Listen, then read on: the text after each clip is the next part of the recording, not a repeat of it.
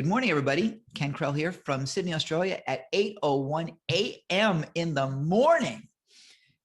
It is 4 p.m. Eastern time, and God knows where it is, wherever you are. But I want to tell you, I'm thrilled that you're here, and you'll be thrilled that you're here. You'll be thrilled that you're here because you're here, because your next guest today is one of my favorites. Her name is Sue Wilhite, and she's going to talk about how to power up your heart. Understand that Sue, after spending 20 plus years as a wildly successful programmer and systems analyst, she's been known now as the profit attraction master. She decided to switch gears and exercise more of her right brain. She became a hypnotherapist, a bookstore owner, an event manager, a law of attraction coach, some of them at the same time. So she's a crazy person like us.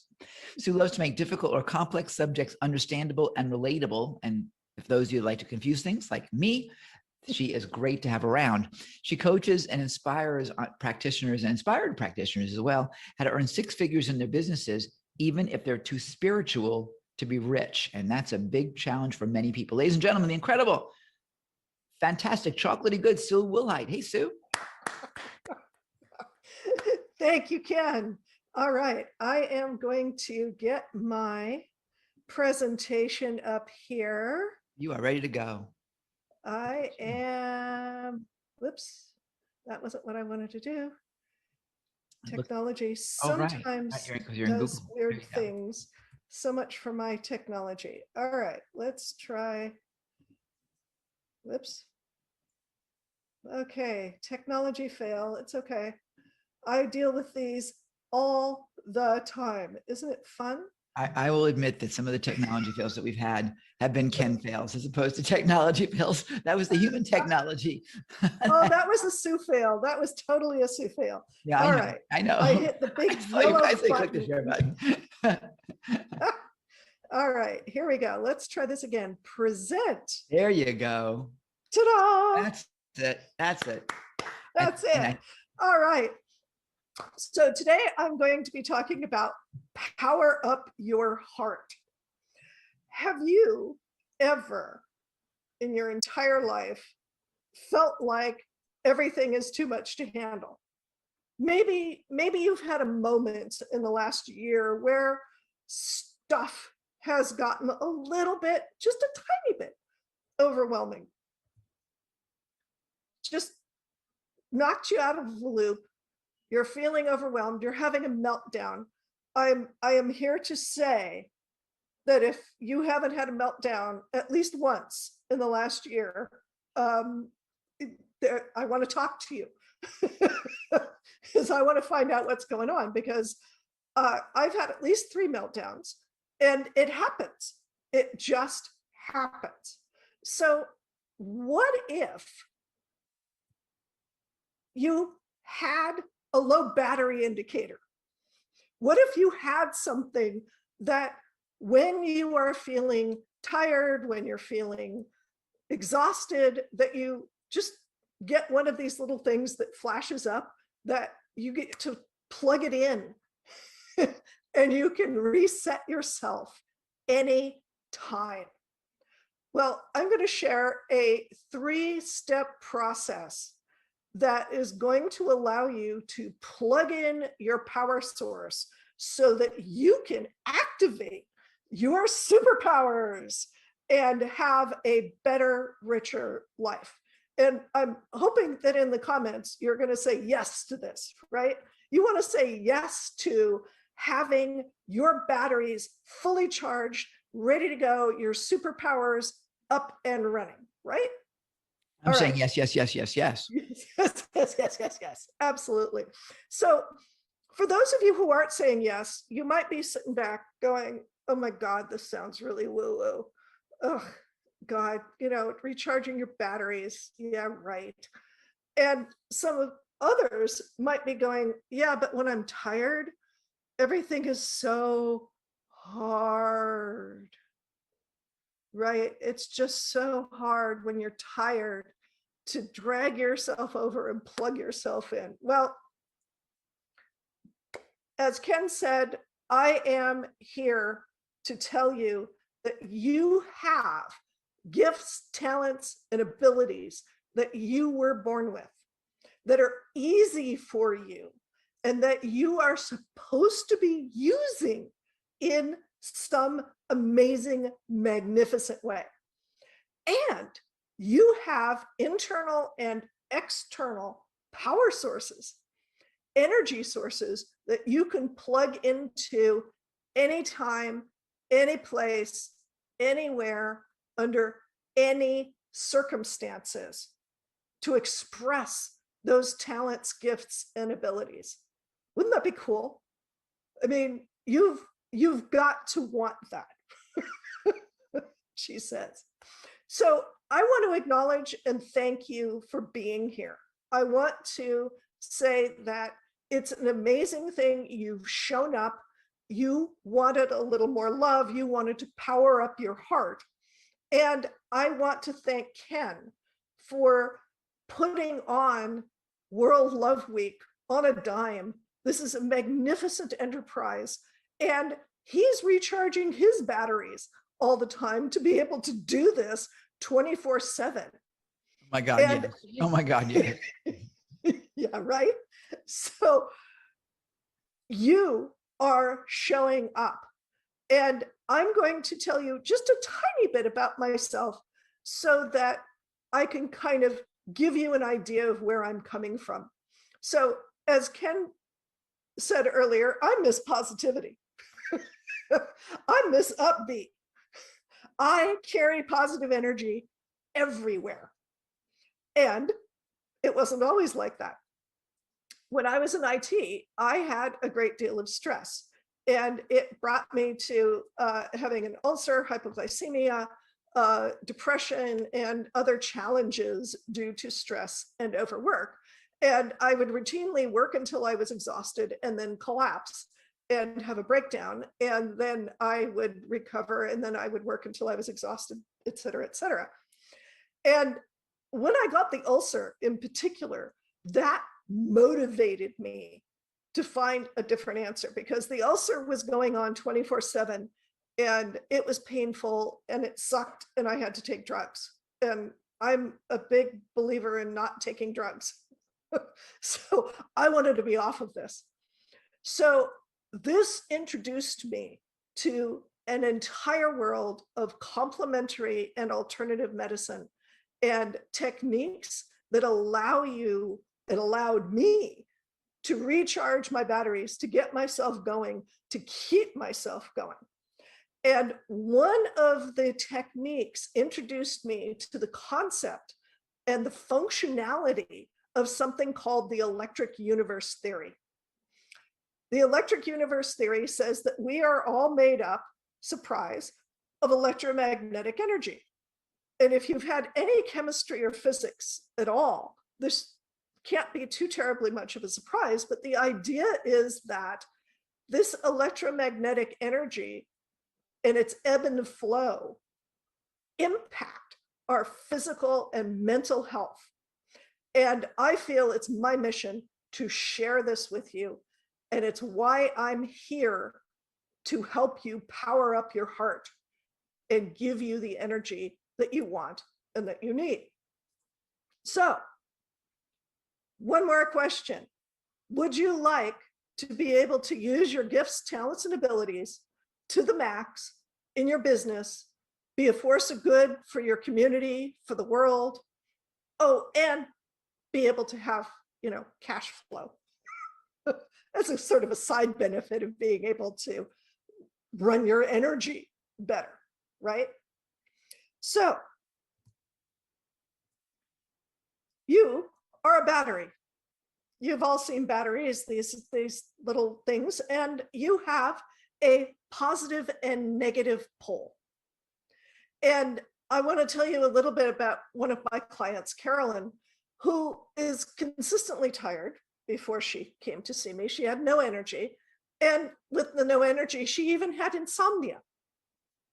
And sadly, she also had a family pattern of abuse.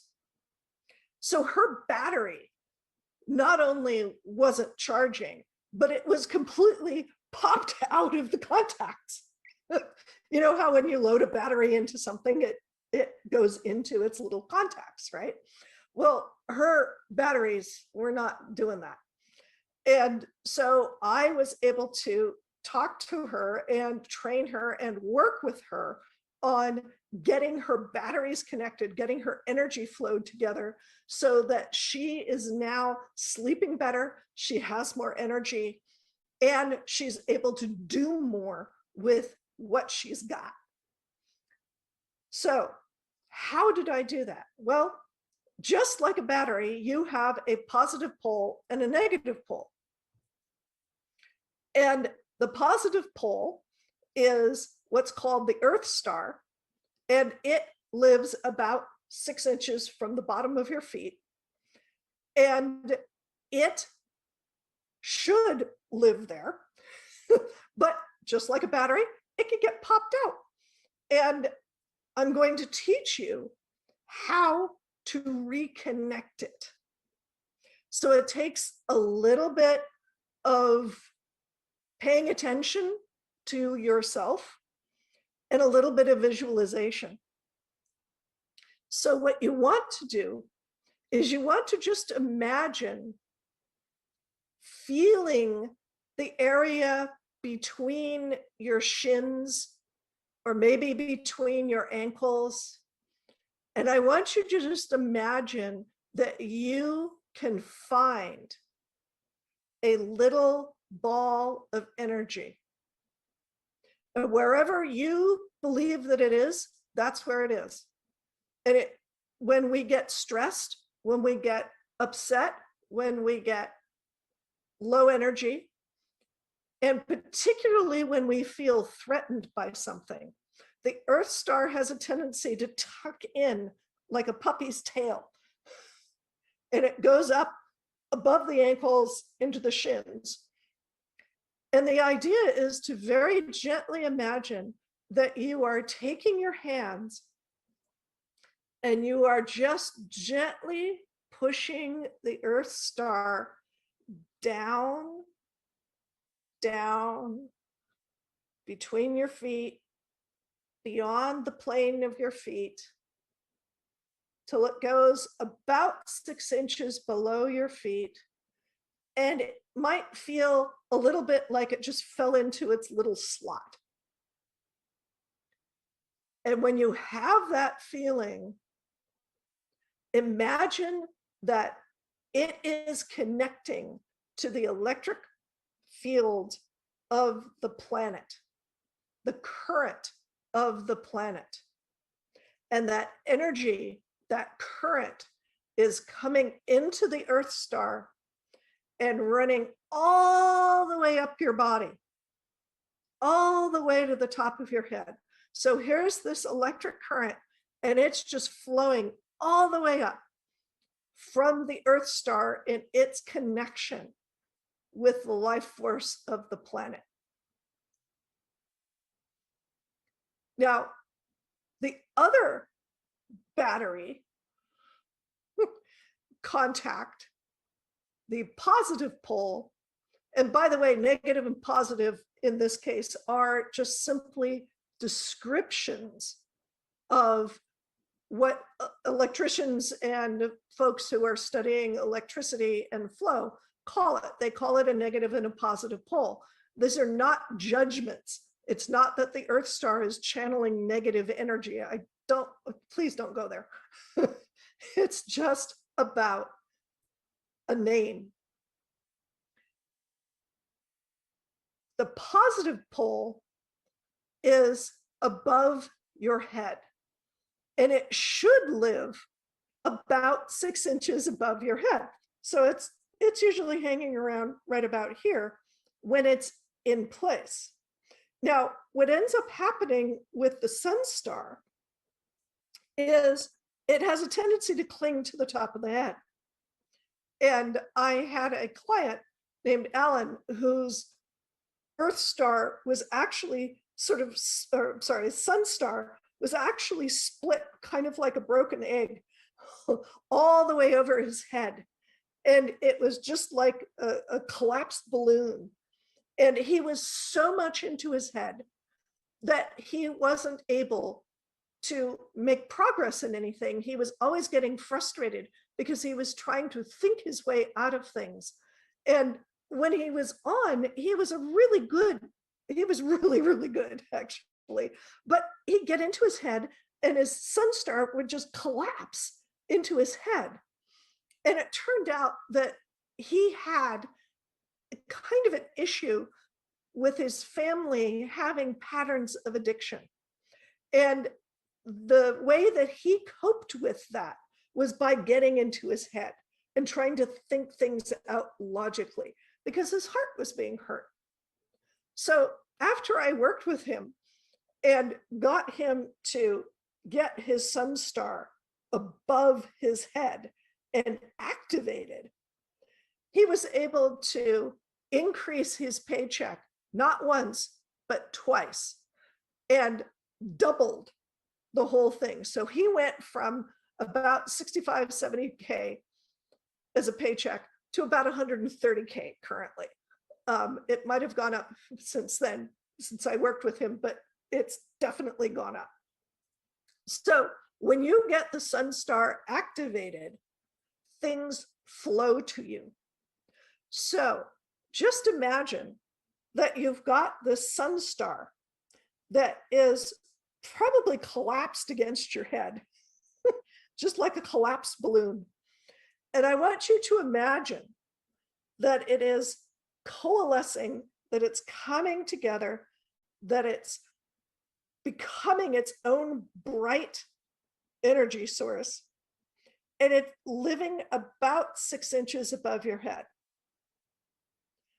Now, when it is there, after you've got it connected up there, imagine that the electromagnetic energy, the life force energy of the universe, this is a big power boost, let me just tell you. The life force energy of the universe is being channeled, is being pulled and funneled through the sun star into the top of your head and down all the way where it connects into the Earth star. Now you have a current running. And if you can see the picture, you can see that the sun star and the Earth star are lined up, and you just want to imagine that that energy goes back and forth. Now, to describe this, well, I'm telling you about it, and the first few times that you are trying this on your own, because you are going to practice, right? It'll take you, it took me about 10-ish minutes to describe all of this. It might take you 15 minutes on your own. But once you get practiced in it, it's like that. You check in with your Earth star, you push it into position, you check in with, and you run the life force energy of the Earth up to the top of your head. You connect in with the sun star, you move it to the top of your head, you connect it to the top of your head, down to the Earth star, and you have this current running up and down. It literally takes less time to do than it does to tell. It is so fast. And when you do this, when you check in, it's like click, click, click. Oh, hey, there's energy. And you can take that energy and use it in your business. It allows you to be more present with the people in your life. It allows you to have a better heart connection with your customers. Because what happens when you are low energy and you're trying to deal with customers, with your clients, whoever it is, it's just not there. You're not going to make the connection. But if you connect this current, this electromagnetic current that you were born with, you connect with your clients and your customers And oh, by the way, the folks in your family, your friends, your loved ones, all of that becomes richer. It becomes easier to attract clients. When you are talking to them, you communicate better because you've got this energetic flow. And because the flow is from the energy of the earth and the energy of the universe, no one can take it away from you. This is the other thing that I hear, is that people are nervous about energy vampires. Well, you know what? If you've got the energy of the universe coming at you, no vampire can eat that much. So you are completely in your own integrity as far as energy is concerned. Now, sometimes you've got patterns that you've inherited from your family in your DNA that consistently knock your connections out. Your battery gets disconnected.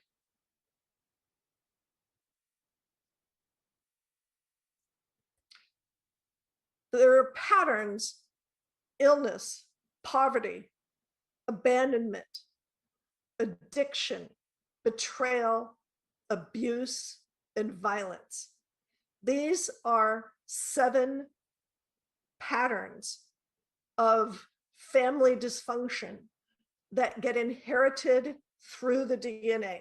Yes, there really is evidence for this. There's tons of books that have been coming out in the last 5 years that are about what's called epigenetics, and that we inherit these things. At April and May of 2020, I did some group sessions to clear these family patterns, to reduce or remove the energy of these 7 patterns of family dysfunction and get them out of your DNA, so that when you connect up your battery, when you've got your negative pole and your positive pole connected, they stay connected. They stay in the flow. You have that universal energy that just runs through you. So as my gift to the World Love Week folks, my gift is all 7 sessions that I did last year. It's $150 value. And all you have to do is go to the World Love Week dashboard, click on the free gifts from speakers button. It's a reddish pink button, and choose the one that says get your mojo back. And it looks kind of like the picture here. It's a little bit smaller because we had to fit it. But you'll be able to download any one of these or all 7 of these as you wish. Each one of them is anywhere from 25 to 45 minutes. And I'll just issue a warning: don't binge watch these because you don't want to detox all 7 of these, leaving your system at once. I had a client who did this. That was not necessarily the best thing. So just do them like 1 a week. And in 7 weeks, you will find an amazing change in your life, especially if after every single one of these, you reconnect your battery by going to your Earth star, connecting up the life force of the planet, the electromagnetic current of the planet, connecting that up, connecting your sun star, getting the life force of the universe in there, and you will be able to go forth, have your internal battery set, and express those amazing talents, gifts, and abilities and superpowers that are yours, that the world is waiting for. Thank you so much. I'm Sue Wilhite, the Profit Attraction Master. And you're amazing. What a generous gift, Sue. That's really delightful. Thank you. And yes, I recommend everyone jump over the dashboard, grab that, and I would recommend doing it now because that's going to get moved because of its great value is going to get moved as a VIP bonus, strictly to VIPs once this event gets later on in the week. So I recommend that you jump in and grab that now, or better yet, so you can listen to Sue over and over again with this particular session. Pick up our VIP recording package, all access, to give you all the chocolatey goodness that is Sue Wilhite and more. Let me just check on our time. We're good. So, what's the typical number one question that people ask you when they start working with you? Well, they want to know that what I'm doing works. And what's really fun is I do this connect up your battery thing, and they're going, yeah. Oh, wait, I felt that. Oh, wait. Oh. And that literally, I've had people go, did somebody turn on lights? So it's fabulous. When you get your batteries connected, your lights go on. That's great. Well, people can certainly use that. I know I certainly can use that because I do find when I was like, she's talking about me. There's so much, people look at me and they go, yeah, I'm known to be the Kenergizer and all this, but I got to tell you, it takes a lot to recharge these batteries. And while it appears that I'm, it's behind it, it's like, I want to go to sleep. Yes. Yes. So yes, kid, you might listen to this once in a while. Just at least once in a while, every hour. Yes. Well, that's my gift to you, Kim. And trust me, I'm very grateful for that, to be sure. When you're presenting, think about this. And I work with presenters to create and produce ridiculously irresistible digital events. It takes a lot of energy, and the audience will give you their energy, even if it's on a digital basis, just like we are right now, to sail you through. But I found over nearly 40 years that when I leave the stage and get back to the hotel or wherever it is I'm going, I'm done. Right. There's the high from the event, there's the adrenaline from the event, but then there's that, okay, I'm not, and even during the course of a day of work, of being creative, when that day is done, I don't want any new data. Right. I just want, throw on some Netflix, give me something that does not require me to think or engage. Right. And so this is a great gift for all of us. On behalf of everyone, I'm very grateful for what you brought to the table for us today. Thank you. Yeah. Well, if you don't have energy, you can't do your business. Yeah, that's absolutely true. And you can't be present. I mean, you can, and I mean present in every way. So this is great. I would recommend you head over to the dashboard, pick up Sue's incredibly generous gift, and more than that, use it.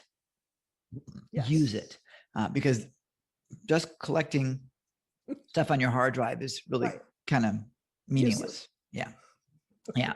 So to that end, Sue Wilhite, I love you. Thank you so much for being here with us today. Stick around, you guys. There's more to come. We have, I don't even know who's up next. I'm not even going to tell you. I'll let you figure it out on your own. Ladies and gentlemen, Sue Wilhite, thanks so much. And we'll see you on the next episode. Okay, cool. Streaming is over. Thank you. You're great. Perfect. You landed the plane beautifully. Thank you. Yay. Go enjoy some chocolate cake. Take care of your honey. Yes. Tell Beth I say thank you for not like doing anything really, really tragic, that she's still around and not just being a drama queen. And no. What, she was having vertigo. Oh. Severe vertigo. Oh. And it's either an ear infection, deep ear infection, or there's these crystals inside of the brain that do things. Anyway, and it's not a stroke, which is thank God. We were worried about. So she's great. healthy. Yay for vertigo. Yay for vertigo. Let's go watch, after you figure it out, go watch some Hitchcock. Right. No. All right. Thank you, Ken. Bless I your love you. heart. You Thanks so take much. care of yourself. I promise. Thanks, you too. Bye. Thank you. Bye.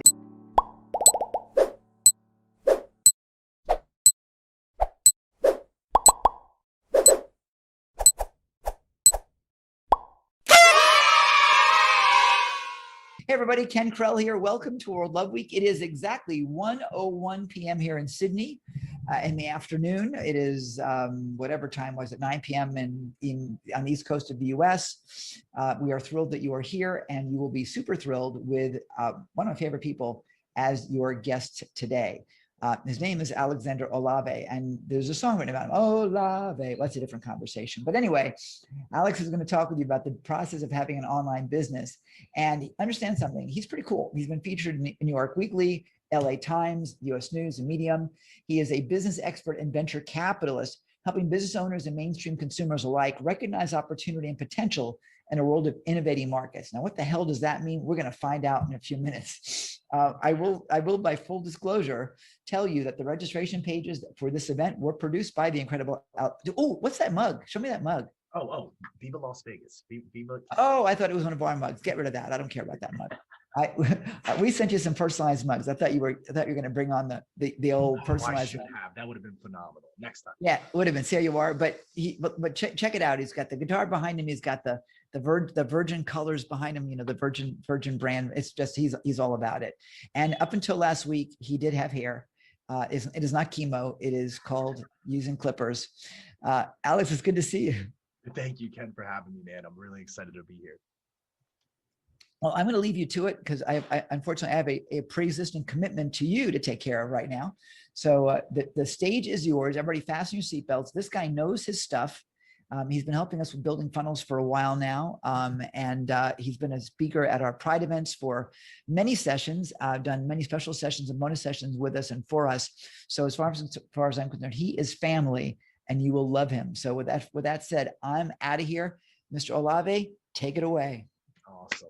Again, Ken, thank you so much. It's a pleasure to be here. And I'm so happy to be here for all of you out there watching in the audience, whether you're on YouTube, whether you're on Facebook, whether you came in through the email, wherever you're at, I hope to give you something to take away from today. Now, maybe you're an online entrepreneur, maybe you're a business owner, regardless of what it is, you want to start an online business or you want to take what you have and you want to optimize it even further. And that's exactly what we're going to talk about today. There's so many different things that we could get into, so many different online coaching, e-commerce, and we're going to cover a lot of it today. But before we even do any of that, I kind of want to tell you guys my story and just a little bit of a backdrop of how I got here today. So like Ken said, you know, I've been featured in New York Weekly, the US News, Medium, yeah, all of those publications, right? But at the end of the day, it didn't start there, right? It's so funny. It's like we see all these people with all this success and, you know, they have what it is that we want, but we really didn't see the journey that they had to go through to get there. You know, it's like guys like Elon Musk, you know, Elon Musk was homeless, living in his office, you know, coding at night, working during the day. You know, there's all kinds of stories like that entrepreneurs go through to get to where it is that they want to be. So, you know, very, very similar in my scenario, right? I didn't always start out as a business owner. I didn't always have a six-figure business. As a matter of fact, I spent the last 10 years as a professional fighter. That is right. That is right. The last 10 years I've been a professional fighter, traveling the world, living in some beautiful countries, Thailand, Malaysia, London, and then of course the United States where I reside now. It was in my time in Thailand that as I was exposed to the digital space. So, you know, Thailand, I lived on a beautiful island. I want you to imagine, right? In Asia, right? There's the West Coast islands, which are like Phuket, and then the East Coast islands, which are like Krabi, Koh Samui. I was on the East Coast island. It was a very small island. But what I found there was a lot of digital entrepreneurs, a lot of people clicking buttons, sipping coconuts, just living the laptop lifestyle. And I was always curious, what are these people doing? How are they making money?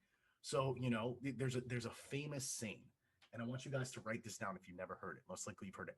Your network is your net worth. One more time. Your network is your net worth. And I knew that. And I knew that if I wanted to take that next best step, that step towards financial freedom or financial literacy or whatever that is for you, I had to surround myself with the right people. Fast forward, here we are today. As a business owner, the only reason that that happened, right? The only reason that that happened was surrounding myself with the right people put me on the trajectory to be able to achieve what it is and know what I know as of today. So, as I digress here, came back from Thailand, had the opportunity to open a gym. All right. Opened the gym, and literally within a couple weeks, we had to shut the doors. Oh my gosh, what? I thought you said you were a six-figure business owner. Don't worry, this gets good. During the time, I had no understanding, no foundation of marketing, no understanding of financial literacy, no understanding of investing, but I thought I could be a business owner. It turns out you can be a great professional fighter, but it doesn't mean you're going to be a great entrepreneur or business owner.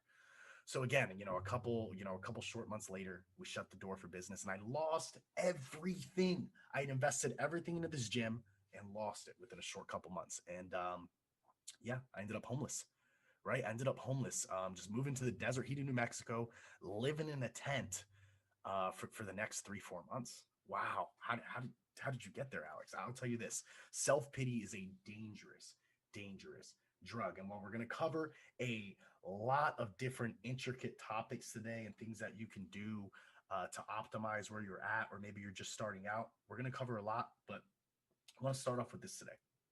Self-pity is a dangerous drug. Now, what do I mean by that? It's a drug. Self-pity absolutely is. It's like we have a choice. We have a choice to align our energy with with the right mindset. Okay. We have the choice to align our energy with the right mindset. And for me, it was, why did I fail? Oh, I'm a business owner. I can't go back to the 9 to 5. There's no way that I can do this. And as a result, I sat there, I lived in the tent, soaked in my self-pity, and it didn't make my situation any better. But here's what I would say to you, ladies and gentlemen. All right. All of you at home have gone through something that has defined you and that has put you to where you are today. Everything happens for a reason, and I'm a firm believer. And if it wasn't for that circumstance of me being homeless, me living in a tent, I would have never had the hunger to learn and know what I know today, which we're going to open up here in a bit. So fast forward a little bit. All right. How did I go from being homeless to now owning, opening and owning multiple six-figure businesses? What was the transition? What was the in between? And that's what we're here to talk about today. How to have an online business, how to have a process, how to go from 0 to 6 figures, how to even go from 0 to your first 5K. Now, again, this doesn't happen overnight. And I'm not sitting here saying you're going to make $1 million overnight. No way. I would be skeptical. I would tell you to turn off your computer, your TV, your smartphone if I was sitting here saying I'm going to make you rich overnight. What I can tell you is that after today's, what are we going to call it? Stage presence, all right? After today's World Love Week, I want you to, because there's been some amazing speakers here. I want you to take what I say with a grain of salt. It's a lot of information. There's a lot of things to cover. So with that being said, let's dive right into it. So I want to start off with this. Arbitrage. I want you to ask yourself, what is arbitrage? What does arbitrage even mean? I'm going to give you a second to ponder that. Arbitrage. Awesome. Cool. All arbitrage simply is overlooked, underutilized opportunities. Again, arbitrage is overlooked excuse me, guys. Overlooked, underutilized opportunities. So what do I mean by that? Overlooked, underutilized opportunities. Arbitrage is a very big word used in the investment community. So like a level 1 arbitrage would be somebody buying Monster energy drinks and selling them on Amazon. That is like a level 1 arbitrage, right? A higher level of arbitrage is recognizing somebody has a service that nobody else is monetized and being able to take it and push it, right? So overlooked, underutilized opportunities.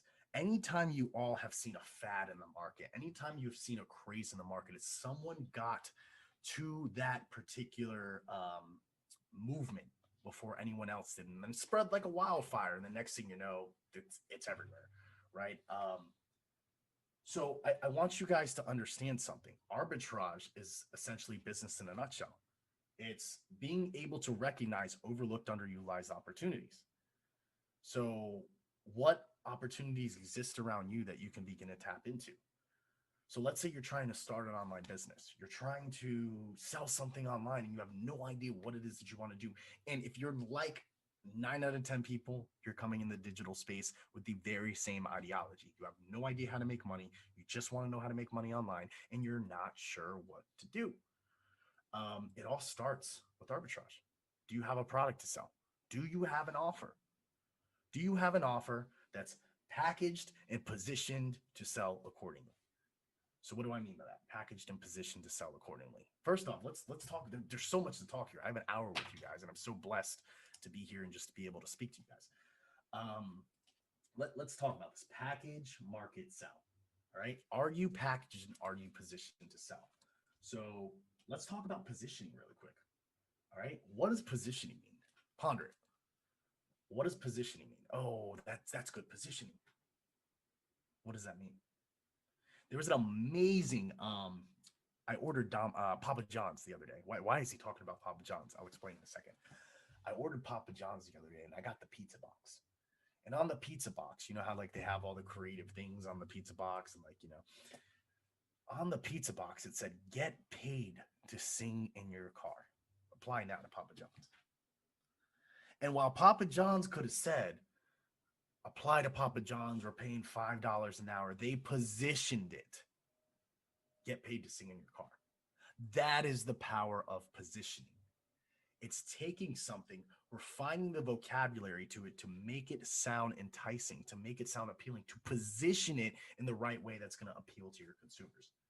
So when you're able to position and package an offer that you were able to recognize through overlooked, underutilized opportunities, now you have something that's enticing to the market. So again, if you are able to recognize overlooked, underutilized opportunities, package and position in a way that the market wants, you're going to be able to generate revenue online. Well, where do I even start? Let me take a drink of water real quick. H2O. This has been brought to you by Kirkland Water. No, I'm just kidding. Kirkland is not a sponsor. Joke. I kid. So I digress. So package, market, sell. Package, market, sell. You want to start an online business, you're not sure how. It all starts with an offer. What do you want to sell? Well, there's so many things you can sell. Again, there's e-com, there's high ticket coaching, there's digital agency, right? Now, if you know nothing about online, absolutely nothing, then like telling you to go start a coaching program is definitely going to be counterintuitive, because what are you really going to coach people on? I mean, maybe you're a fitness coach. Maybe you're a fitness coach and you want to help people lose weight. Guess what? That is super valid. You can now become a high ticket coach. Let's say you want to sell other people's things online. Now we're tapping into e-commerce, right? If we look at the online space, this is a model that's not going away for the foreseeable future. I mean, there's people who spend money every single day on e-commerce platforms like Amazon, like Walmart, like Shopify.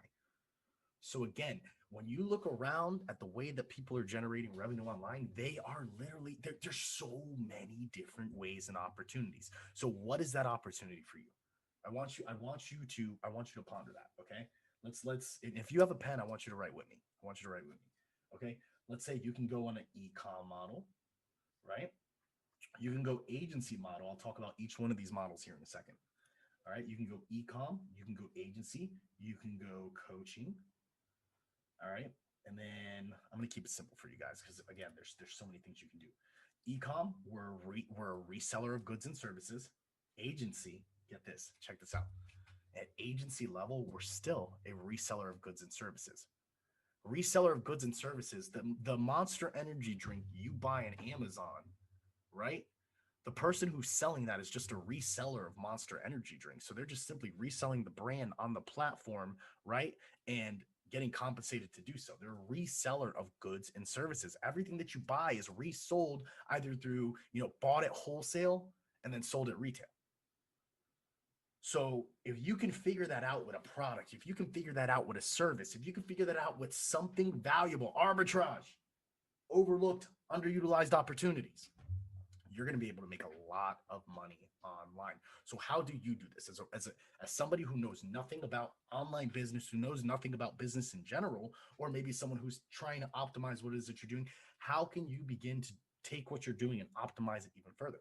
Package, market, sell, arbitrage, looking at the market for opportunities that have been underutilized and overlooked, and adding them and stacking them to your offer. I have a client. I'm going to tell you guys a story. I have a client named Joe, and I'm pretty sure if you're watching Joe, shout out to Joe. Joe was selling a $500 piano course. Phenomenal piano player, phenomenal course, and he was having a hard time selling it. And I said, "Well, Joe, like, what are the deliverables? Deliverables are what comes with the product, what comes with the program. What are the deliverables? Oh, you get a course and you get, a little bit of support. Well, how can we package and position this? Again, we go back to positioning. How can we package, position, market, and sell this to where it would be enticing? I don't know, Alex. What can we do? Why don't we do this, Joe? Why don't we go find somebody who's a manufacturer of a keyboard and then just add it to our package? So we buy the keyboard at wholesale, we put it in our package, and rather than charging $500, let's charge $1,000. What? Who's going to buy that? Trust me. Let's charge $1,000. They're coming in. They're getting a brand new keyboard. They're getting the coaching to learn how to play it, the video modules, the support. What else can we add in there, Joe? He starts brainstorming. Oh my God, let's add this. Let's add this. Let's add this. Boom. Now he has a high ticket offer. Nothing changed. He just added more into the pile of deliverables, package, market, sell. What can we do that's going to make this more enticing? Arbitrage, overlooked, underutilized opportunities. And I know I sound really, really repetitive, but what I'm trying to do is literally plant the seed on what arbitrage is, because it comes at various levels. Got level 1, level 2, level 3. There's so many different things to tap into in this online space. Let's talk digital agency. Okay, so let's say you want to start a digital agency. You want to start a marketing agency. You want to start a marketing agency. You don't really know what you're doing. You've never really been doing this. All it comes down to is finding the providers who can offer the service, which is no more simpler than typing in Google white label services for blank. It doesn't even have to be digital agency. White label services for dog walkers, white label services for Facebook ads, white label services for YouTube ads. You're going to be able to find somebody who will be a provider of what it is that you're trying to sell. So if you're listening to me out there and you want to start a business, all you need is a white label provider to be able to fulfill it. You don't need to know how to do absolutely everything. It's Jack Ma. Jack Ma, the CEO of Alibaba, says, "I'm not smart. I hired smart people around me to build what it is that we build today." And I did the same exact thing as Jack Ma. I'm not saying that I'm not intelligent. I'm not saying Jack Ma's not intelligent, but I had to surround myself with people who would allow me to take myself to the next level, who would allow me to take my business to the next level. So with that being said, when you're able to tap into white label fulfillment services, and I want you to write that one down, white label fulfillment services, and now you're able to get the fulfillment that you need to be able to go out there and sell to the market. What do you want to sell? Is it e-com? Is it digital agency? Is it high ticket coaching? What is it that you can offer the market? It's just finding an offer. It's just finding an offer. That's it. If you can find an offer, you can package that offer, you can market that offer, you can sell that offer, then you're good. So let's talk about the next thing here. Selling. All right. What do I mean by selling? Is it where we're shoving our product down people's throats and saying, buy my product, and no, like, a lot of people hear the word sales and they see salespeople and they get turned off. They have like this stigma. Okay, they have this stigma or this certain what's the word I'm looking for?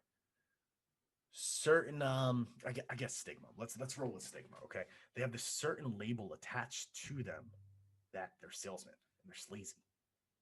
But one thing that I've learned about sales is it's all about relationships. It's all about authenticity. It's all about being your true self, because people can smell your BS. I'm not going to curse on here. People can smell your BS 10 feet away. All right, not 10 miles. That's a little too far. People could smell your BS 5 feet away.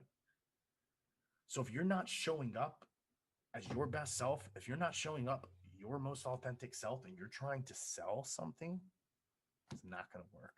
It's not going to work. So, with that being said, how do you sell someone?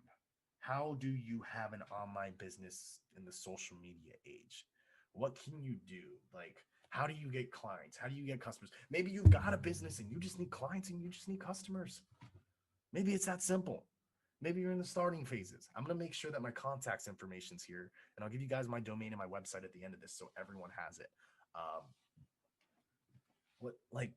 where do you start? How do you get your first client?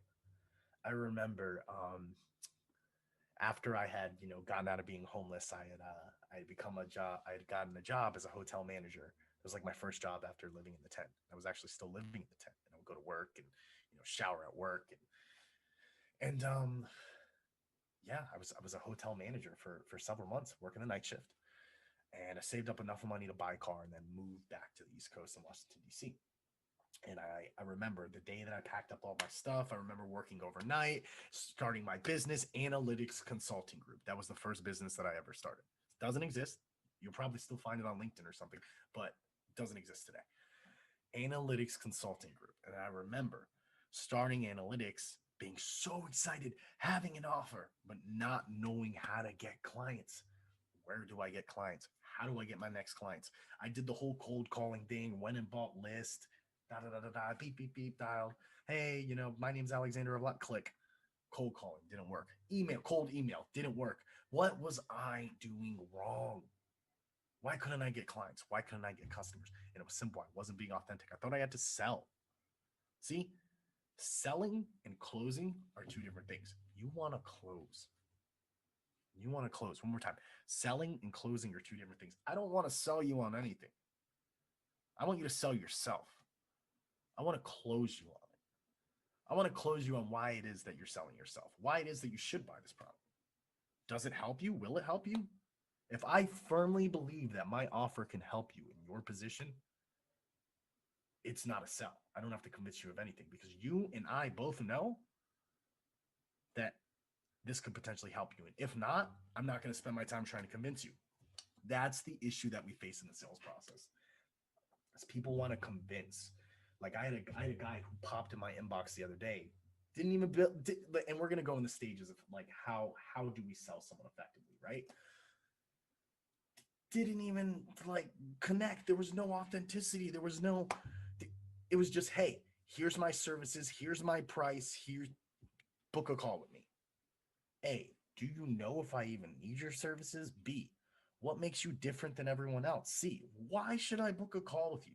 And the answer to these are simple. Rapport. What does rapport mean?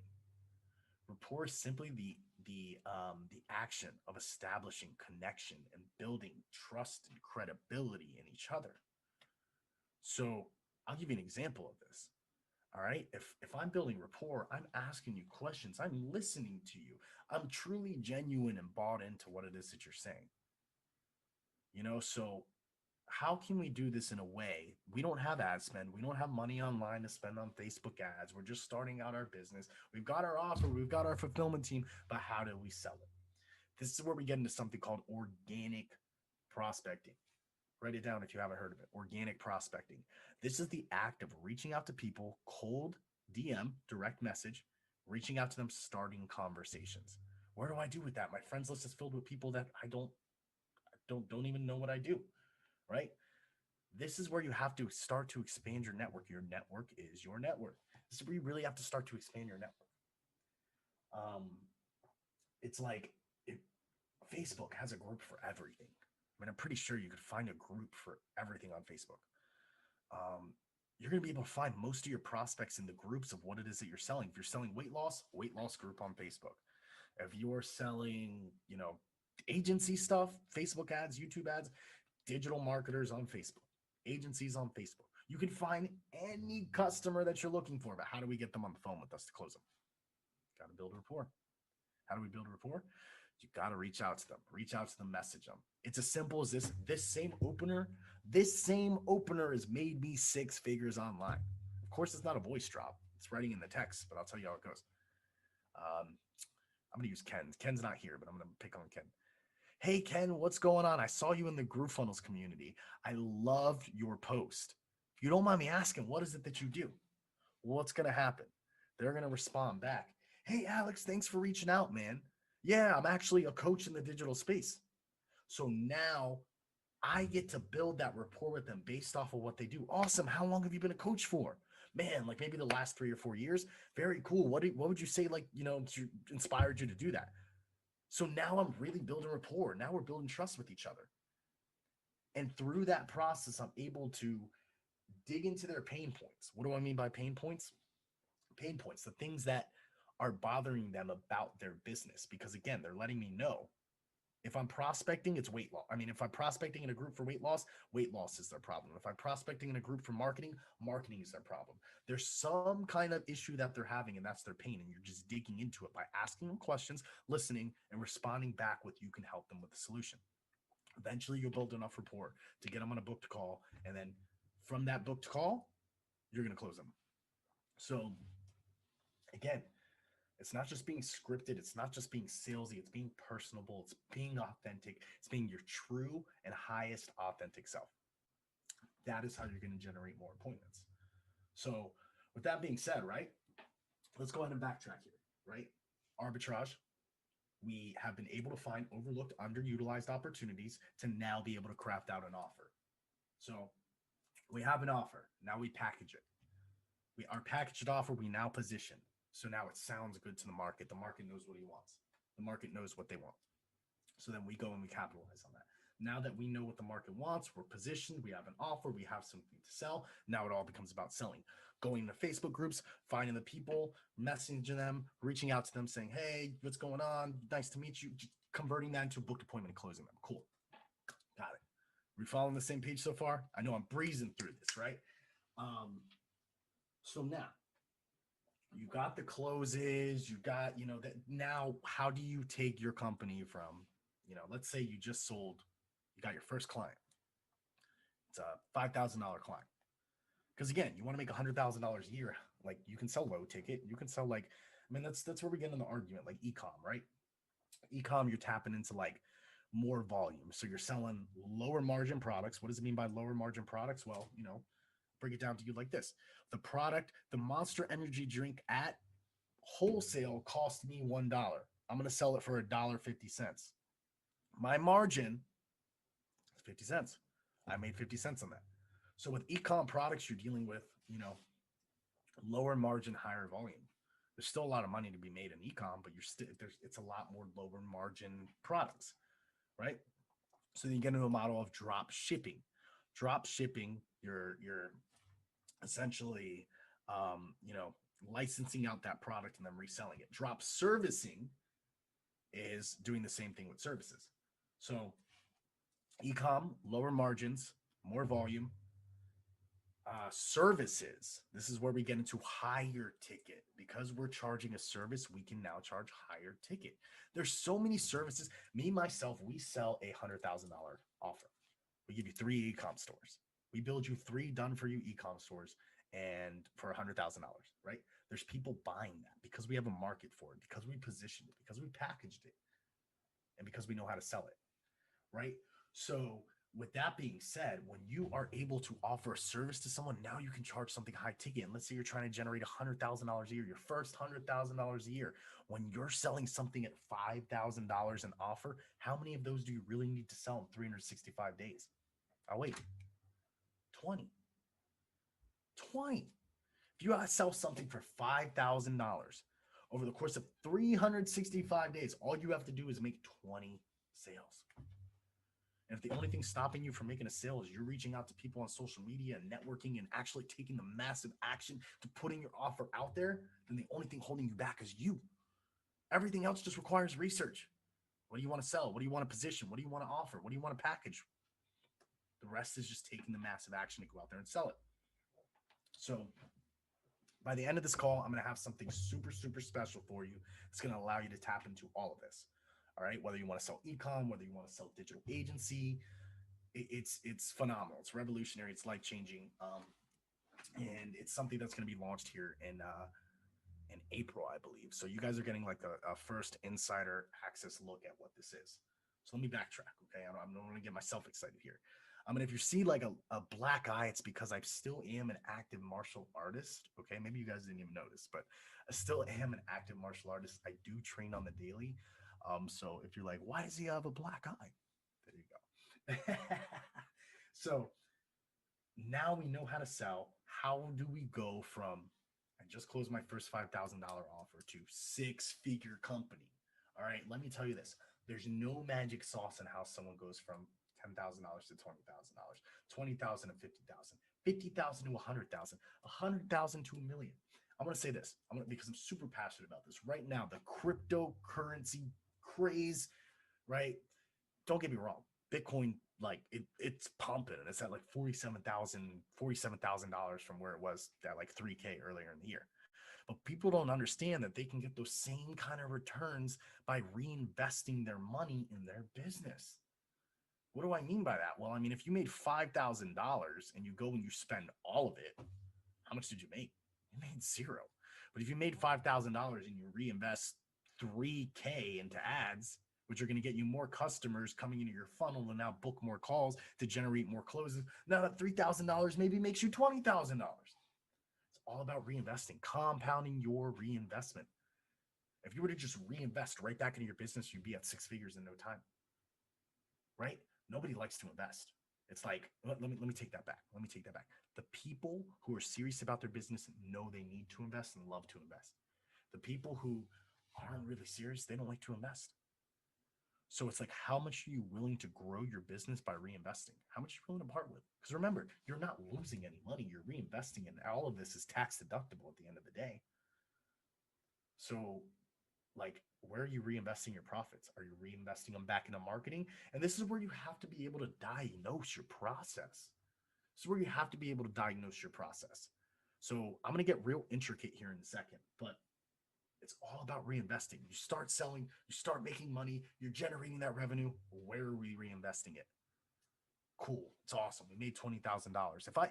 If you're making $20,000 a month and you go buy a Lambo, you're not going to grow your business. And then you're going to be sitting at yourself wondering why you can't sustain this lifestyle because you didn't reinvest. So reinvest, reinvest, reinvest, reinvest. That's how we get to where it is that we want to be. That's how we go from 0 to 10K, 10K to 50, 50 to 100, and then from 100K to seven figures, simply through compounding our reinvestment. Let me take a sip of water here. So let's recap, and then we'll dive into digital ecosystems here.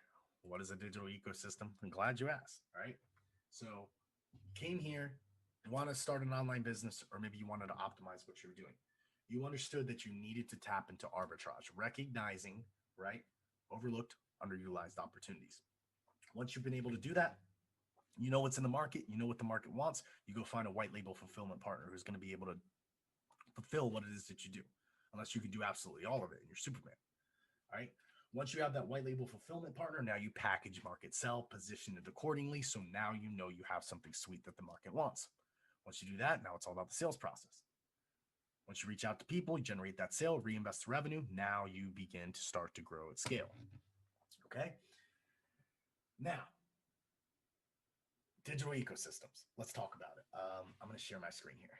Let me share. Cool. So this map that you're looking at, don't let it confuse you. And I'm going to go over this so you guys understand this in layman's term. This is my digital ecosystem. This allows me to know how I'm getting customers, where they're coming in, how we're following up with them. Like all this literally is a mind map in my mind to let me know where are my customers coming in, how are we following up with them, how are they getting on the phone, how is my sales team handling it, how are we onboarding them into the process.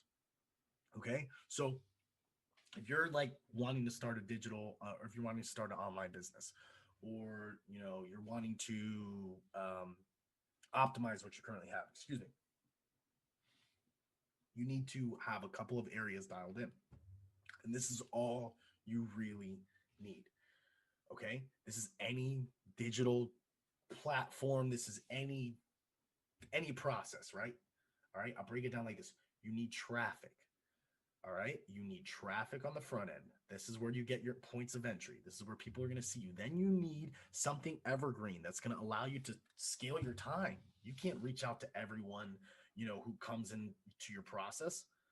But when you have a funnel or when you have landing pages, this allows you to duplicate yourself. This allows you to duplicate yourself and position the offer on a landing page, collect information, and fulfill that offer, completely automated. So again, we've got our traffic. I'm going to zoom in on this so you guys understand. All right. And if you notice here, all you'll see is this is like Facebook Messenger, my email list, LinkedIn posts, text messages, chatbot, Facebook, Instagram, YouTube, podcast. You can make six figures with just one source of traffic. All right, just one source of traffic, you can make six figures. Now, what happens? That traffic sees an ad, they come in, they click a button, and now they're put into my funnel sequence. So many different funnel sequences you can use. And what is a funnel sequence? I'm just going to go here, aoelite.com. This is my website, by the way. If you want to come in, you want to book an appointment, feel free to go to aoelite.com, book an appointment with me. I am happy to sit with you and strategize. Okay. So now they're going to come to my website. They're going to go through and they're going to be like, oh, okay, cool. They either want to opt in or not. So they're going to be able to now apply for a Done For You Accelerator call. And what this is going to do is it's going to kick them over to my calendar. And now I can schedule them 100% completely automated. I didn't have to ask them, hey, what time works for you? Oh, that time works great for me. No, they get to go in here and based off of my availability, they can go in, book a call on a time that works best for them. They want to do 11:30 a.m. Cool, confirm. They would go in, they would fill out their information, and then from there, they would be on my schedule into a closing call. That's all this is. Literally what you saw just now, right? Granted, we didn't come through an ad. Traffic goes to website. What happens is they get on the calendar, and then once they're on the calendar, they hop on a Zoom call, right? And they either purchase or don't. All right. So I'm not gonna break into the intricacies of all of this, right? I'm just gonna show you this at face value. So we've got our traffic, we've got our funnel sequences. These are our landing pages, right? Now, 9 out of 10 times. All right, let me say not even 9 out of 10. So let's say 30%. 30% is a good number. 30% of people will most likely no show. These people who book calls or these people who opt into your offer, they'll most likely no show. So how do we engage these people who no show? They came in, they wanted to book a call with us. They got on the call, they scheduled the call, but they never showed up. Well, what happens is this is where you really have to rely on the process of automating, delegating, and eliminating. ADE. Automate, delegate, eliminate. Automate. What can you put in automation to run on autopilot? What can you delegate, give to other people? And what can you eliminate? What's no longer serving you that you can just throw out? All right. So with that being said, we've got our traffic sources, we've got our funnel sequences. So let's tap into our follow-up. Our follow-up is going to be completely automated. Our follow-up is how we retouch with people who have come into our process, but maybe they fell out. So this is where, and everybody, if you go look at your emails, you've got email campaigns galore. You got people writing emails galore. Now, if I can completely automate my follow-up and connect with each and every single one of my prospects who have entered my ecosystem, okay, then I know that I can put together a sequence over the course of the next 30 days. I spread it out every other day, right? If I do an email every 2 days, that's only 15 emails that I have to write. That's a 30-day sequence. And build trust and credibility through telling a story through each one of these emails. Day 0, sequence intro. Day 2, company info. Day 4, my PR articles. So now I'm able to build trust with them on the back end without ever speaking to them. And of course, in these emails, we're pointing them to the booking link. We're pointing them to other offers, right? We're making it sweet. We're making it enticing. So at the end of day 30, I can reach back out to them via phone call, say, hey, man, wanted to follow up with you. How's it going? Oh, hey, Alex, cool. I've been seeing your stuff. That is the power of automated follow-up. So again, traffic, funnel sequences, automation. Now, this is where it gets good. Without this, we don't make any money. The sales team. So we book calls. Cool. Call gets booked, right? Now, call gets booked. We obviously need our sales team to be able to take this. So our team member now gets on the phone, closes them. And if they're closed, they would now get onboarded into our process. Again, completely automated. What does that mean? Onboarding is simply the process of taking them from a prospect to a client. So whatever you sold them, you have to be able to fulfill that. How do you fulfill that? You need to have an onboarding process. What is an onboarding process? Well, I don't know. For you, it may be different. For you, for someone else, it may be different. If it's a completely automated product and you don't have to do anything, you just send them it via email. If it's a service you have to deliver on, schedule an onboarding call. There's so many different things. Obviously, you can see here, you go through my ecosystem, high ticket purchase, they hop in the onboarding process, and now they would get an onboarding email, hop on the calendar, and then from there we would jump into client services. So now I'm going to zoom out and I'm going to recap everything that we had talked about. So we've got our traffic, we've got our funnel sequences, we've got our sales team ready to go in and tap into this, and we've got our automated follow-up on the back end. If you've got these 4 super simple, basic, because any way you chop it up, you can make this super intricate.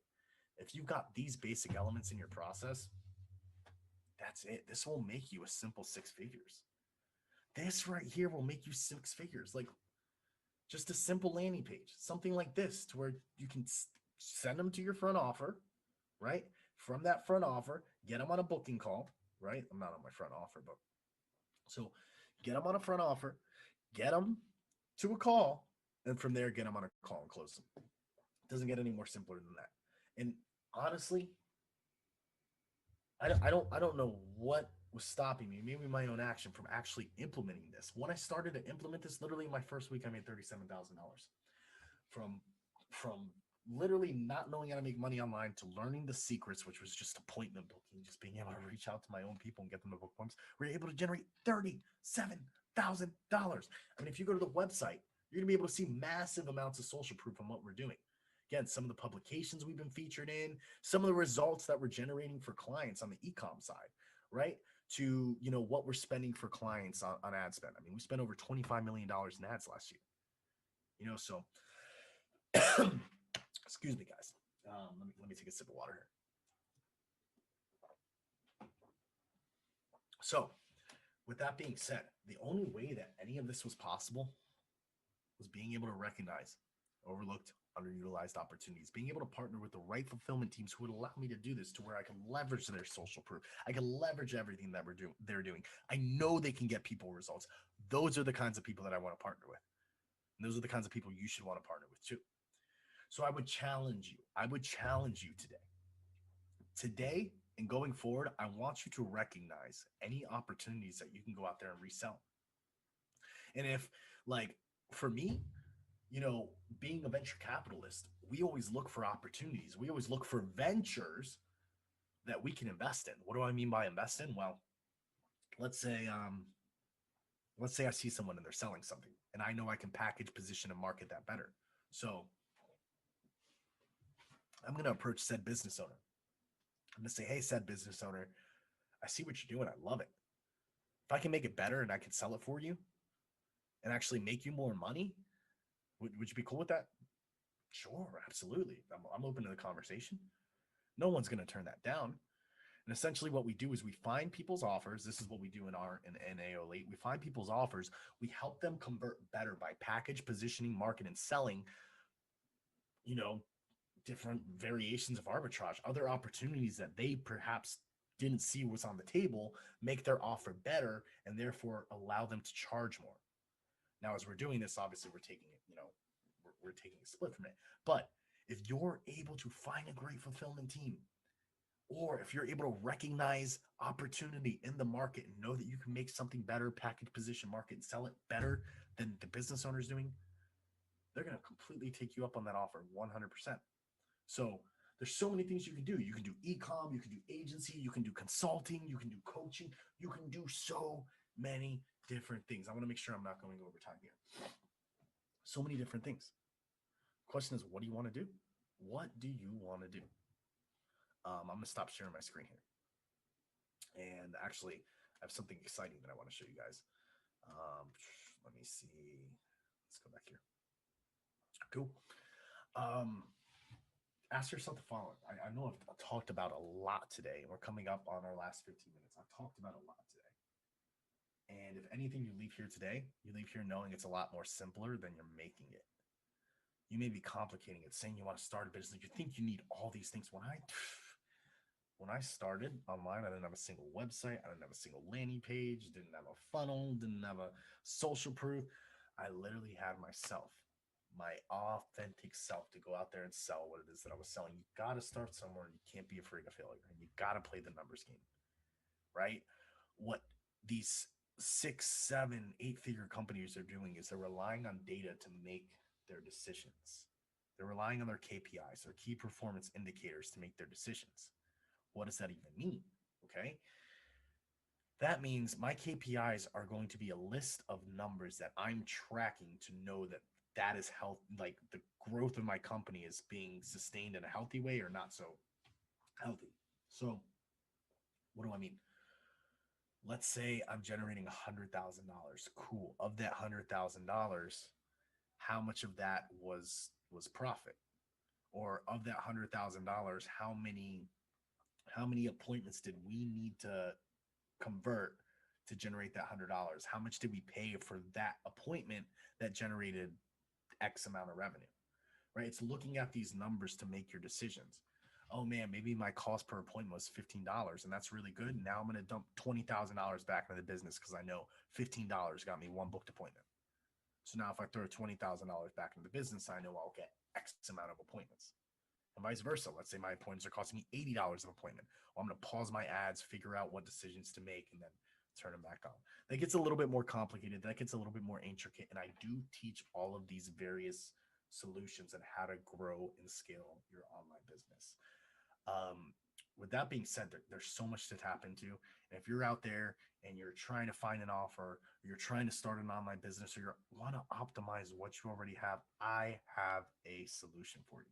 All right. So I'm really excited. April 1st, we are launching our new software / coaching program, AO Elite 2.0. Now, this is going to be phenomenal. It's going to be life changing because every business owner, they need software. They need a CRM, they need landing page builders, they need all the whole shebang and suite of software, but they also need the fulfillment services to recognize the arbitrage in the market, right? So what if we could develop a solution that had all the softwares that you needed bottled in one, that had all the fulfillment that you needed bottled in one? What if everything could be just included and baked into one platform that allowed you to fulfill your orders, whether that was building people e-com stores, whether that was giving people Facebook ads, whether that was delivering people public relations, PR articles, putting them in press outlets? What if you had the power to do that with clicks of a button? Well, I got news for you. It's possible, and I'm going to make it possible with our new software, AO Elite 2.0. I'm going to share my screen here and show you what we're working with here.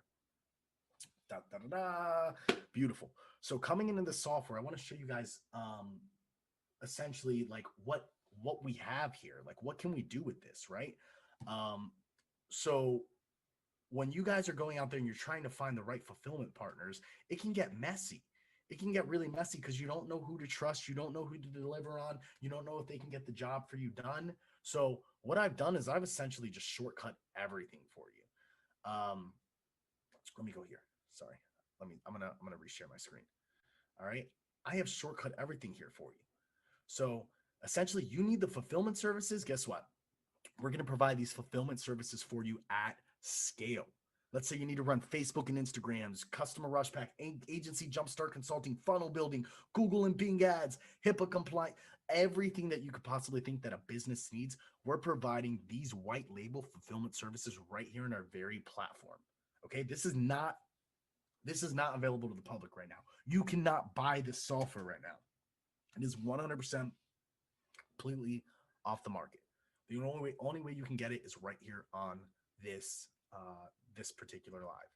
So with that being said, we've got the fulfillment baked in right into our platform that allows you to do some very, very powerful things. I mean, we're talking the automations, we're talking the sales process, we're talking the pipeline. So if you have the ability to go and book appointments and have conversations with these appointments, track them in the pipeline, maybe the bookings confirmed, and different automations trigger, dial in your email campaigns, build your funnels and websites. Let's go here. I'm going to go to funnels.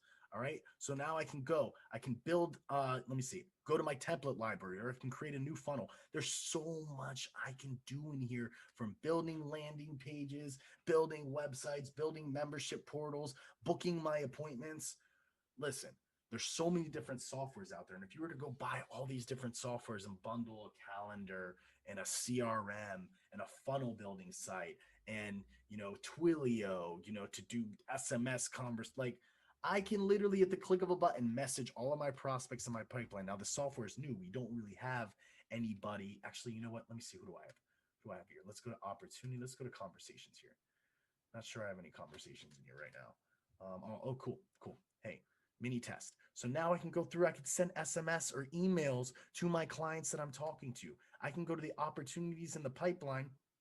And from here, I know where they're at. I know if they're in a call 1 or a call 2 or a booked call. So now I can click on the name. I can go to the conversation. I can call them right from this platform.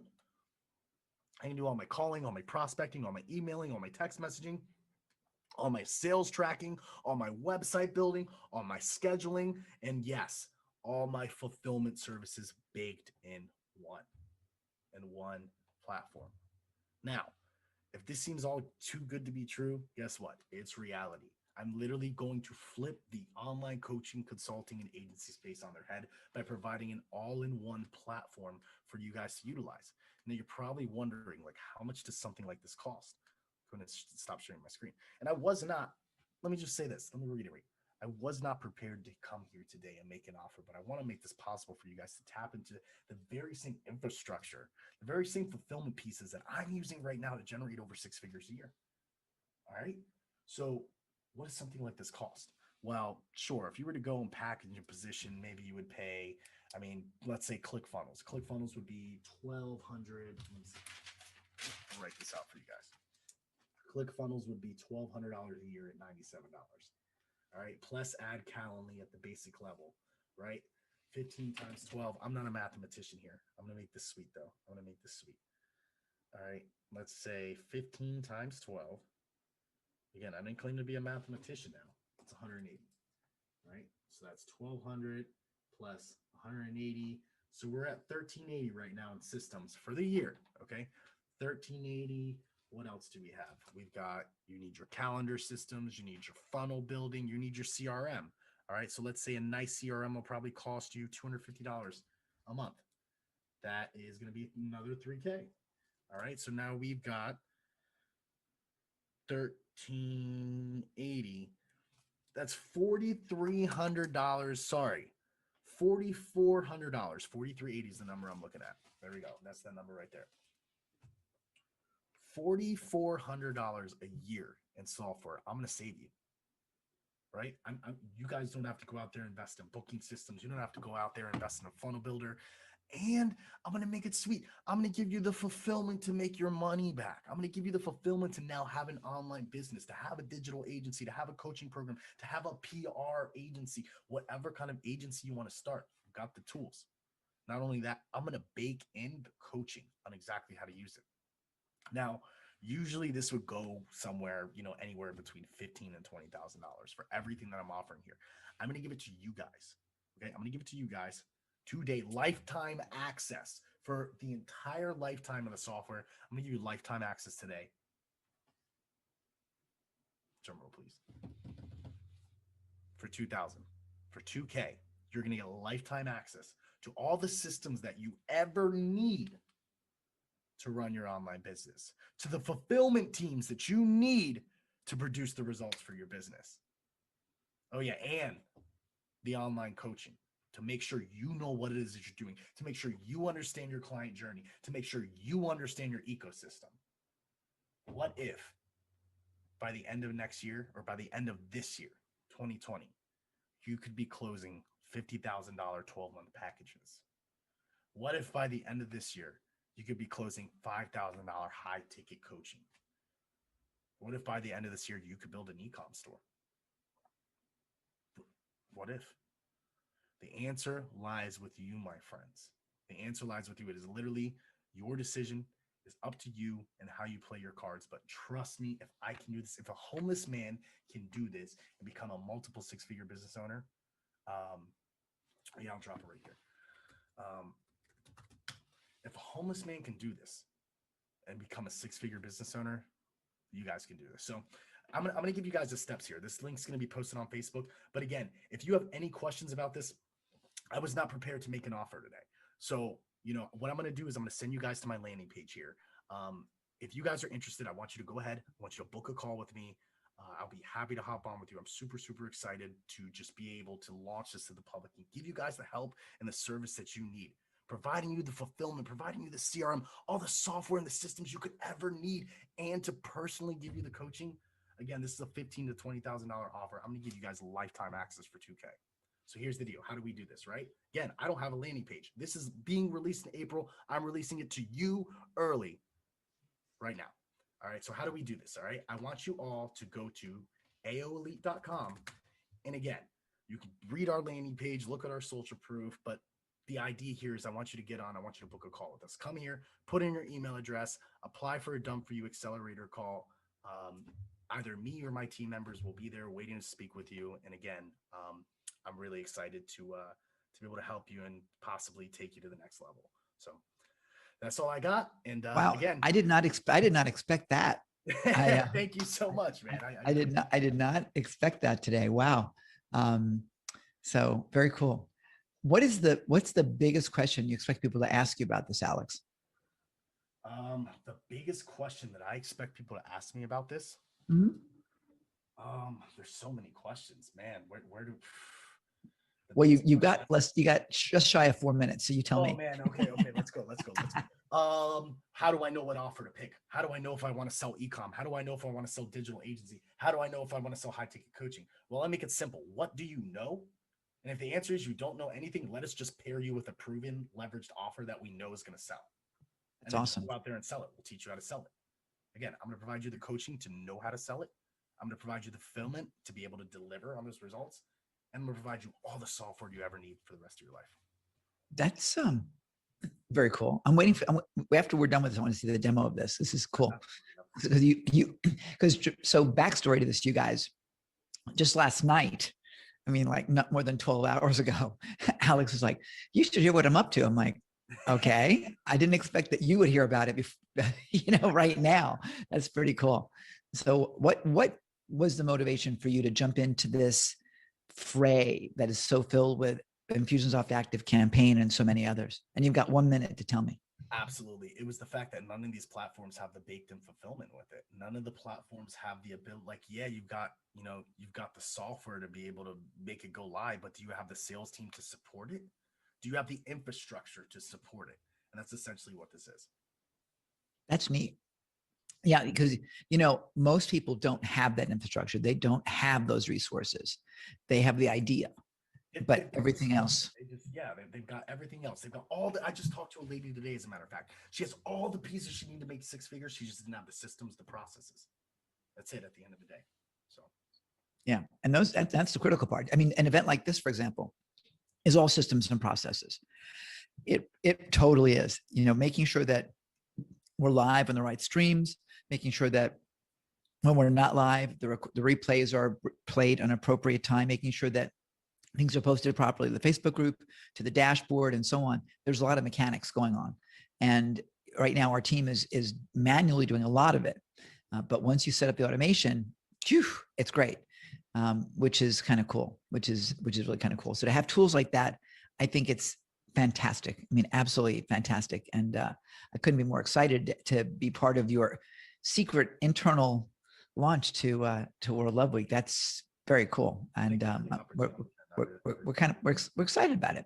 And I want to definitely hear more about it. So we'll have this posted. I know it's being posted in the Facebook group right now. Also, it'll be on the dashboard as well. And that said, ladies and gentlemen, we have just a couple more seconds before we go off of this particular scene until the next one. Actually, about 15 seconds to be exact. That's code to my team in the background. So Alex, thank you so much for joining us. We really appreciate that.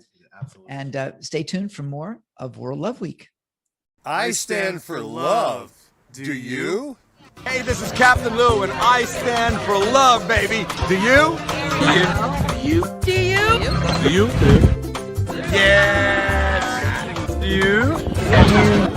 Do you? Do you? Do you? Do you? Do you?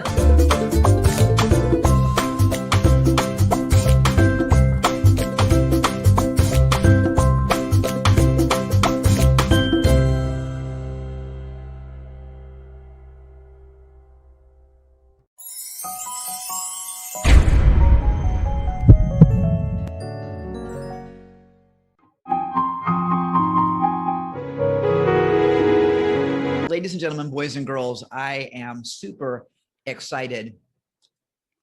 And of course, I did forget exactly what here we go, I got it. Today, I got it. We are now officially live on Facebook and YouTube, and this gorgeous woman that's with me right now is the amazing Mary Jo Rennert. And her topic today is everybody's got a hungry heart. And I got to tell you, if anyone knows about hearts, it is she. She brings me smiles every time I'm with her. You do. I'm always happy. You are sweet. When I'm with you. See that she tells me I'm sweet. It's wonderful. So anyway, she's an author, she's a speaker, she's a coach, and she's a powerful witness to a beautiful way to true happiness. Her books, her talks, her signature coaching program, and her retreats all lead towards that destination. Now, Mary Jo divorced after 44 years of marriage. She now makes it her mission to help other women heal their own journeys. She now makes it her mission in her book, which is called You Are Still Beloved When Your Long-Term Marriage Ends in Divorce. Based on her own experience, it's a valuable resource, by the way, for anyone trying to navigate the dark night of divorce. That's a good way to put it, the dark night of divorce. Yeah. The good news is there's always a morning. There's always a morning. Mary Jo is right. She is passionate. I'm still working here. Mary Jo is passionate about the divorce ministry and views it as a huge need throughout the world. Ladies and gentlemen, let's give a wild and enthusiastic, I can't even say it because I'm so excited, World Love Week welcome to, say that 3 times fast, to my dear friend, Mary Jo. Woohoo! Well, this is World Love Week, starting with Valentine's Day. And I don't want to take anything away from that. The world definitely needs love. But if you're one of the many people who've experienced divorce, wouldn't it be great if you could hear a message of love meant just for you? Wouldn't it be awesome to hear someone tell you how much you're loved and cherished? Wouldn't it be wonderful to receive that kind of love and affirmation every day? Would that feed your heart? If so, this message is for you. You know, Bruce Springsteen sang, "Everybody's got a hungry heart," and he was right. But he wasn't the first person to know that. Way back around the year 400, St. Augustine said, "The deepest desire of the human heart is to be seen and to see other people in the same way." Now think about that for a moment. Imagine if you could really be seen and loved for who you are, not what you do or what you have or how you look. Imagine if you could see other people and love them for who they are. Those are kind of scary thoughts, aren't they? After all, you might be thinking, if people knew the real me, they wouldn't like me. Or if they could see who I really am, they couldn't love me.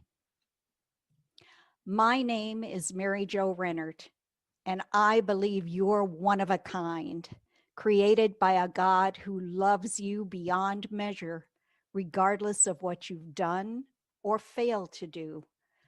A God who truly sees you and knows you inside and out.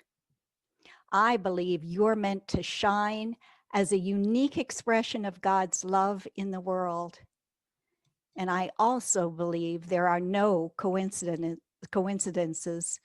If you're listening right now, you're meant to hear this message. Why am I so passionate about this? Because losing the marriage relationship that defined me for 44 years made me dig deep to discover who I really am. My mission is to help you understand your true value as the unique gift you are, so you can fill your hungry heart with what really satisfies, especially if you've been wounded by divorce. That's why I write and speak and coach others who've experienced grief and loss. And let's face it, we're all grievers. Before I get started, I want to thank Ken Krell, the founder of World Love Week, for validating my mission. Some time back, I attended a 5-day challenge Ken hosted, and I learned so much from him, I almost skipped the 5th day just because I felt so filled up. But I'm really glad that I finished it. After the event, he spoke to me personally and gave me the courage I needed to step out and live my mission. I also want to thank you for being here. I'm sure you could be doing something else, but you've taken the time and chosen to listen.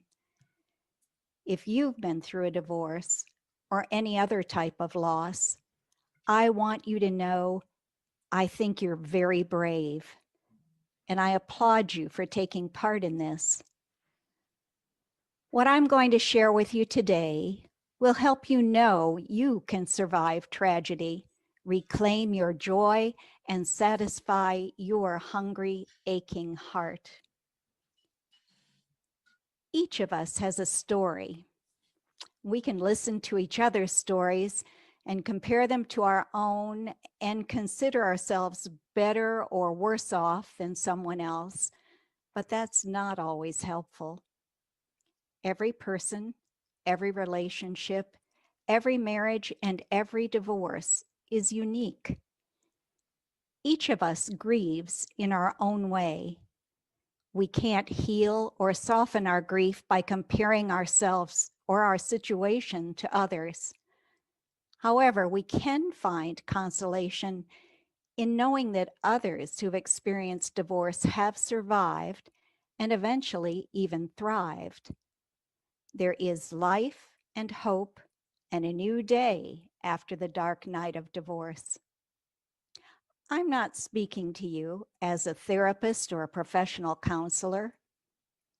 I write and speak and coach from my experience as a Catholic woman divorced after 44 years of marriage to my childhood sweetheart. Now, my story is no more important or remarkable than yours, but it's how I can share some of the lessons I've learned along the way. Divorce wasn't part of my paradigm. Both my former husband, and I'm going to call him Glenn, and I are cradle Catholics. We met at religious education class when we were 14, started dating at 15, and married when we were 20. We were blessed to adopt our wonderful daughter and son by the time we were 30. We actively practiced our faith throughout our marriage, but practice doesn't always make perfect. Glenn and I were surrounded by long-term Catholic marriages. My parents were married nearly 65 years before my dad died. My grandparents celebrated 66 years together, and my husband's parents were married for 63 years. Though each couple occasionally bickered, their mutual love was obvious to everybody around them. And after 44 years, I had little reason to suspect my own marriage wouldn't follow that same path. But one morning at work, out of the blue, I received a phone call from a woman who claimed to be having an affair with my husband. To grab my attention, she poured out intimate details about my husband and our children. She described the inside of my house and even criticized my furniture. She offered to send me pictures and videos of Glenn and her together, some at her house and some at mine. When I asked why she'd called me, she said she was mad at him because he was messing around with her best friend. During our conversation, she offered to get him on a 3-way call, and I thought, what have I got to lose at this point? So I hit the mute button. The voice on the other end was definitely my husband's. I listened as she accused him of cheating with her best friend and others. He didn't deny it. I quietly hung up the phone. My office door had remained open this whole time, and life outside that door went on without skipping a beat. Yet in that 15-minute phone call, my entire universe fell apart. That night after dinner, I confronted Glenn, and he admitted they'd been involved. And yes, he'd brought her to our house, but only to show it to her. He stared straight ahead while he spoke, and he didn't apologize. I waited for some sign of remorse, but he remained distant and emotionless. And I remember thinking, who are you, and when did you get a lobotomy? I'd expected at least some explanation, some attempt to seek my forgiveness, but none came. I couldn't put the pieces of my marriage back together alone. Have you felt that way? I've suffered the same deep grief, anger, and confusion you've probably experienced. And I want to share with you some of the lessons that have helped me along the way. Some of those are profound and others are down to earth. I don't always walk this journey with enthusiasm or grace, but I'm gradually progressing toward a better, more whole version of myself. And through it all, I've learned that regardless of how angry, hurt, lonely, hopeless, or betrayed I feel, I can't travel this road alone. This is what I believe God has taught me, and it's the message I want to share with you. You who are rejected, broken, unwanted, you are mine. I love you. You are beloved. Even if you're the one who caused the hurt in your marriage, you are still beloved. There's nothing you can do that's so bad it makes God not love you. You're precious to God. He knows every tear you shed, every longing of your heart. God loves you as if you're the only one. You are beloved by God Himself. That's your true identity. How do I know this? Over a 10-year period during our marriage, I wrote a series of scripture-based essays about the beauty and sacredness of married love. I'd compiled these into a book approved by my local bishop and was ready to publish it when the sudden derailment of my own marriage caused me to question everything I'd written. After my divorce, I set aside my writing, and I thought I no longer had any credibility on the subject of marriage or related topics. But the message remains the same, even if the messenger is broken. Truth remains truth. When I wrote that book, I learned that married love is a reflection of the perfect love God has for each one of us. We're each uniquely beloved by God. To God, each one is the only one. That's the message I wanted to convey. After my divorce, I grieved the loss of my book nearly as much as I did the breakup of my marriage. I'd spent years reading and writing about married love as a way to connect with God. Had that all been in vain? Where was God now? Had my relationship with Him changed? What did it look like now that my marriage had crumbled? I went back to the Bible, and this time I read through the lens of one betrayed by my earthly spouse. I found clear evidence that those of us who've experienced divorce haven't lost our relationship with God. In fact, God seems to speak comfort directly to us. I learned that God loves me unconditionally and without measure. And not only does God love me that way, He has that same love for every person He's ever created without exception. God, who is love, can't not love. That truth remains at the core of my relationship with God and my understanding of who I am in God's sight. Over the years, I've been tempted to doubt God's love, to go back to thinking I must earn it, that I've got to try harder, that I'm not worthy. The truth is, we can't earn God's love. None of us is good enough. None of us is worthy. No matter how hard we try, God loves us not despite the fact that we're human, but because of it. I want to share that same truth with you. Nothing can change the fact that God loves you no matter what, more than you can ever know. Yes, the pain of losing the love of your spouse is agonizing and intense. The wounds are deep and lasting. Heartbreak is aptly named.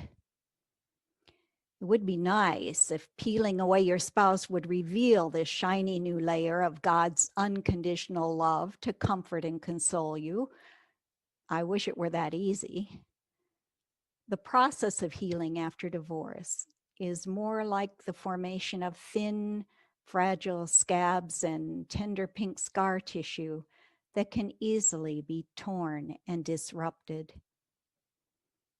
You know, we tend to identify ourselves in multiple roles as wife or husband, daughter or son, mother or father, employee, business owner, caregiver, volunteer. But what we do doesn't define who we are. All those roles, as good as they are finite and temporary, changeable by choice or circumstances beyond our control. We're also likely to define ourselves by how we think other people see us and to measure our worth compared to those around us. Am I thin enough? Am I smart enough? Am I pretty enough? Do I make enough money? Do my wrinkles make me look old? Add a spouse's rejection to those ingredients, and you have the perfect recipe for a self-esteem of 0, a true identity crisis. The real you, the person God sees and loves without conditions or expectations, is someone you need to discover.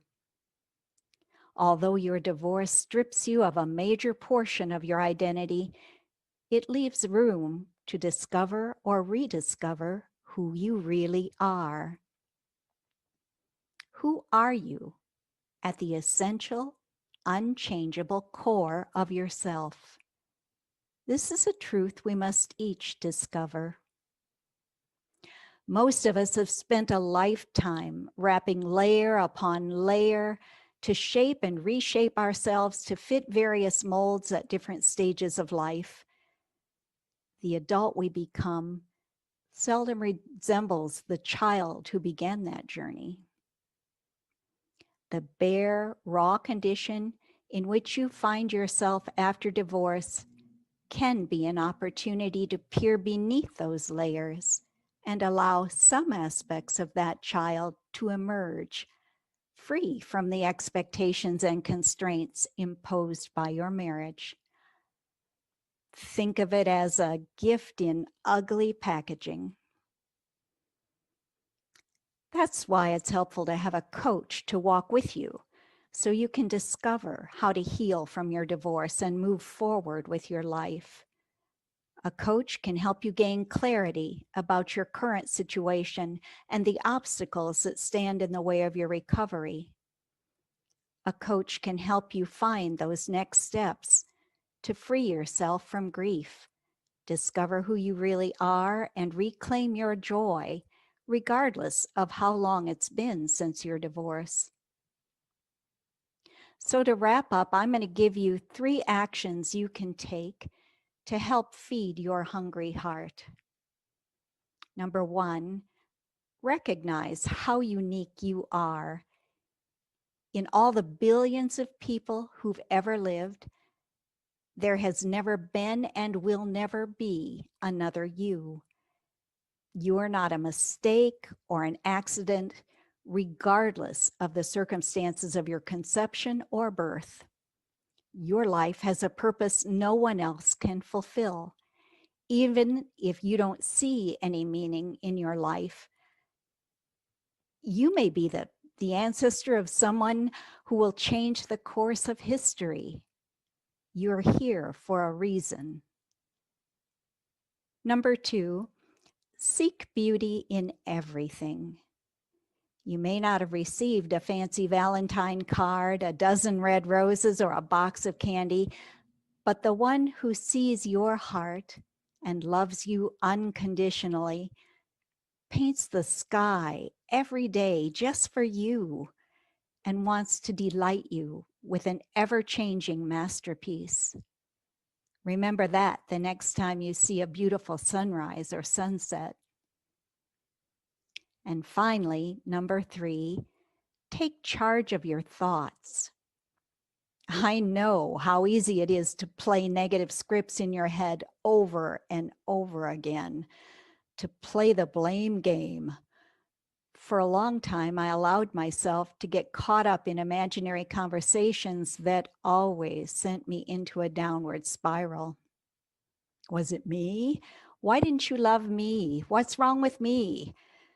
I couldn't seem to break that cycle, and the constant mental battle was exhausting. One morning, when that mental monologue kicked in, I noticed the sound of birds singing outside my window. They'd probably been there all along, but I'd been so wrapped up in my imaginary conversations, I'd failed to hear God's beautiful music. What are you missing when you allow negative thought patterns to hijack your mind? You can replace unhealthy and damaging thoughts with conscious thanks. Even if you don't feel grateful for anything, start by giving thanks for 3 basic things each day that make your life easier or more comfortable. Easy things like electricity, running water, a microwave. Make note of those things on your calendar or in a notebook, and expand your list as you notice more things you appreciate. The more you look for the good in your life, the less you'll focus on the negative.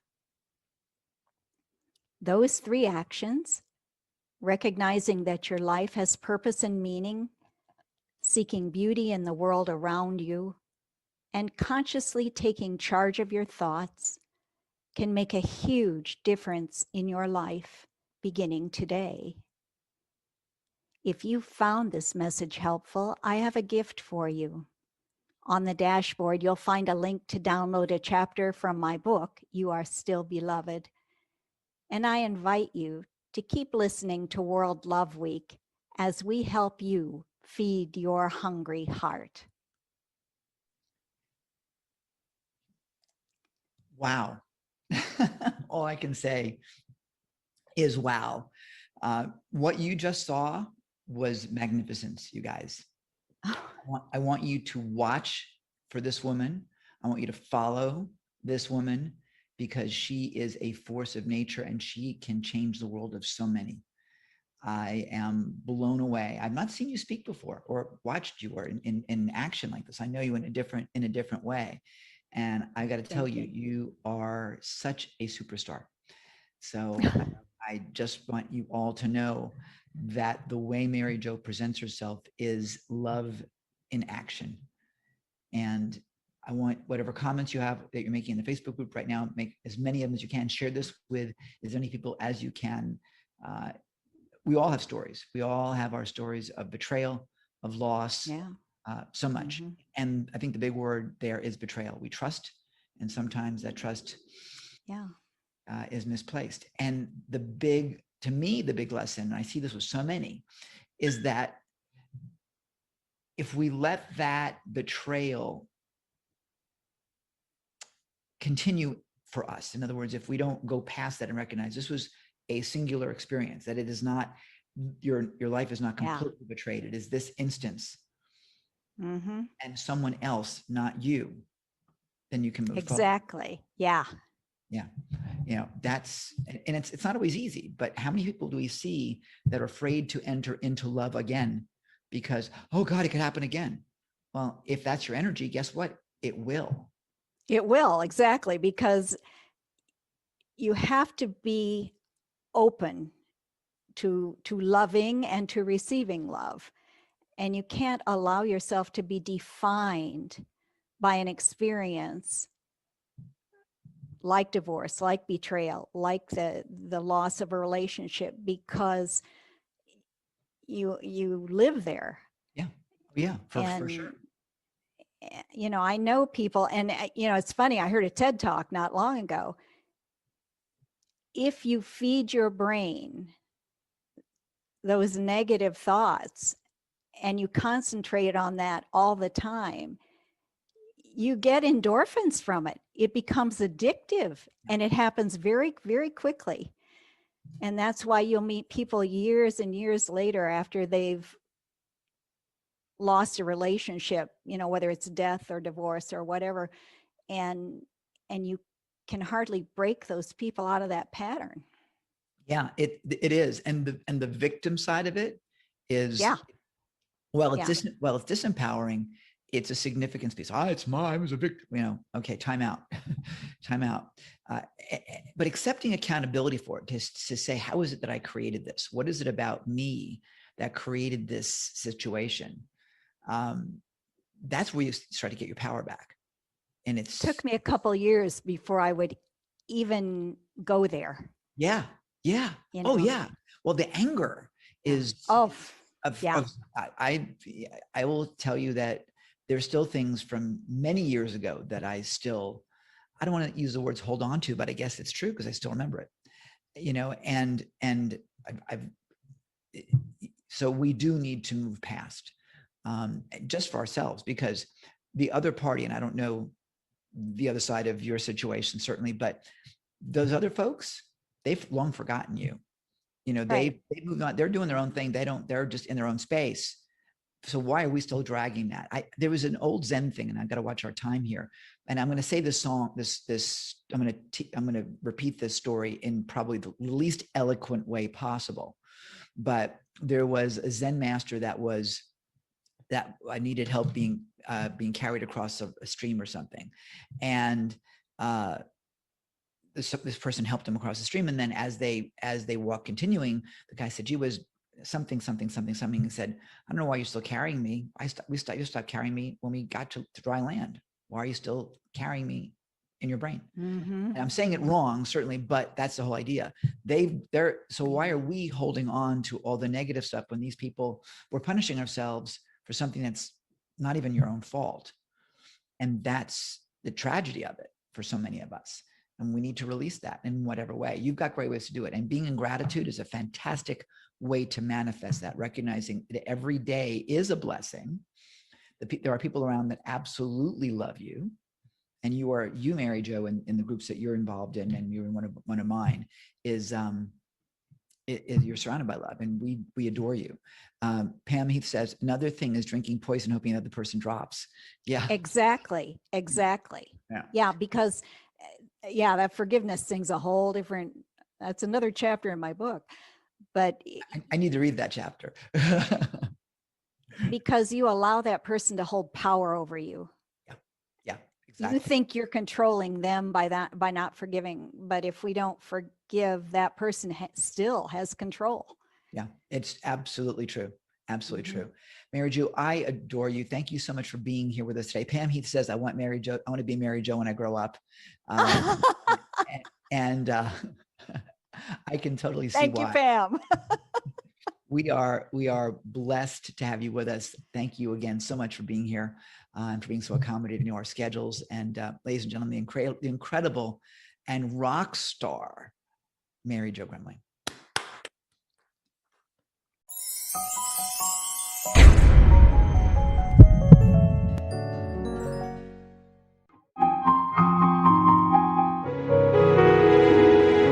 Ladies and gentlemen, I want to bring on our next guest, who I consider both a dear friend, and she, to me, I would say, is the epitome of GSD, get shit done. She is phenomenal, and she's just phenomenal. And look at that smile. Look at the backdrop. I'm not like, that's just amazing. Let me find her true intro before I tell you my part of the story with her, so I can at least do the right thing here. Pam Heath is a certified life coach and business strategist. I haven't even read this yet. I had no idea. Has a popular podcast, has led extraordinary workshops for over 27 years. If you're looking to transform your life or expand your capability and capacity for new possibilities, she is your go-to guru for power, passion, and fun. I love those words. But I'm going to tell you the other story about Pam Heath, because you need to know this about this crazy woman. And I say crazy in the best sort of way. So Pam is a member of my Safari group, which is our high-end program of people that produce ridiculously irresistible digital events. And when she joined, she said, Ken, how long should I plan to get my first event done? And I said, 6 to 8 weeks would be about right. Get it all set up, get it organized, and don't do anything stupid like what we did for World Love Week. 10 days ain't the way to do a really proper event. And Pam said, okay, great, thank you very much. And basically, using adult language, he said, I'm not going to do that. I'm doing it now. So 2.5 weeks later, she ran her first event. Was it perfect? No, but it really was. Because guess what? In the space of that 2.5 weeks, she assembled a small group, 8 people showed up, and she made over $18,000 in that one-day program. So I got to tell you something. This is a woman that loves to get stuff done. She does not take no for an answer. That's why she's the Yes coach. And I could not be more excited to bring her with you today. Ladies and gentlemen, the amazing Pam Heath. Yay! No autographs, no autographs. You are my poster child for getting shit done, my lady. Well, I call myself the Yes coach, and there's a reason I call myself the Yes coach, because I say yes. I love it. All right, so I'm going to talk a little bit about the energy of yes, because that's what people ask me about. They say, what is this yes thing? And I want to tell you, I live in the world of yes. And it's extraordinary. It's extraordinary hanging out in yes. And I invite people to come play with me in the world of yes. And that's why I call myself the Yes coach. And that's why I call my process the science of yes. So I'm going to tell you a little bit about me so you can get my credentials, and then maybe you'll listen thoroughly. Maybe you'll just, tune out because I'm too woo-woo. But I'm a single parent, and I live in Southern California, and I have one adult son, and he's an aspiring music producer. And what I do for a living, I'm a yes coach, and that's pretty much what I do. And right now, there are people who are listening who are asking themselves, and the big question they're asking themselves is, what is this yes coaching? So I'm going to get to that. Don't worry, I'm going to get to that. That's what this talk is all about. But first, I'm going to tell you a little bit about me, because I have an interesting background. I did go to college, and I studied broadcast journalism because my intention was to be a newscaster. And I found that reporting the news was boring. So much of reporting the news reminded me of that Don Henley song, if you're familiar with it. It's called Dirty Laundry. Google the lyrics. It's completely like that. Kick them when you're up, kick them when you're down, kick them when you're up, kick them all around. And that's the world of broadcast news. And that just wasn't for me. So I spent the next 27 years as a legal administrator, and then an operations manager, and ultimately a human resource expert. And that's like a big freaking deal, because that it was so corporate and so structured, and that is not who I am. I'm actually not corporate and structured at all, but I was able to pull that off because the way that I operate, I say yes. So if you need me to be corporate and structured, yes. If you need me to be on point and interacting with people powerfully, yes. So based on that principle, that I say yes to whatever is available, whenever is possible, I say you can have anything you want. You can manifest anything you want just by saying yes. So by being a yes, you expand your capacity. You expand your capacity to anything you're willing to say yes to. And it's not just semantics. It's not just the word yes. You don't have to learn how to say yes in 18 different languages. It's a mindset. It's all about a mindset and how you live your life and who you be as you're living your life. And I know that's also resonating with some question. What you mean, Pam, by who you be? Okay, so who you be in life is how you operate. It's who you are, and what you do is sourced by who you are. And if who you are is yes, that's why I say you can have a life of power, passion, and fun. Because when you say yes, that's all there is to it. And it's not complicated. And we human beings, we tend to complicate things. I don't know why that is. We're just built that way. But life is amazingly simple. It really is. So the science of yes is a simple way to go about enhancing your life to give power to what you're already up to. Now, when I talk about the power of yes, there's a couple of things that I'm taking for granted. And I'm going to say that right now up front, in case there's people there that this isn't true for. Then I'm talking to you, but I'm wasting my time. And what I'm relying on is a couple of things. Number one, you want the life of your dreams, and you want that yes, I can attitude. And you want more smiles, more joy, more happiness. You want those things. So that's why I'm speaking to you right now, because you want a life given by the science of yes.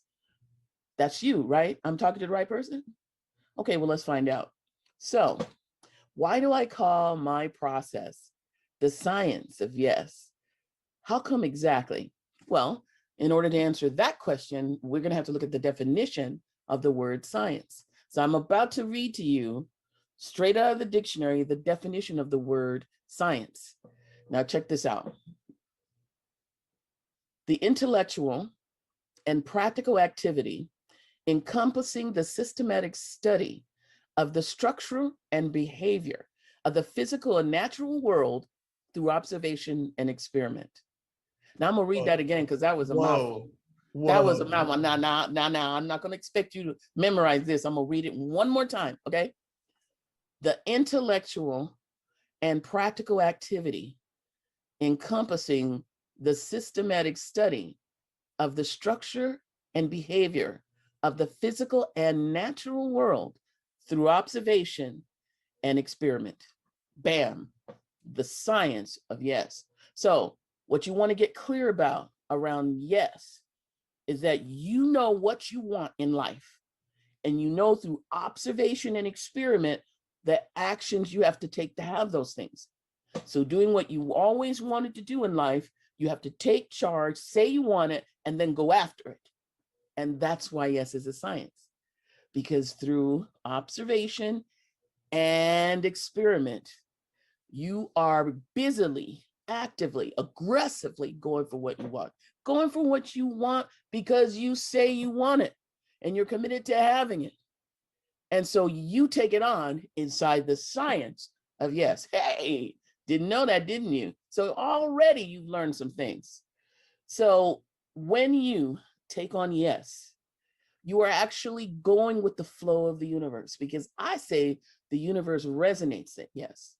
I say the universe is always a yes to you, and that you have to be open to hear yes when you ask for something. Now we're going to take a second, because I like to use movie and music analogies to help my clients when I'm coaching them. So I'm going to take a minute to do an analogy for you right now. I'm just that kind of gal, okay? And one of the analogies that I love to use, is my favorite one, is from the Disney motion picture called Aladdin. Now, this is the animated one. I realize there's a live action one with Will Smith, which, I think that's really great and everything. But when I'm talking about Aladdin, I'm talking about the real Aladdin, the one where Robin Williams was the voice of the genie. And in this movie, if you haven't seen it, it's worth streaming. When Aladdin first goes in the cave, finds the lamp, rubs the lamp, and out pops the genie, who was the voice of Robin Williams. The genie told him, I'm going to grant you 3 wishes because you rubbed the lamp. And Aladdin was confused, like, what? 3 wishes, what? And so the genie sang this song to him. Now, I'm not going to burst into song, so no need to get nervous, but I am going to read to you the lyrics of the song he sang, because it emphasizes what I say the science of yes is. And the name of the song that he sang is You Ain't Never Had a Friend Like Me. I'm going to read you some of the lyrics, so check it out. And you might want to take notes. You've got some power in your corner now, some heavy ammunition in your camp. You've got some punch, pizzazz, yahoo, and how. You see, all you got to do is rub that lamp. And I'll say, Mr. Aladdin, sir, what will your pleasure be? Let me take your order, jot it down. You ain't never had a friend like me. Life is your restaurant. I'm your maitre d'. Come on, whisper what it is you want. You ain't never had a friend like me. See, we pride ourselves on service. You're the boss, the king, the shah. Say what you wish. It's yours to this. How about a little more baklava? How about that baklava? Have some from column A. Try all of column B. Say, I'm in the mood to help you do. You ain't never had a friend like me. That's an exciting song, right? But guess what? I say the universe sings that song to you every day when you get up in the morning. You ain't never had a friend like me. What can I grant you today? And you're not listening. You don't hear, because consider for just a moment that the universe, in the voice of Robin Williams, is saying that to you. Take one from column A, take all from column B. What would you ask for? What would you be looking at? A new car, a new romance, a new career? What exactly do you want? The whole point is this: anything you want, anything that you want is available to you. All you have to do is ask for it. And then, wait for it, take the actions correlate with that are inside of, yes, I can have that. So you don't get to go for it believing all the time in the background that you can't have it. You actually have to take it on, knowing it's yours. It's a done deal. Now, you might be hearing a little bit of the elements of the law of attraction when I'm talking right now, and there's a reason for that, because I am talking about the law of attraction. And some people take on the law of attraction, but they forget the crucial part. You see, in order for you to be living in the science of yes, when you take on the law of attraction, you also have to take on the actions that are correlate to you having that thing. You have to believe, you have to know that that's your thing and start to take the road to get there, because you know it's yours. And that's the piece that's missing for most people who operate inside the law of attraction. See, the law of attraction is a universal law of the universe. Whether you believe it or not is irrelevant. The universe has a lot of laws like that. You can't see it, touch it, or smell it. You can't prove it exists, but you live your life inside of the confines of it. The universe has a lot of laws like that. For instance, gravity. Gravity is one of those universal laws that you can't see it, touch it, or feel it, but you live your life inside the rules of it. You cannot go to the top of your building, whether it's your apartment, your house. What goes up must come down. And unless you have something pulling or pushing against the law of gravity, when you jump off that building, you're going down, down, down. Or if you're in an airplane, you're going up, up, up. But the airplane operates inside the confines of the law of the universe called gravity. There's a lot of laws like that. I could go on all day, but I'll mention another one, because there's one law of the universe that we all learned when we were kids, at least those of us who had a bicycle. It's called balance. You can't see, smell, or touch it. You can't prove it exists, but you live your life inside the confines of it. Because when you first get on that bike, unless you learn balance, unless you get it down, unless you got yourself smoothly sliding into that law, you're going to fall off that bike or those skates or whatever thing that you're taking on that requires balance. Law of the universe, whether you like it or not, you live your life inside of it. Same thing. The science of yes exists inside the law of attraction. And it's not a law you can prove. You can't see, touch, or feel it. but it's there and you live your life in the confines of it. And I'm giving you access by teaching you about yes, so that you can leverage your knowledge and belief in that power to have anything you want. So all you need to do is decide, what is it that I want? What is it that I'm going to go after? What is it that I'm going to take on? And then take it on. Take it on, do the actions correlate with you having that thing, and don't give up till you get it. Unless you change your mind, you don't want it anymore. But remember, it's valuable for you to take on, that it's up to you. It's not up to your friend across the street. It's not up to your parents, and it's not their fault if you don't get it. So you're all grown now, and blaming your parents or blaming any backwards past incident from stopping you now today is all inside of you're not willing to own and be reliable to manifest anything you want. And I know that it's not easy. I know that for some of you, you've dealt with some major circumstances. Trust me, so did I. I have been a coach for many, many years, and I've had just about everything you can possibly imagine. My oldest child committed suicide in 2007. That broke my heart. I didn't think I'd recoup from that. I lost my job because I got so depressed I couldn't show up for work. Because I lost my job, I lost my dream home, which I manifested on a dime. I lost it that quick too. My beautiful dream car, I lost that too. I've been homeless. I've lived in my car. Anything that you could point to, that you could say is a loss, tragic, dramatic, or otherwise, has happened to me.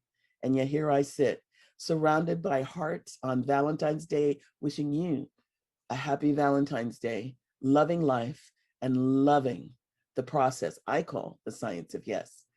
Even in the midst of tragedy, you can generate past it because you say so. When you're being inside the power and the energy of yes, things happen for a reason. And I can tell you right now that one of the main reasons I generated myself past those tragic circumstances is so that I can help others do the same. It's hard for anyone to come up with anything that matches what I've been through, but it's not a competition. It's an opportunity to be compassionate and to show people no matter what life brings, you can still stand up and say, I can have that. I want that. It's going to be mine. So just like Aladdin, when he rubbed that lamp and he got access to the world of possibility, so can you. You can have access to that very world because anything's possible in the energy of yes. Now I'm here to give away that energy. I give it freely. You can get it from me or you can generate it yourself. Whatever you do, go after it. Don't wait for it to come to you because it's not like that. It's only active when you turn it on. Some people say life is like a bowl of chocolate. I say life is like a baseball game. You see, life is the person who's throwing the ball, the pitcher. You are the person at bat. And life keeps throwing balls, throwing balls, throwing balls, throwing balls, fast balls, slow balls, spit balls, all kind of balls. Life's just pitching. And you are doing your best just to hit and swing away, right? Here's the thing. You have nothing to say about what life pitches at you. You don't get to say. You set out on a journey that's completely empowering to you, and then you get a flat tire. And you don't get to say, life pitches, you hit. But I'm going to tell you something, and here, this is when you want to listen up. You have everything to say about how you react to the balls that life pitches to you. And you can bemoan, complain, commiserate about the balls, or you can get in action and dance around and hit that ball as hard as you can and get to where you're going. Home base. Whatever you want is yours. It's available to you. How you react is completely up to you. And it's not to say that life is not without risk. It is risky to say yes in the face of things that happen that you don't like. Life can be mysterious, but as long as you're saying yes, life can go your way, and it will go your way every single time. Now, here's the other thing that comes up all the time when I talk about the science of yes. And I know that some of you are thinking it right now. Well, what about no? Am I supposed to say yes to everything? Can I say no sometimes? So when I say yes, I don't mean for you to, eliminate the word no from your vocabulary. This is not a conversation about semantics. There are a lot of things that you need to say no to. It's appropriate. There are times when somebody is pushing past your boundaries and you need to put your hand on your hip and snap your fingers and say no. No is not a bad word and yes is not a good word. This is not about semantics. This is about a mindset. And it's not just positive thinking either. This is a mindset for power. This is a mindset for getting what you want. This is a mindset for taking action no matter what. You can have anything you want. Just say yes and be yes.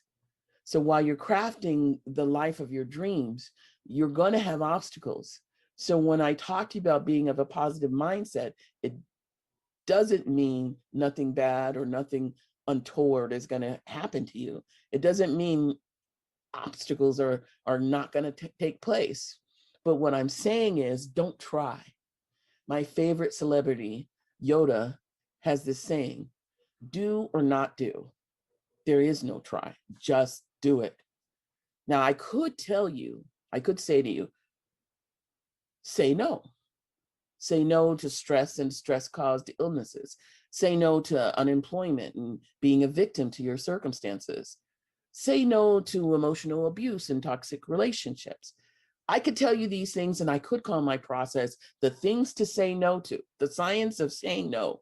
But I'm not going to do that because one of the biggest things I teach my clients is not to affirm with your speaking that which you do not want. Like you don't go into a restaurant and pick up the menu. And when the waiter or waitress comes over, you look at them and they say, okay, so don't serve me pancakes. I don't want pancakes. I hate pancakes. Pancakes suck. And if you bring me pancakes, I'm going to be really mad at you. So don't bring me pancakes. None of that. Right? You don't do that. I hope you don't do that. And you don't walk into a store and when the salesperson comes over, say, don't give me any clothes that have polka dots. I particularly don't like blue with white polka dots, but don't bring me any polka dots at all. I hate polka dots. Don't show me anything with polka dots. Don't do that because I don't like that. You don't do that either, right? I mean, I hope you don't do that. You see, you don't want to lead with what you don't want. Always generating what you want. And if something shows up and it's not what you want, then dismiss it and keep focusing on what you want. Lead with what you want. Because you think that it may be silly what I just distinguished about pancakes and polka dots, but you do the same thing in your life. You talk all the time about what you don't like, about what you don't want somebody to do to you. And you're focusing on that and you're bringing all this energy to that. And if you brought that same level of energy to what you want, you manifest it a lot quicker. So if you're a business owner, I'm a coach for entrepreneurs, specifically for conscious professionals.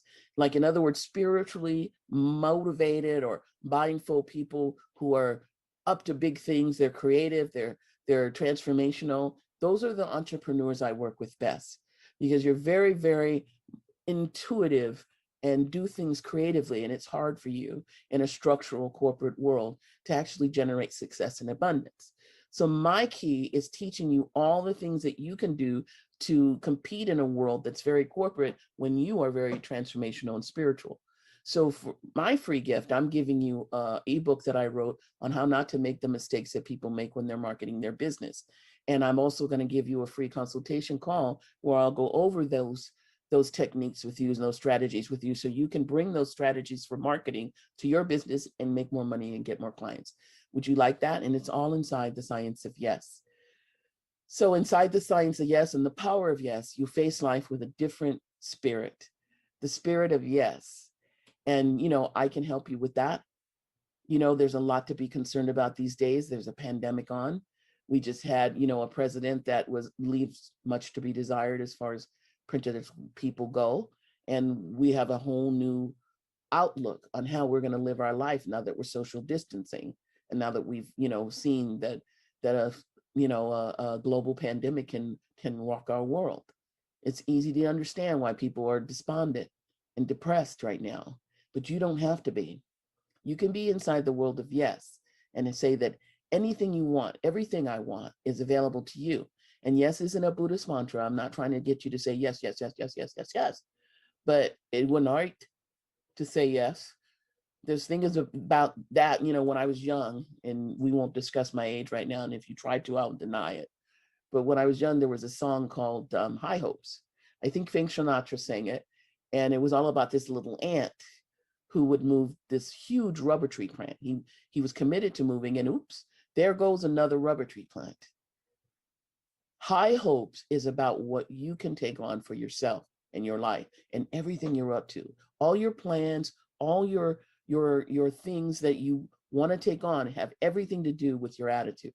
So what you want to develop when you're in the presence of self-doubt, avoiding, money and money-making decisions, if you're feeling defeated, if you're feeling your self-worth is not there, your value's not there, and you're not getting it done, your life goals are just not happening for you, that's all inside of no.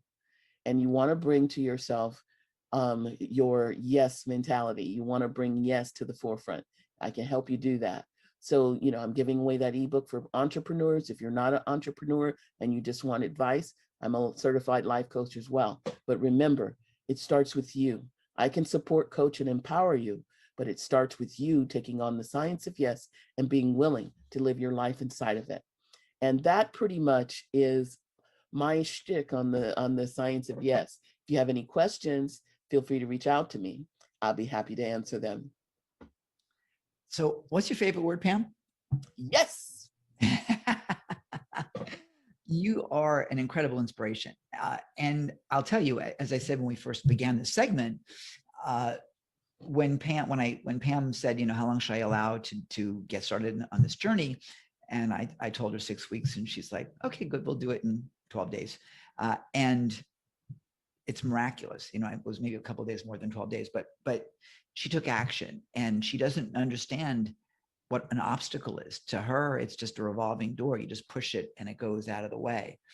And, we always have those obstacles. And I'm now humming High Hopes in my brain, by the way, which totally dates me, right? I'm gonna have to go Me Google too. it. I'm gonna have to go Google it and play it. But it's probably a good theme song for what's out there. It really is. And honest to God, I didn't even know the story about moving the rubber tree. I didn't have any clue what the hell the song was. It was just the tune that got me going, Pam. So yeah. And why I bring it up even is because the ant reminds me of your story about me taking on that event. It's like you have high hopes that it'll turn out, and you just start pushing. And most naysayers would say, well, you're just getting started. You're not strong enough. You can't do that. And it's like, well, I have high hopes. Yeah. And it turned out, because as long as you're willing to take it on, the universe will support you. Yeah. The universe doesn't support no. No, listen, just even look at this event. This event is total craziness to do an event with these number of speakers in this short time frame. I mean, it's nuts. But we did it, and we're doing it, and we're jumping through hoops. I mean, there's obstacles, there's technical glitches and all sorts of excitement, but we're getting it done. We're creating history again. And it's pretty miraculous. So that says it right there. And to have you being part of it is certainly a privilege and a pleasure. I just want to say. So thank you very much. It's a privilege to be here, and it's so exciting to be here, inside of Valentine's Day and full of love and the ability to receive and give it.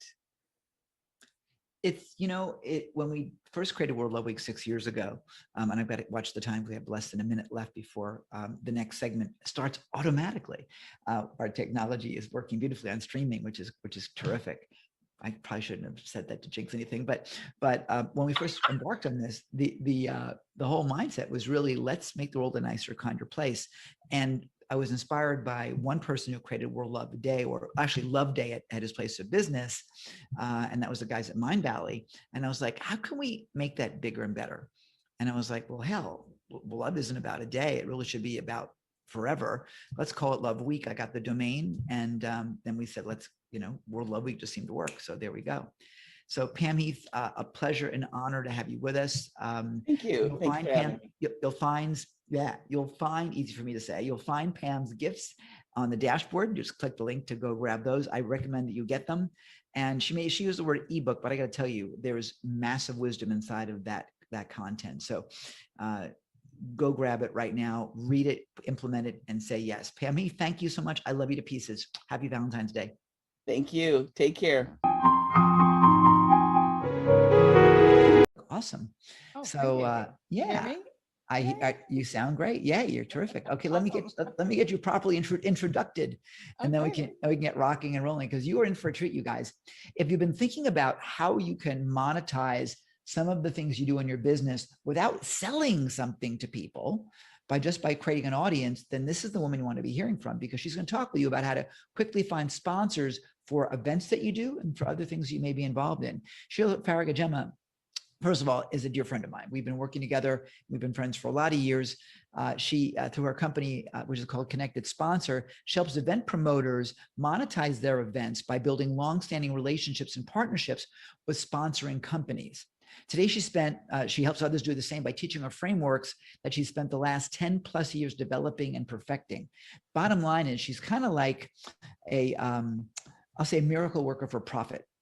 She finds money to help you grow your business. And I got to tell you, she is pretty dang awesome. So ladies and gentlemen, let's welcome, with all the worldly gusto you've got, the incredible Sheila. I'm speechless now. I'm delirious. You look awesome. You look like you look like you're 12 years old today. What is up with that? You look fabulous. I've been on like this amazing weight loss journey. So I'm down 35 pounds since you probably last saw me. So I'm pretty psyched about that. That was fast. And more to go. Since November. But you're actually the first person who's noticed it. Sheila, we probably haven't seen each other in a while. Well, I thought we've talked. I mean, maybe it's just been audio, but I got to tell you, you look amazing. Oh, thank you. Absolutely amazing. And guys, it wasn't like she looked bad before, so don't take this the wrong way. She always looked really good, but today she looks amazeballs, and it's all for you here at World Love Week. So welcome, and you know, that's a big milestone. That's a lot of weight to lose in such a short period of time. Very happy. Yeah. You feeling good? Feeling great. The energy is off the wall at this point. Yeah. Awesome. That's a whole nother conversation, but let's dive in. And I know you've got some stuff planned for us, so I will shut up. I do. And I wanted to just say thank you so much for giving me this opportunity to be here. It's amazing, and what you do is amazing. So thank you that I'm part of it. Is it okay if I share my screens? I actually have some slides and stuff. I just have to give you the keys. What happened here? I'm giving it to me. I need to make you co-host. Just a little detail here. How do I do that for you? Hang on a minute. I pinned you, so I got to do something differently here. Okay. We're not officially making you the co-host, the co-hostess with the mostest, and you should now can do it. Okay. You're good. We just grab this. Let the party begin. And share. So these are my screens. You can see that okay? Yes, I do. Cool. Excellent. Well, hey folks. Hi. How are you? I'm so happy to be here. My name is Sheila Faragajema. I am the co-founder of Connected Sponsor. I'm also a strategic partner expert. And I'm just thrilled to be here with Ken today and with all you folks. So I just wanted, before I get into my subject, I wanted to talk to you a little bit, or kind of give you a little bit of background of who I am. You can probably hear from, and there we go. Oops, too far. I will get this straight at one point, Ken. I now have a clicker, so I'm improving. You're helping me all the time. I am from Ireland originally. You can probably hear that from the accent. And I loved what Pam had said about the universe. So when I came over here, I came over right after college. And my biggest fear was I would meet an American and get stuck over here. So the universe heard American. Okay, we can do that. And I met Tony, my husband. We've actually been happily married for almost 26 years now. In April, it'll be 26 years. So I'm not complaining. You know, it's funny how that kind of works out. So when I came over, I had a degree in biochemistry, still have a degree in biochemistry, but I took a job at a lab. And when I got pregnant with Aisling, who is the girl in the hat in one of these pictures here, I knew that I never wanted to go back to work. So not that I didn't want to work, I'm not lazy, but I just wanted to be able to be with her all the time whenever I needed to be. And I just wanted to work on my terms. So what I did was I did not go back to work. Then I needed to figure out what the heck I was going to do because, you know, I still had to pay the bills and feed the baby. So I actually started a business remanufacturing toner cartridges. So just a very oddball business. It was 1996. There was nobody really doing that. And it worked out to be a really great business for me. It allowed me to, you know, see my goals of staying home with her when I needed to be. There were times I brought her with me when I was doing deliveries. We expanded out to doing laser printer repair, all that kind of stuff. But it was really a ton of fun. But part of that journey was I joined BNI, which is a really good networking group where you can pass referrals to each other. And I met a gentleman that Ken knows well, Jeremy Shapiro. So at the time, Jeremy had an IT company. I had my toner company. So like it was a perfect match. But our real interest was real estate. So we met one day in a Starbucks and started talking. And he's like, did you ever read that Rich Dad, Poor Dad book? And I was like, oh yeah, I love it. And he's like, yeah, he says, do you see the thing in the back, the $200 game board? He's like, what kind of idiot would I pay that much money for that? And I'm like, that would be me. I did that. But it just turns out to be a really great relationship with him. What we did do was we started to do a coaching course with Robert Allen. So this is back in like 2001, 2002, early 2000s. Through that course, we launched a company called Foreclosures Mass, which did incredibly well. But the thing with Robert Allen is one of the things that he said, and I'm pretty sure that most people may not have even heard this, but he said, you want to find somebody who's brilliant, but doesn't know how to market themselves, and you want to market for them. And that's basically been my entire career since then. I'm just really good at seeing the connections with people. It's almost like I can see this imaginary line going from person to person. I'm really good at seeing, you know, the kind of joint ventures they can have, or the kind of partnerships they can have that they maybe not necessarily see themselves. So that's kind of how I got to here.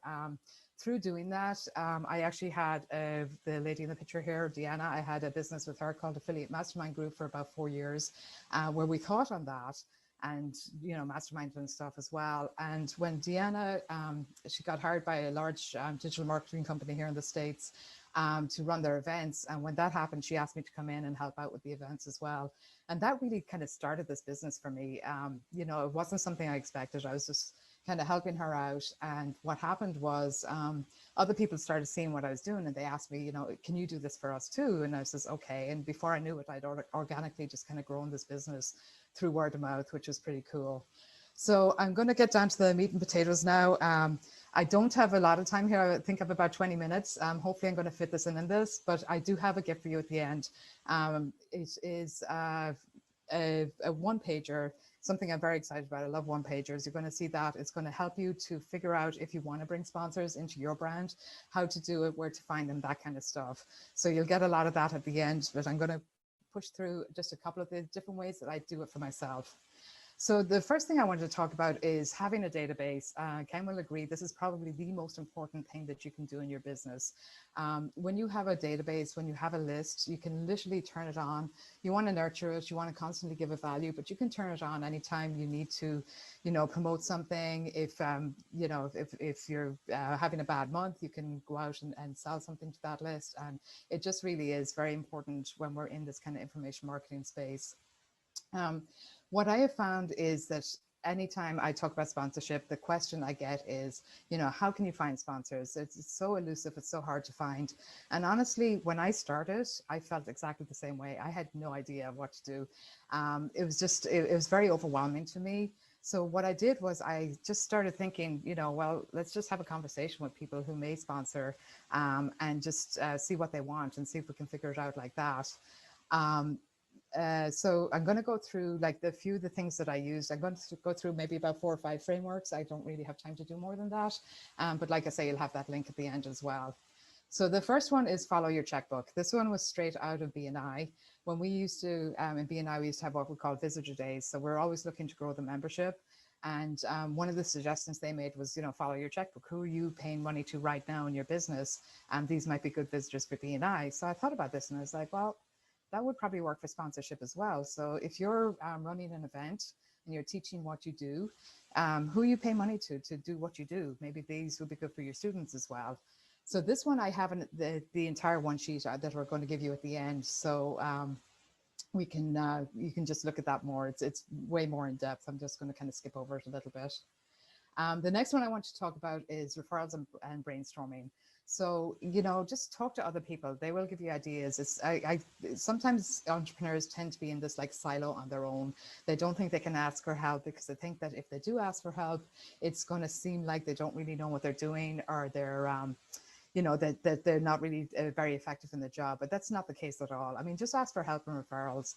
Ask your current sponsors, you know, who else do you think you would recommend for an event like this? And they may have some people. Sponsors tend to go in kind of like packs. They, you know, tend to go to the same events. Actually, a friend of mine, Partiv, has a company called eLaunchers, and they're constantly, like he says, the same sponsors at every event. And he's actually given me a bunch of referrals to bring sponsors into my events, just based on the ones that he sees and meets out there as well. You know, you can imagine the friendships form, and they're like going out for dinner at night and stuff like that. So it's, you know, a really good way to kind of figure that out as well. You also want to just brainstorm with other services. So, you know, with what you're selling to somebody, what's another good thing to have in there? So sometimes like a service will do a certain part of it, but then they partner with another company to do another piece of whatever needs to be done. So that's another great way to kind of brainstorm and think about what it is that you're looking, you know, to bring in other sponsors. And then the last piece of that is network with other event planners and sponsor salespeople. I mean, they will always help you, you know, with suggestions and ideas. And honestly, like when they do that, I'm more than happy to give them a split of the commission, because, you know, this is someone I wouldn't necessarily have brought in if I hadn't gotten the referral from somebody else. The next one I wanted to talk about is other events. And this is kind of how I started off. The whole checkbook thing, I figured it out later. But when I started out, I started with Traffic and Conversion, which is that event that Deanna runs. And I just thought to myself, well, what are other events that are like Traffic and Conversion? And who's sponsoring those events? Maybe they'd like to sponsor this event as well. So I started looking around for like similar events in the industry. So if you're not in digital marketing, these other events won't make much sense to you, but TNC is very similar to Icon, which is very similar to Archangel, which is similar to Box App Marketing, HubDoc, MGA Live, GKIC, whole bunch of these other events. So what I started to do was I started looking at who was sponsoring those events and reaching out to them and building that database and saying, you know, what is it about an event that makes sense to you? Would this one kind of make sense to you as well? And brought people in that way. Also look for events that aren't exactly the same, but have a similar audience. So now you're looking at the demographic of the audience that's going to be at your event. So for the event that I was doing at the time, TNC, the demographic was entrepreneurs who were into online marketing and marketing in general. So I started looking for more of those type of entrepreneurs. So, you know, the events I mentioned earlier, similar events to those might be FinCon or PodFest. Not exactly the same event, but you know, the same vendors at those events would probably do well at our events as well. Then the other piece of it as well that you want to do is you want to just Google events plus niche, or niche. I never know which is right, and that one, niche or niche, to see. So you'll find some events that you aren't thinking of, and all the times these events will have a website. They'll have their sponsors listed. Oftentimes you can click on the logo of the sponsor and get into their website and get some contact information and kind of start your search there. So another great way to do it. Another thing to look at is past events. So we're not just looking at this year's events, but let's look at events in the past as well. And let's look at sponsors that maybe used to sponsor an event but don't anymore. It's a great way to just kind of figure out what went wrong. If there's like, it may just not be their business model anymore, but it may be something that went wrong in the past, and you might be able to be the hero and bring them back in and make that right for them. I know with TNC, when we started there, it was the years prior, they had some sponsors. They didn't have anyone in charge of it. And you know the old saying, if everyone's in charge of it, nobody's in charge of it. So it gave us a great opportunity to reach out to some of these people, bring them back into the event for free, make sure that we just like really took care of them. And then at the end of that, everything was just great again, and they kept coming year after year. And then the last one I have is look at where else they're paying for advertising. So, you know, if there's podcasts in the subject matter that you're dealing with, you know, do they have sponsors on their podcast? What about ads? You know, look at Google Ads, Instagram, Facebook ads, LinkedIn, all of these other things as well, to see where people are spending money, banners, AdSense, all of that. So you can really kind of get a good feel for what's out there and what's available. Then I think that is it. I just wanted to again show you that one pager that I have. You can go to connectedsponsors.com/finding sponsors. It's free. It's I got about a 10-minute video in there that goes through the whole following your checkbook. And then there's a great worksheet that is editable that you can go in and edit things, make your list. You can save it on one pager for free. It's just like, it's a really cool tool. I love it. So Ken, that is what I have. Not sure if you have any questions or anything, or. Well, we have plenty of time to play. We have 15 Yeah, minutes, excellent. 15 minutes to play. I gave you 30 and you got concise. Oh, you told me 20. Well, you're still took And I only almost went 15. fast. No, it's fine. Yeah. You did. Yeah. We're going to dance for a little bit. So first of all, the special free gift that Sheila has is in the dashboard. So you'll go to, you can either go to the link that she has there, or you can go to worldloveweek.com/dashboard and you will find it there to make life easy for you. We have everything there for you on the dashboard. You're awesome.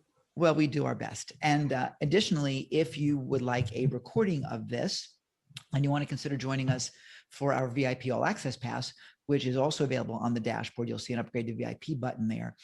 It's right now just $97. Now, if you're watching this recording in the future and you want to grab it, if you see it later on this week, it may be more. So I recommend that you go get it right now. It gives you access to all of the recordings for life, as well as a bunch of other bonuses as well. And you get your own World Love Week mug, which I don't even have mine yet. It is somewhere in transit between Salt Lake City and here in Sydney, Australia. God knows where it is, but I'm sure someone's enjoying it, but not me. So you'll be able to get your mug. And it's all, by the way, they're all personalized. Your name is on the mug. So I think you'll kind of enjoy that.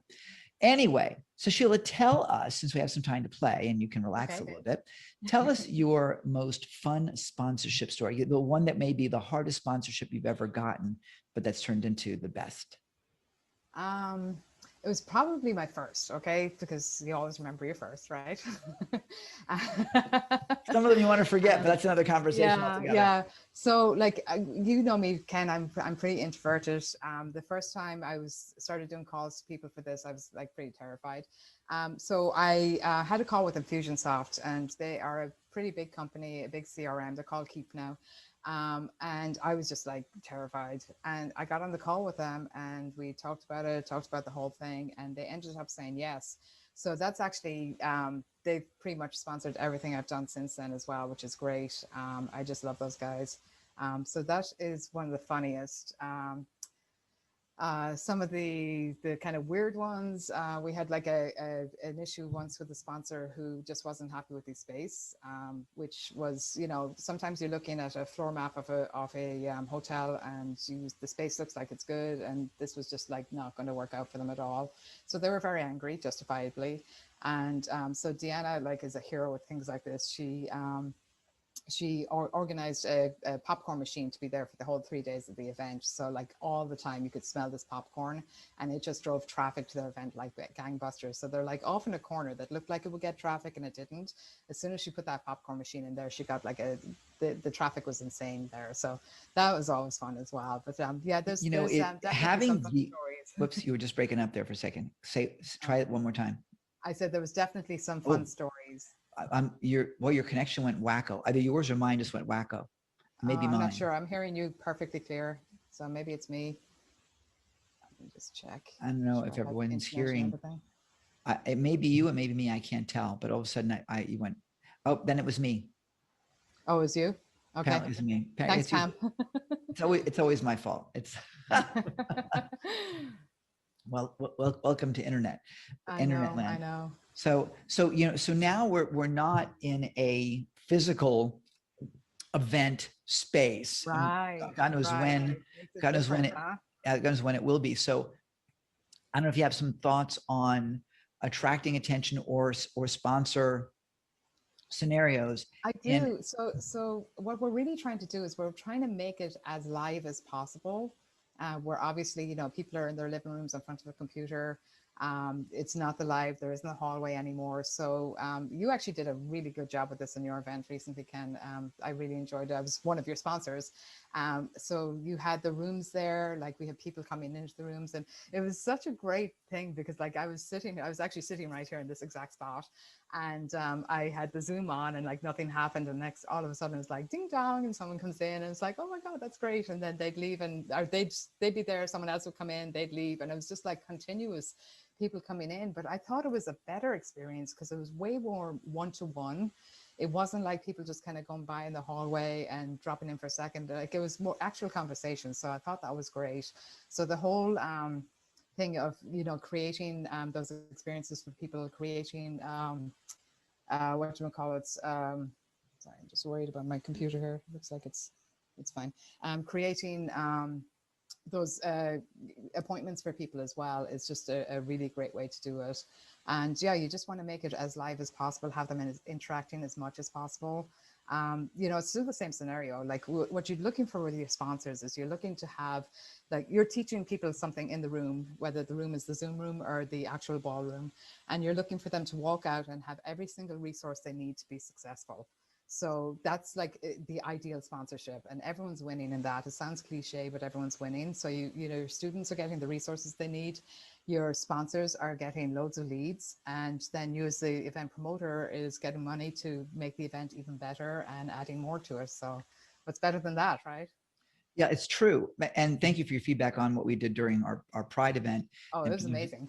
Yeah, but Pride is all about producing ridiculously irresistible digital events, and it's really my signature event, and we just kind of love that event. But the thing about having you as a sponsor and having others as sponsors is as an event producer, our sponsor, and listen carefully, you guys, our sponsors are still our customers, because they pay for placement, they pay to play, to be there. Now, whether they pay with cash or whether they pay with services or trades or whatever else, doesn't matter. They're still clients and customers, and we need to take care of them as well as taking care of our attendees. So you've got to be sure that you really do care for them and ensure that they get the best experience. Sheila makes a good point about education and so on.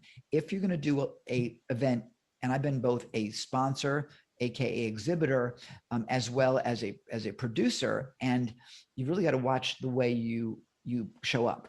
You know, if you're coming in as an exhibitor, aka as a sponsor, then your job is to generate business. You're investing money to be there, whether it be physically or digitally, and you need to have a return on your investment, on your time, on your energy, on your effort, on your travel, on all the resources you need to bring to that event. Now, the good news is digitally, you don't have to go bring in the big TVs and all the other stuff. You know, you don't have to be handing out little squeeze balls or whatever.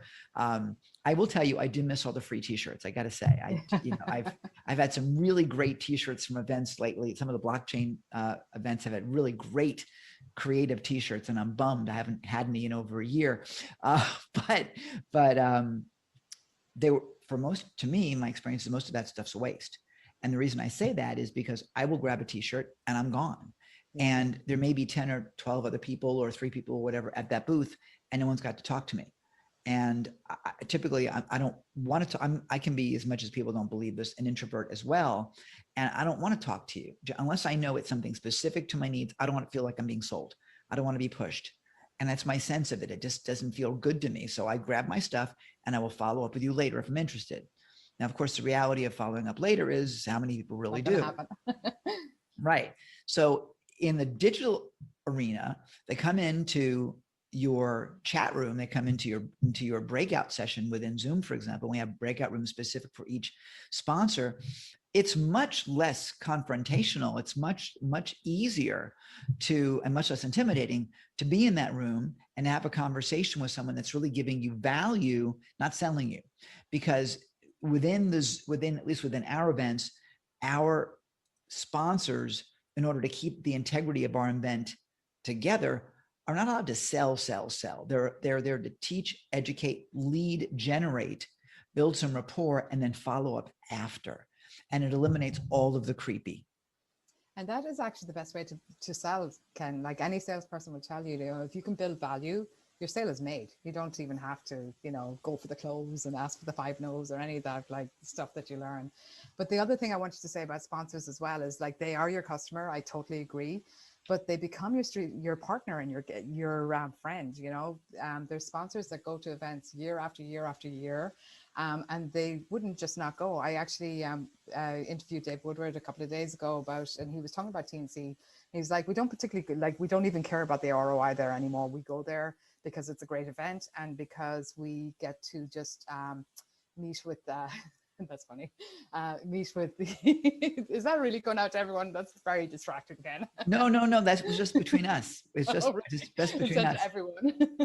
So I just said something in our private little chat. Those of us that are here are on deck and our previous participants, and Sheila just lost it. So yeah. But anyway, my point is that these are great strategic partnerships. So you want to look after them and not send them awful messages on chat. So now we do know that, by the way, when we do events, part of my new goal is to crack Sheila up whenever she speaks, and that is now all part of my agenda. Whenever I love it, I love it. Michelle, that will help me with my nerves because I'm always terribly nervous. You know that. Yeah. So Michelle's up next in a few minutes, and I'm obviously gonna have to do the same to her, and so I can crack her up also. So Pam got lucky, but I wouldn't be able to phase Pam. No, she would not. She'd be like, whatever. But yeah. So now I know I got you. It's great. I'm gonna crack you up. Appreciate that. I'm sure. Well, you know, that's the best way to get you out of feeling nervous or anything else, and just dance with it. Yeah, because exactly. The only way around it is through it, and that's what I'm doing. I'm just pulling through. Yeah, you know, I mean, here's the thing, and this is World Love Week, and this really is about putting love back in business, and really, to me, being real. To me, being real. And so, we have people here that are doing their first presentations ever, and some of them are scared to death to do it. And of course, why would you be scared? You're only talking to 17 million people. Just lost Sheila. I just scared her, and she's gone. Oh my goodness. I think her computer just crashed, is what I think just happened. So welcome, Sheila, to that. I will dance for minutes, and if Pam, you want to pop in, and Michelle, you want to pop in, we can chit chat for a little bit. We have just a few minutes before Michelle comes on in. But I don't think she ran away. I think her computer just crashed. You just see it just went down and then gone. So it happens. Welcome to our world. Welcome to our world. So we're gonna go live with Michelle Hollis in just a few minutes.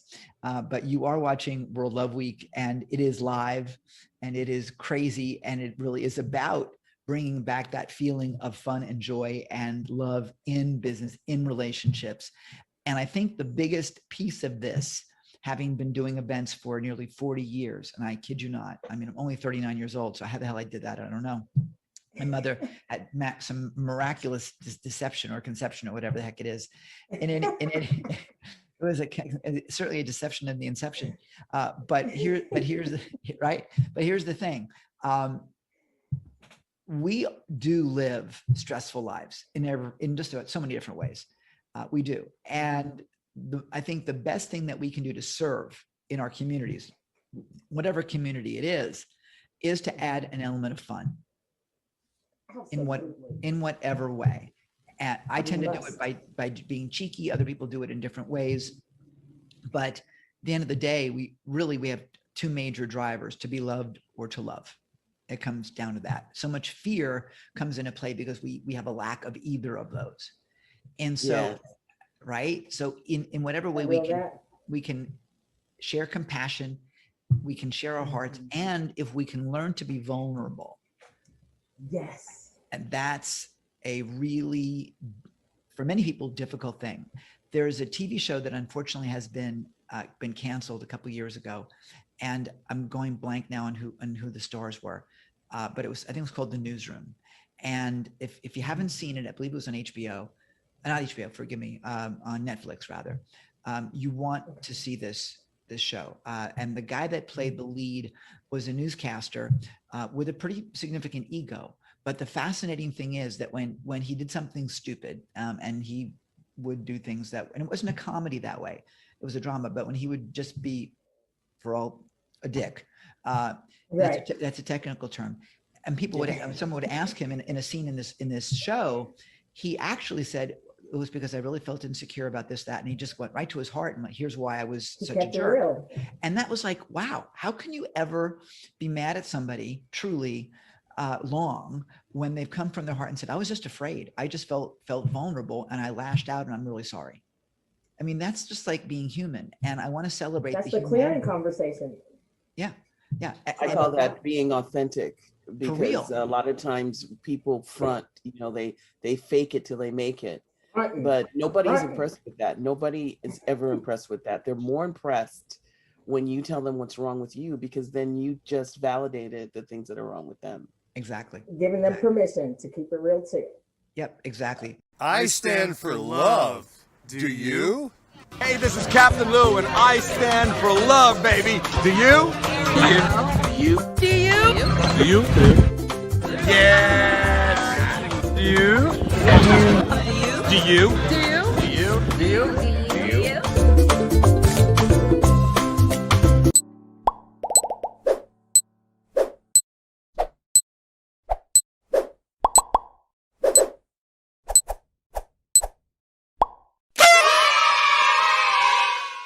I love you too.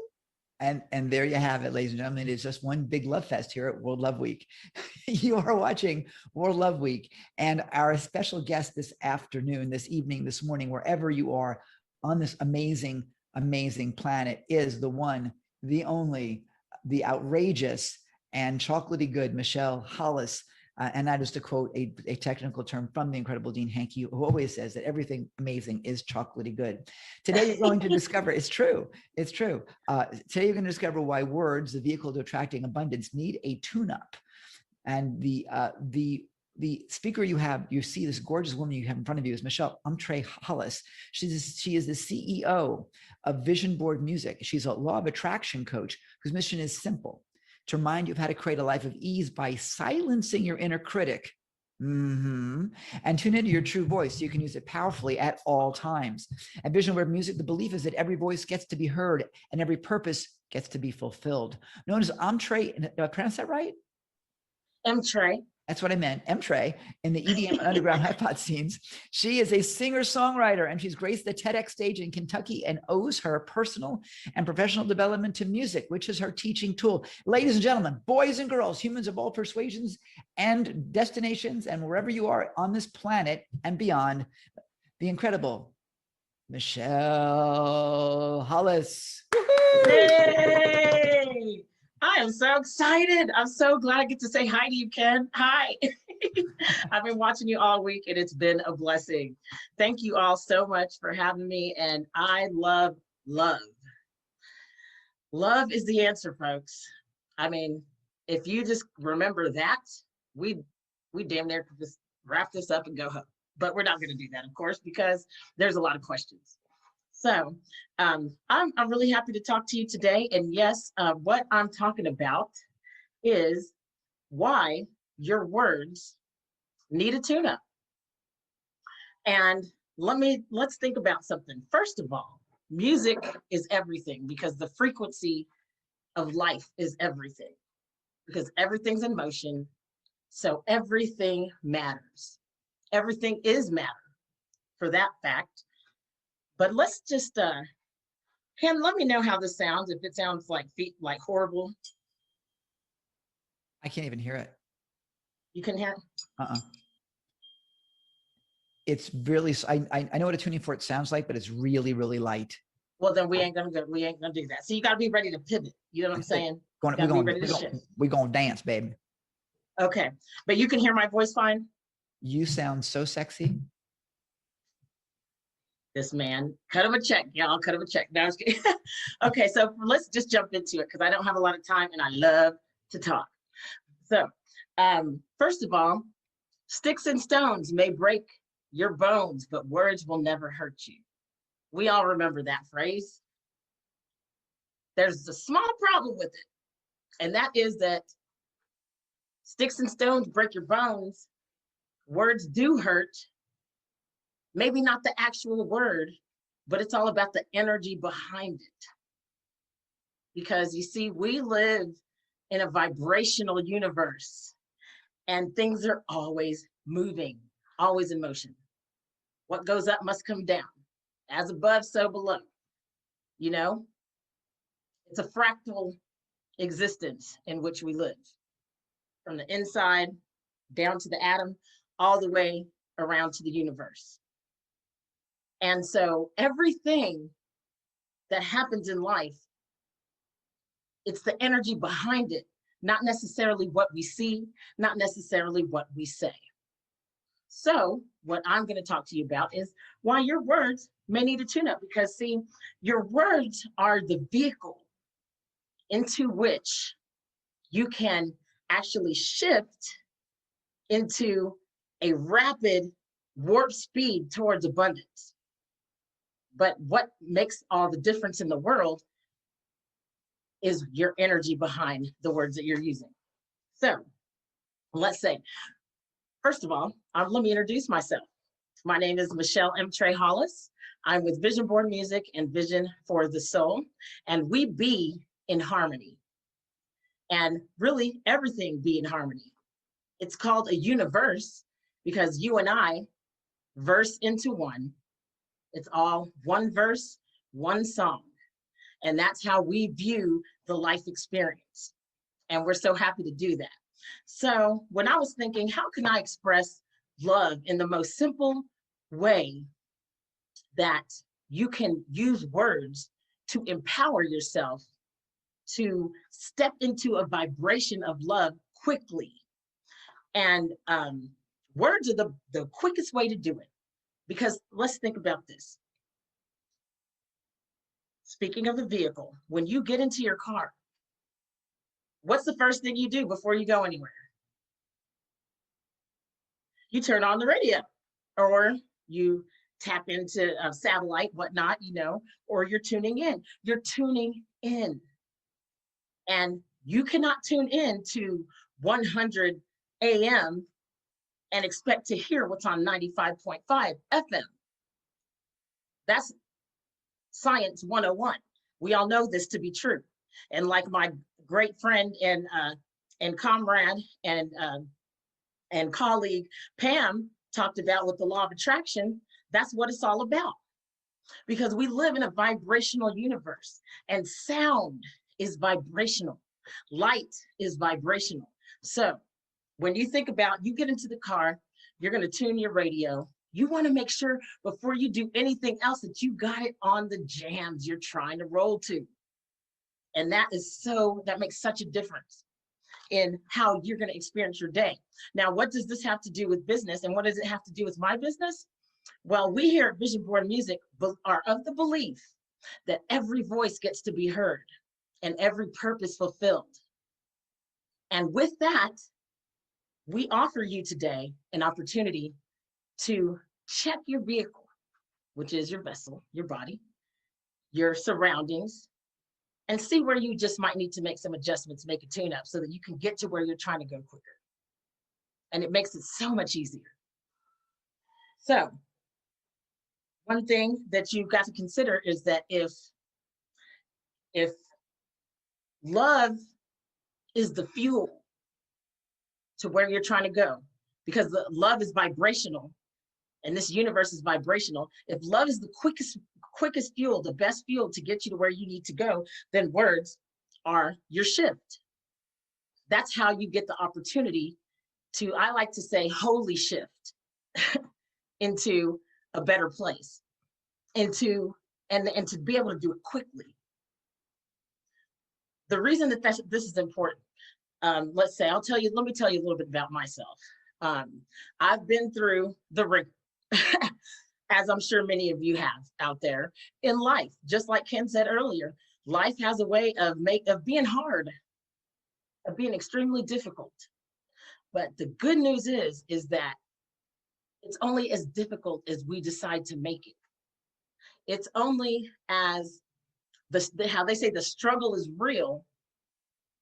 The struggle is resistance. It's like trying to drive forward when you still got your brakes up. You know what I mean? Not a good plan. Not a good plan if you're trying to get somewhere. You know, so words are the vehicle, or words are the shift stick to where you're trying to go.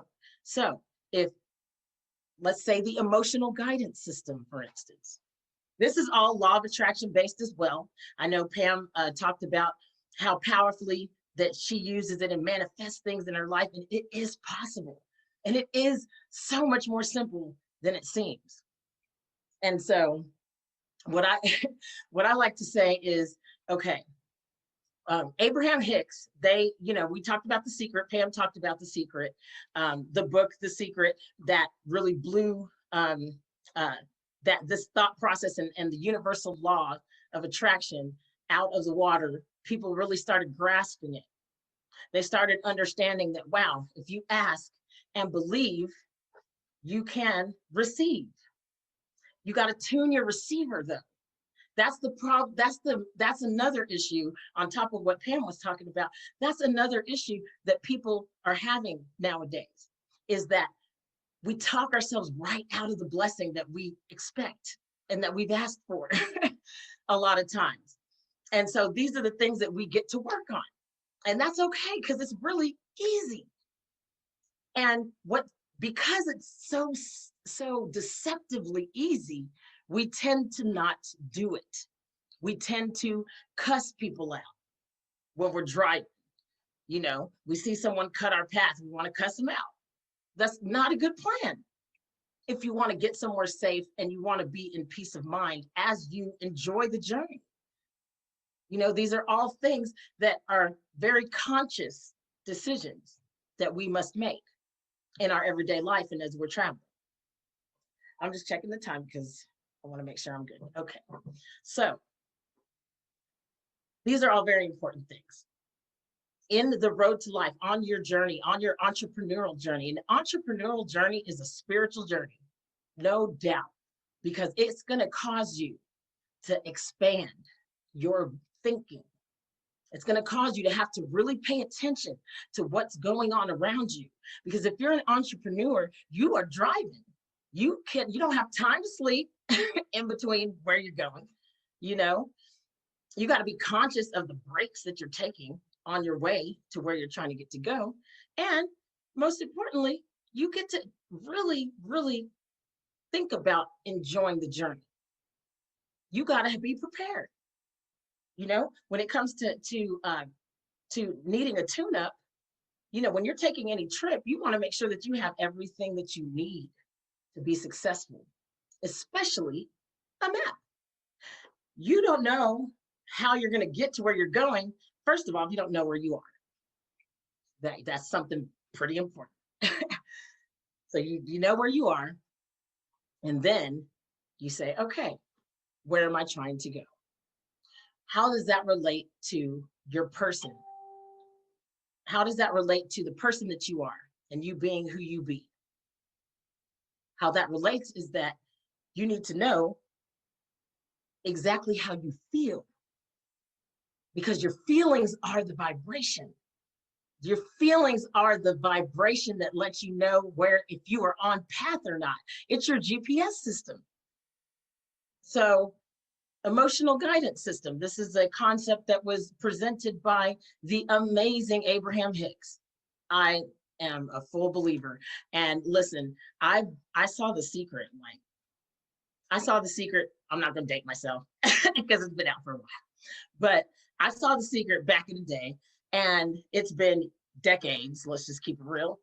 And when I saw that, it blew my mind, because what they were saying made so much sense.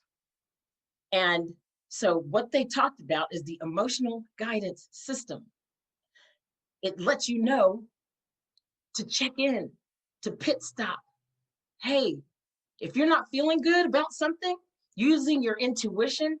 And I am truly of the belief that right now we are universally, we're in a place where the feminine energy is really necessary right now. That's the intuition. That's that mother knows best feeling. And it's not a gender thing, but we all get to tap into that. We all get to get back to a nourishing, an unconditional love. And that's important. So back to the guidance system. The guidance system lets you know, am I on the right track or am I not? And how does that work? Well, as soon as you feel like not good, I mean, it's really that simple. It seems like deceptively simple. But as soon as you feel like you're not feeling good about anything, the sooner you catch it, just like with a car, when you're on a trip, as soon as you feel a little wobble or you feel a little resistance, you probably shouldn't keep just driving. You know what I mean? You might want to pull over and check out what's going on. You know what I'm saying? And so, so you're not feeling good. This is what I've learned to do. And literally, that's what I was saying earlier. What I was trying to say was that I knew about The Secret that whole time. Literally only started watching or started listening to Abraham Hicks, even though I've heard that name associated with The Secret for over a decade. And you know, when I finally hit the button on YouTube, when the little tabs kept coming up, the little pictures, I did it 3 months ago, October 31st weekend. What had happened was I had went to Florida to move my boyfriend down there because he got a job brewing. I was happy to be there for him, but I didn't feel it was the right thing to do. That's a longer story for another time. I came back here because it was voting time, and it all happened so fast. I didn't have enough time at that time to, pardon me, I didn't have enough time at that time to change my license so that I could go vote. And I wanted to make sure that my voice was heard at the polls. So I went and got him settled in, came back here. In the middle of that, got laid off from my job that I did not request getting laid off from. And they've decided that because COVID had decided to blow up in El Paso, Texas. You could look it up. It was so bad that when my uncle got sick from COVID-19 and he was coming down the steps and could not breathe, and when the ambulance came to get him, they took him to an urgent care center because the emergency rooms were full. If you have not had that happen in your town, consider that a blessing and do what you can to protect your people. This is not anything normal. They had prisoners, or they had people from the jail, inmates, bagging up bodies. The morgues were full here. I'm not lying. Look it up.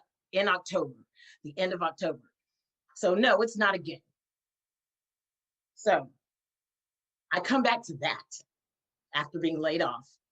A few days later, get a humongous box full of my stuff on my doorstep. I haven't talked to my ex-boyfriend since. I have no idea what happened. So yeah, I could, to say that I wanted to pull over and just quit, it would be an understatement.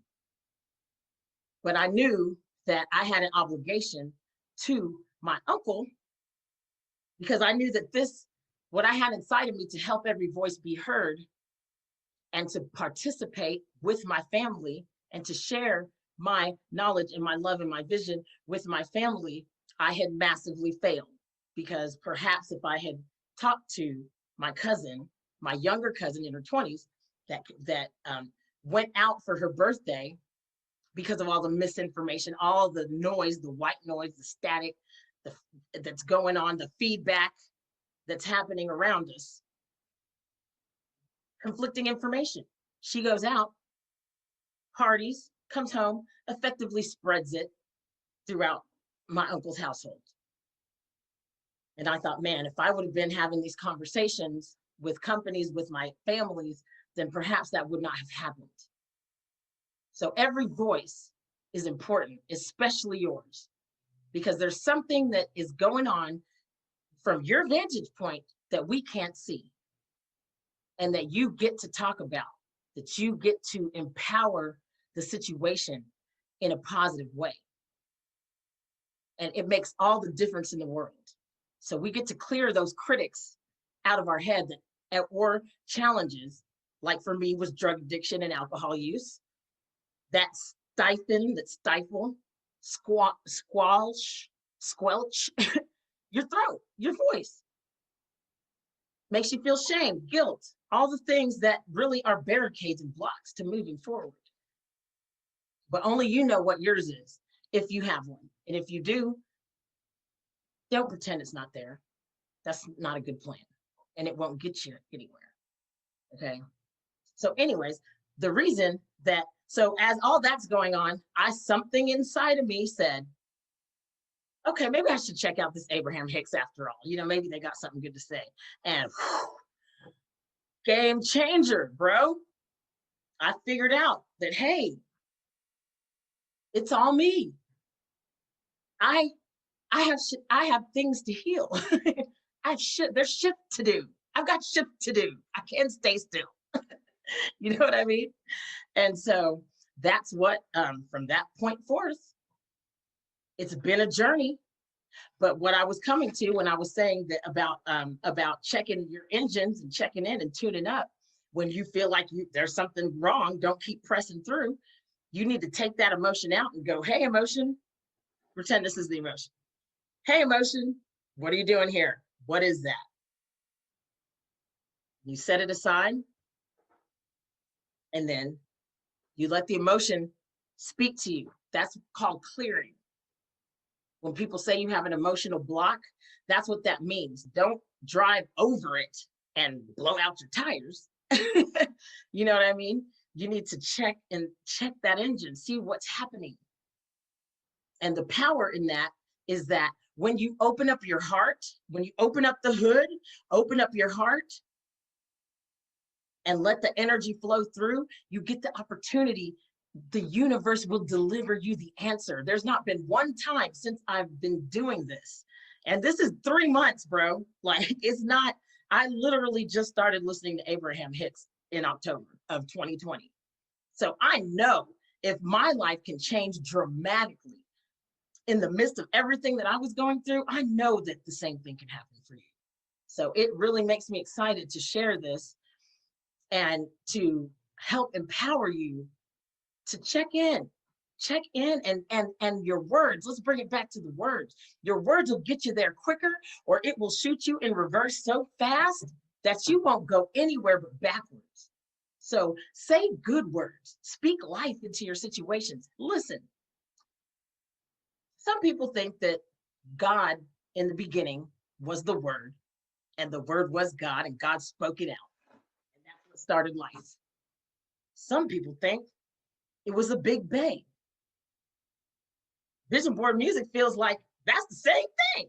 What's different about it? It's a sound. Boom. Whoop, there it is. You know the song if you're from the 90s. But you know what I'm saying? What's the difference? The point is it's sound. Nothing stays the same. Newton proved that what goes up must come down. Things are moving. Nothing is solid. There are atoms in between each other, whether they're solid as this metal or whether it's water particles. Everything is moving. There's space between. The words that you say, when you think about what you say, think about how far it goes. And think about how important it is that what you say matches and puts you into alignment with what it is that you want to draw. So I think that's about all that I have to say about that. I'm going to land the plane, as they say, because just chew on that. What I do want to say is that I do have a gift for you that I did include. It is called The 7 Keys to Harmony by Learning to Love Feedback. Because feedback's important. And what you don't want, the one thing you do not want is silence. You don't want silence. Worlds are made from noise. Learn to love feedback so you can adjust and move your microphone away from the speaker and just know where to stand so people can hear you clear. That's it. But that's the free gift that I have for you. I also have a meditation for you. It's called Breathe. And that meditation is powerful. It just helps you. It's a guided meditation that helps you to just impress in, which oxygen is information. You impress in when you breathe, and you express out. And then that's how you get, you transmute it and you let go of everything that that's in your way. So I think that about does it. I'm just wondering, is Ken, are you still there? Nope, I'm not. I just want to make sure I don't, overdo it. But thank you so much. I hope, I'm sorry. No, I said I'm not here. Okay. No, I'm not here. And we're still together for a few more minutes. So if there's something else you want to add or whatever before I bring on the incredible DK, who's looking terrific, who's looking terrific in the wings over there. He looks like he's just enjoying the sunset. Just enjoying the sunset over there, dancing. That's it. Okay, no problem. Yep. Well, I hope that makes sense to everyone. And, my call to action for you is another thing, while we were speaking on being a vehicle for you and using words as your vehicle, I'll give you a couple quick tips. Positive affirmations.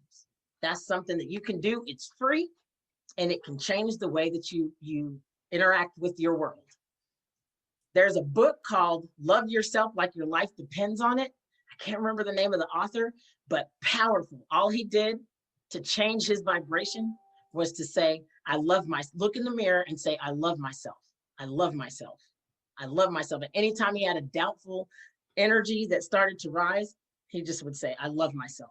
I love myself. Powerful, powerful, powerful book. Simple. But you got to do the work. That's the key. You have to do the work and you have to not be afraid of it being so easy that it almost doesn't make sense. You know what I mean?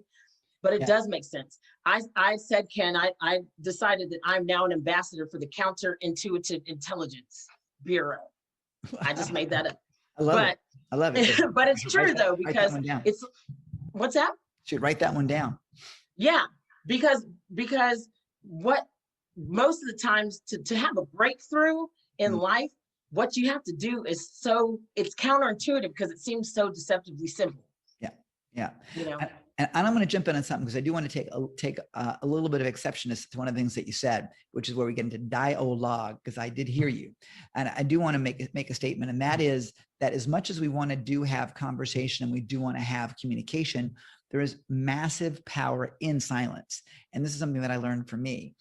So many of us, and I've been the big poster child of, let's just be in action to avoid our lives.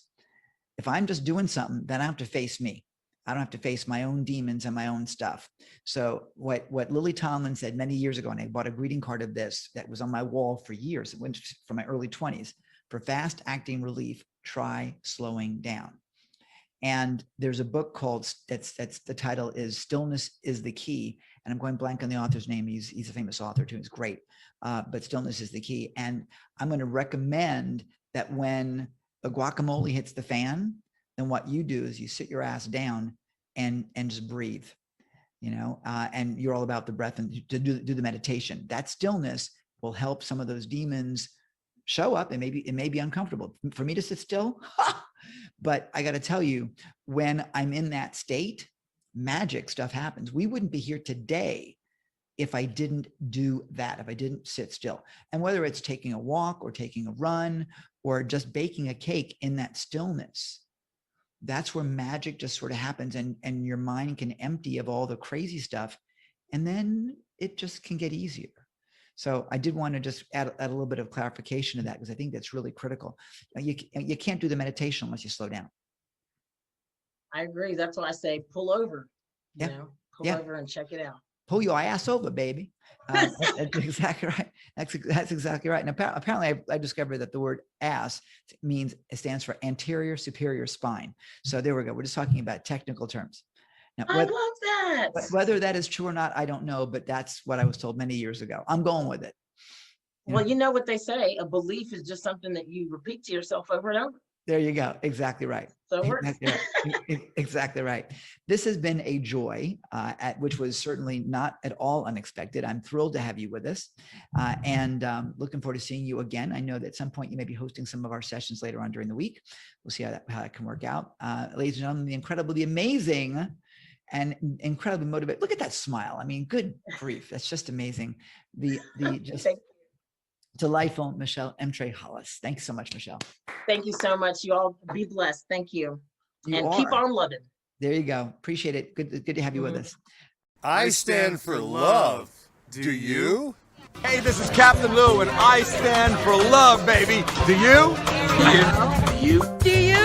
Do you? Yes. Do you? Do you? Do you? Do you? Do you?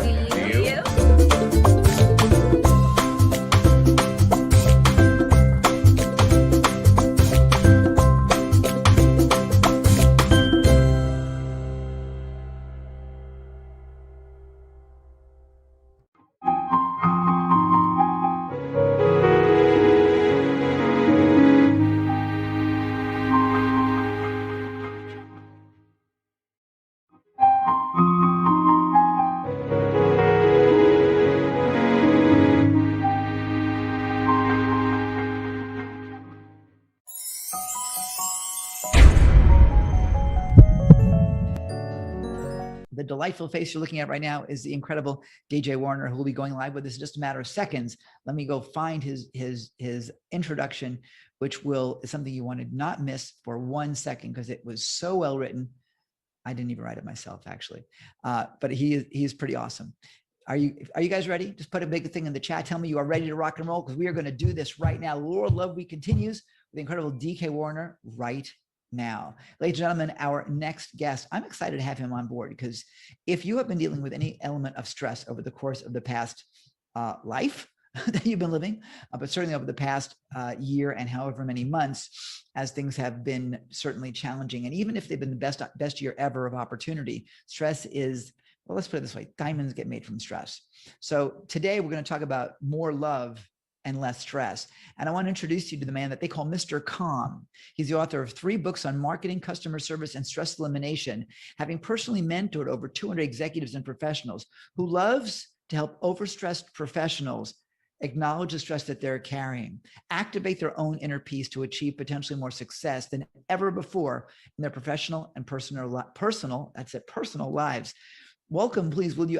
It's hard for me to welcome you without applause, mister, but welcome without applause, the incredible, the outrageous, the loving Mr. DK Warner. How you doing, DK? Good, Ken, and yourself. Thanks so much for having me here today. I really appreciate it. Great. And I figure if we applaud now, then it's over, right? So we're just really getting started. So I love it. Yeah. I love it. Like I got to tell you, I love that backdrop. That is so perfect, and it's so perfect for you. It is totally perfect for you. I appreciate that. I'm just in my center of calmness here. I love it. I love it. A quick second while I do a screen share. Okay, I'll let you run with it. And ladies and gentlemen, DK has the stage. All right, thank you very much, Ken. And I must say before I begin that I took a look at the speaker lineup, and I've been in and out of the sessions as well. And it's such an amazing group that we have here this week for World Love Week. Such an amazing concept, and amazingly put together so quickly as well, right? So it's just a series of miracles compounding on each other here. Thank you, and not without its stress, mister. Let me tell you. I can believe it, right? Well, that's what I'm here for, to take care of that. And I'm listening. All right, I'm going to bypass that introduction, which I had the pleasure of joining Kim Bassett for a coffee with Kim earlier. And right now, I would just like to say we're so excited to be here for World Love Week that we need to be sure to take Michelle Hollis's advice and breathe, right? She's got that breathing meditation. I do recommend folks go download that, although I haven't yet. I am going to right after this or soon after. But why don't we just take a moment and breathe right now, and just breathe deep into the belly. And then forcefully push that breath out just with your lips pursed. Twice more. Belly breath. Force that air out. Belly breath. Force that breath out. That gets that energy up into your mind. And now we're here and present and ready to talk about eliminating stress. I'd like to open with a deep question for you that I'm going to actually read word for word twice. Don't answer it now, but just keep it in mind as we go through what I have to share with you here today. If I could help you with only one result that would reduce your stress, what result would you want to have? And I'll just ask that question one more time. If I could help you with one and only one result that would reduce your stress, what result would you want to have? Once again, I'd love to thank Ken Krell as well as Jor, and I have to admit, I am not sure how to pronounce Jor's last name. Ken, I don't know if you help me with that or not. I'd have to go look at it to pronounce it right. Yeah, I understand. I'm if I could just call him Jor, I thank you both. Zor hosting is, this. and it's not easy because it's spelled DHOR, but it's actually pronounced Zor with a Z. Go figure. Yeah, that's amazing. Yeah, and so great to be a part of this and part of the initiative that he's advancing as well. We're going to talk about loving more today and stressing less with 5 takeaways. First, you'll be able to fully acknowledge the stress that's holding you back from greater success. And if you think you're not stressed out, we all have some level of stress that we can work on, shift away from, and then move forward into greater levels of success. And then we'll also explore a proven sequence to eliminate that stress without any pills or therapy. There's no magic pill. And if there was one, you wouldn't want it. It's better to have mastery of this within yourself rather than having to rely on something external.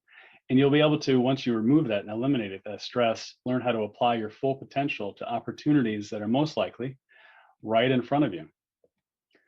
As well, with this, you'll be fully empowered to love your family, your friends, your colleagues, those in your business, your suppliers, your entire network from a center of calmness. And we'll explore what that means here in just a moment. And of course, a natural benefit from all this, once you eliminate stress, enhance your success, you'll be able to retain and enhance both your health and your wealth in every aspect of your life. But let me ask, what holds us back? What keeps us in this stress mode? I received an email actually at the beginning of the year. I guess this was in like a New Year's present for me, right? From a productivity coach who I've worked with a little bit. And he decided to send me 21 of the biggest causes of low-grade productivity. And isn't that part of the human condition? We all want to be productive. And if we're not productive, it's difficult to have enough energy to love and to really give back to our communities as well as to our friends and colleagues, family, to share that love with others. If we're not being productive, there's just not much left to work with. And Mr. Sharma here decided that he needed to share 21 reasons with me. Of course, as soon as it's 21, I'm shut down. There's just too many reasons here for me to work with. But then I took a closer look, and it's just interesting the pattern, right, that you can see if you look carefully at this list for a bit. First, he calls out irregular relief from stress. Isn't that interesting? So if we have a way to relieve stress, that's great. But if we're not applying that methodology regularly, well, then stress builds up, it amplifies, and it affects everything we do because we're carrying that stress, right? Now, if you look at a couple of these other things, toxic media, an association with naysayers, folks that are actually telling us with that vibration that Michelle Hollis was talking about, that vibration of negativity. And if we're taking those things in, well, then that's creating stress. And if we don't have a way to relieve ourselves of stress, this is starting to look a little bit like a system. And if we don't have fitness, and if we're addicted also to distractions and entertainment, social media, depending on how you're using your social media, and if we're not paying attention perhaps and letting our hygiene slip a bit, maybe a little bit of lack of sleep, although if you're running a World Love Week, yeah, okay, this week might be tough for sleep. If you're not watching your nutrition, well, you're going to have a tough time recovering that willpower that we need to continue continuously learning, improving, moving forward, and reaching out for greater levels of success. With too little learning, too little success, well, now we're starting to think the past looks better than the future, right? And that's going to impact our self-worth. And that's even before we think about whatever we have in our early life that really needs to be cleaned out before we're really operating at our full potential. Well, if you put all this together, what does that look like? A system. And as Edwards Deming indicated, the system that we work in is actually responsible for 90+% of the performance that we actually generate and the love that we have available to give both within our business as well as in our personal lives. What's driving your system? Are you driven through love, or are you kind of driven by stress? If you just look at all those elements, how do they come together in your life? And if you're driven by stress, that's a negative system. It's going to generate negative results in your life, leading to catastrophic potential outcomes. But what if you didn't have to deal with that stress? It's great to just be present and doing what we're supposed to be doing instead of going like this, spinning around and around. So thank you. I will use this again. I'll just remind myself of the calm place that I'm in right now. You know, people tell other people relax, but they don't know what to do. Relax is just a word, and they don't even realize the tension that they have in their bodies. And that was such a great metaphor to make people acknowledge that they have tension and how poorly they function when they're in that state. So it was interesting. It was in the moment experience where I actually used what you said and it worked. The color process that you did, that was great. Having those colors, because color is so powerful, and that really dialed down the stress from that red alert to that calmness, and it was powerful. So thank you so much, and I'm going to use that for the rest of the night. It might be an all-nighter, but I'm going to use it the rest of the night. So thanks. All three of these healers, multi-decade experienced healers, had a key assignment due the day after I met with each of them. And they were stressed, right? They had this huge deadline. They weren't really sure the path that they needed to take forward, but they found a way to shift through a method that I'll be sharing with you today. And you might ask, who might benefit? Who is this hour best for? If you're overworked professional, if you've got pressures coming in from every side and you're feeling that stress amplify and build in your life, then you're definitely in the right place in the right time. And if you're seeing uncertainty, perhaps you're an entrepreneur, uncertain of what's all changing, because the level of change has never been higher than what we've seen most recently. And since it's World Love Week, really most of us here are lovers, not fighters, right? But if we're finding ourselves in a little bit too much conflict, not sharing as much love, but doing more fighting and resolving and managing higher levels of stress and that conflict that can really amplify stress faster than almost anything, well, you're definitely in the right place at the right time. And if you have a moment of truth ahead of you, if you've got to give a speech, if you've got to hold an event, if you've got to plan and deliver something that perhaps is a little bit greater than yourself, well, then you need this method. And what we offer here are solutions. Of course, the most straightforward one, loving more while stressing less. No pills and no therapy, a solution that you take with you and it can apply anytime for the rest of your life, delivering you confidence and clarity inside. And with that confidence and with that clarity, of course, expanded vision, clarity of mission and purpose automatically, generated by repeating a simple method with repetition and frequency. Now, I'd like to offer a gift for those who stay to the end of the session and really take all this material in, because really you've got to receive the entire message here to really understand what I'm talking about. And if you do, I've actually got a gift for you that I'm going to deliver right here live. And this is in addition to what we've already offered on the dashboard. I wanted to point out several mentors that I've had the pleasure of working with, and really and truly the most efficient way to move forward and become more successful and to have that and generate that reservoir of love is to work with mentors who have been there before and done what it is that we wish to do. In my case, it's Bruce Kumar Francis I wanted to highlight, who had a very deep and detailed knowledge of certain Asian disciplines, but it wasn't so much the detail that caught my attention as much as his mission, which is to help to free human beings from the inside, to generate inner peace by freeing everything that binds them from the inside out. So that was such a profound message that it really caught my attention. I learned a lot from Mr. Francis, as well as from several other mentors who helped me along the way. Dr. Lewinsky, who helped with my martial arts training and personal development, really instilled in me a deep level of personal development. Pastor Dell, who helped open my mind to spiritual principles and the concept and the reality that there is a world beyond the world that we see. Joel Bauer, who introduced me, and not only introduced me, but showed me detailed methodologies to live life by my own design. And then I thought this picture was so beautiful that I had to include it here. That's not why it's included here. Ken Krell, who showed me a couple of key principles and still teaches me today on a couple of things. The first being the principle of simplicity. that, for example, if two ideas combine, why not just combine them? And also the principle of speed. The best time to handle something is now. And even better than that would be right now, as we've seen here in World Love Week. And I just wanted to share something I'm very grateful for. I had the opportunity to work with my system with a type A personality, a financial strategist with hundreds, even thousands of clients who had a high level of stress and needed to find a way to generate higher levels of success by eliminating that stress. And so I wanted to introduce Dwayne Lair and the results that he received through 8 different sessions going through the DK Method and Stress to Success program. I'll just let him speak in his own words. I was able to really take my energy from a state of 8 or a 9 on the anxious scale or just stress scale. And right now I'm sitting at a 1 or a 2, maybe.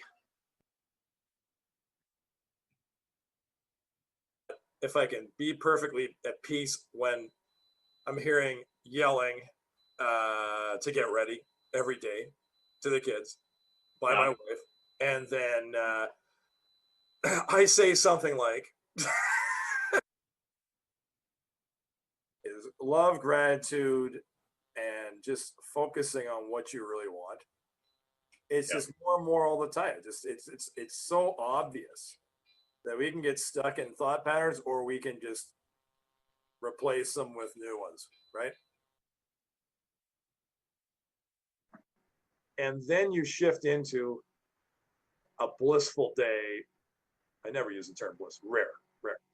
Blissful day where you're just in complete gratitude and love of whatever you're doing at that point in time. And you're shifting your energy. And anybody can do that. Yeah, you're over the top and you bring it down to a 4 or a 5, right? Because that's where I feel like I'm at right now. 4, 3, 4, maybe. Good. Okay. So that's the thing. Like you're not necessarily going to completely eliminate the feeling, but you're going to drastically reduce it.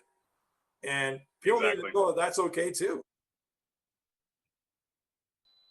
I feel really good.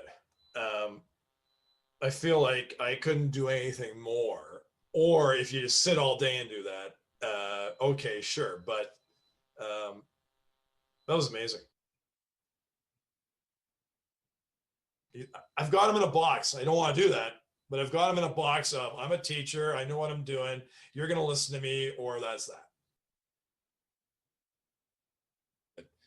No, something tweaked me right at the end. I was like, oh yeah, there it is. There it is. Good. Yeah. You know what? This whole gratitude thing's huge. It's, I don't talk enough about it in my program.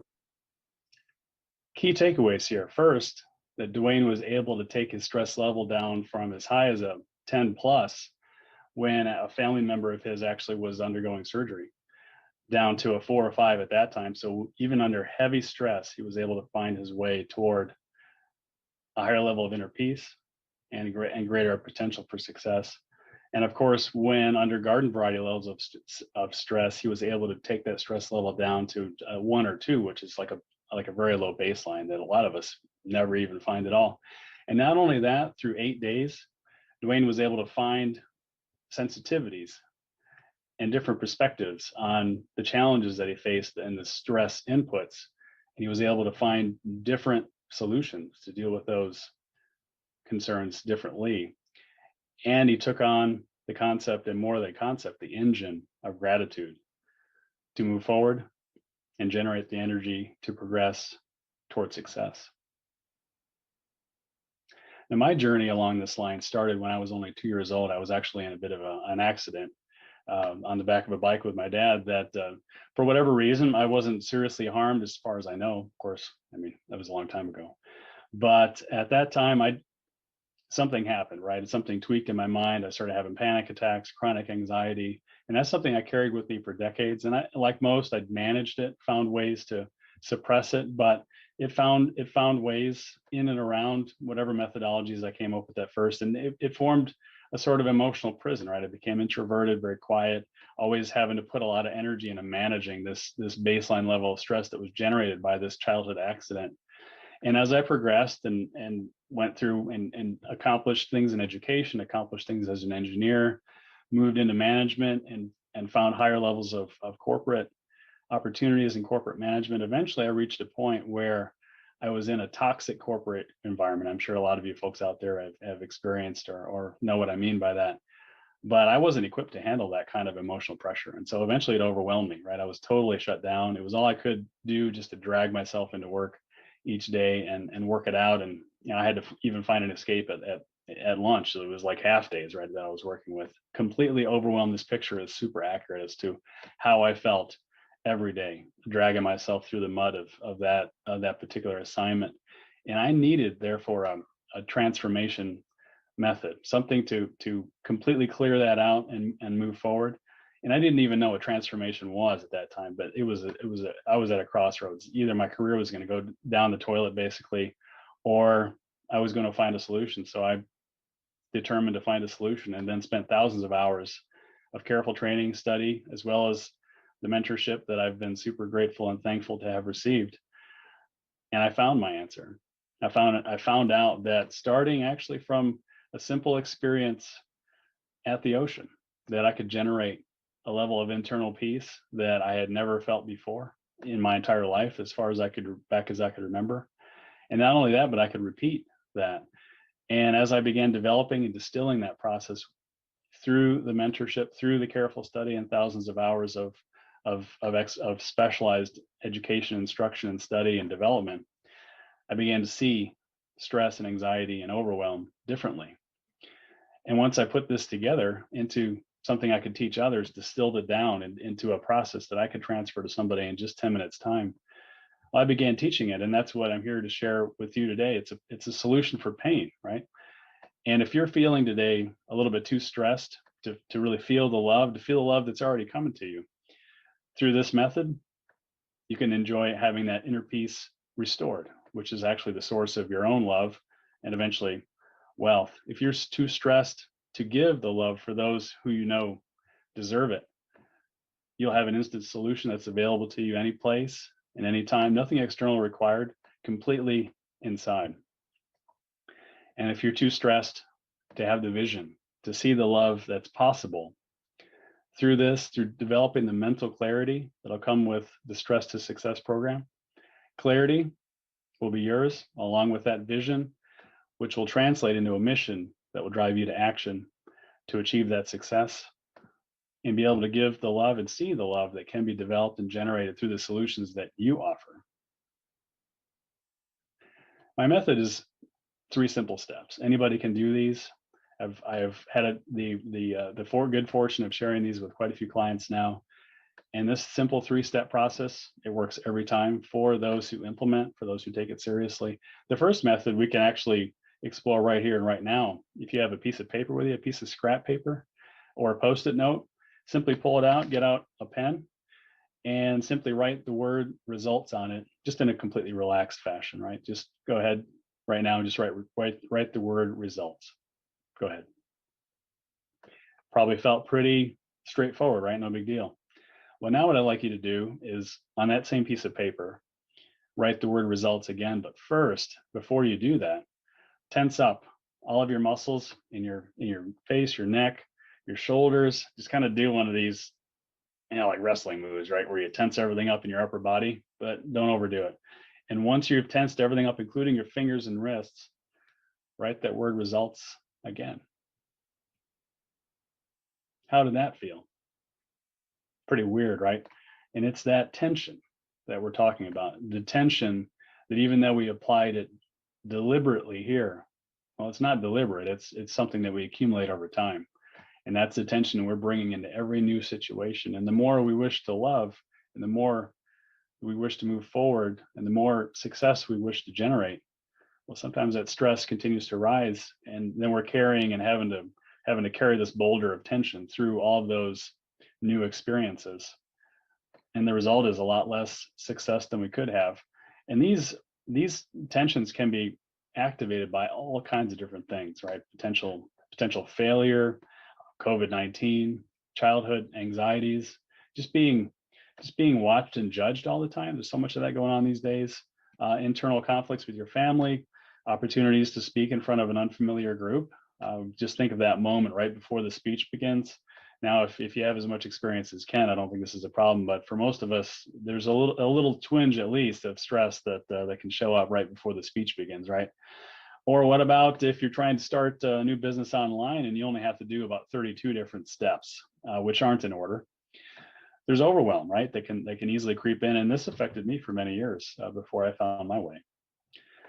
The first step is simply to acknowledge that we have this stress, and once we've acknowledged it, well, then we can do something about it.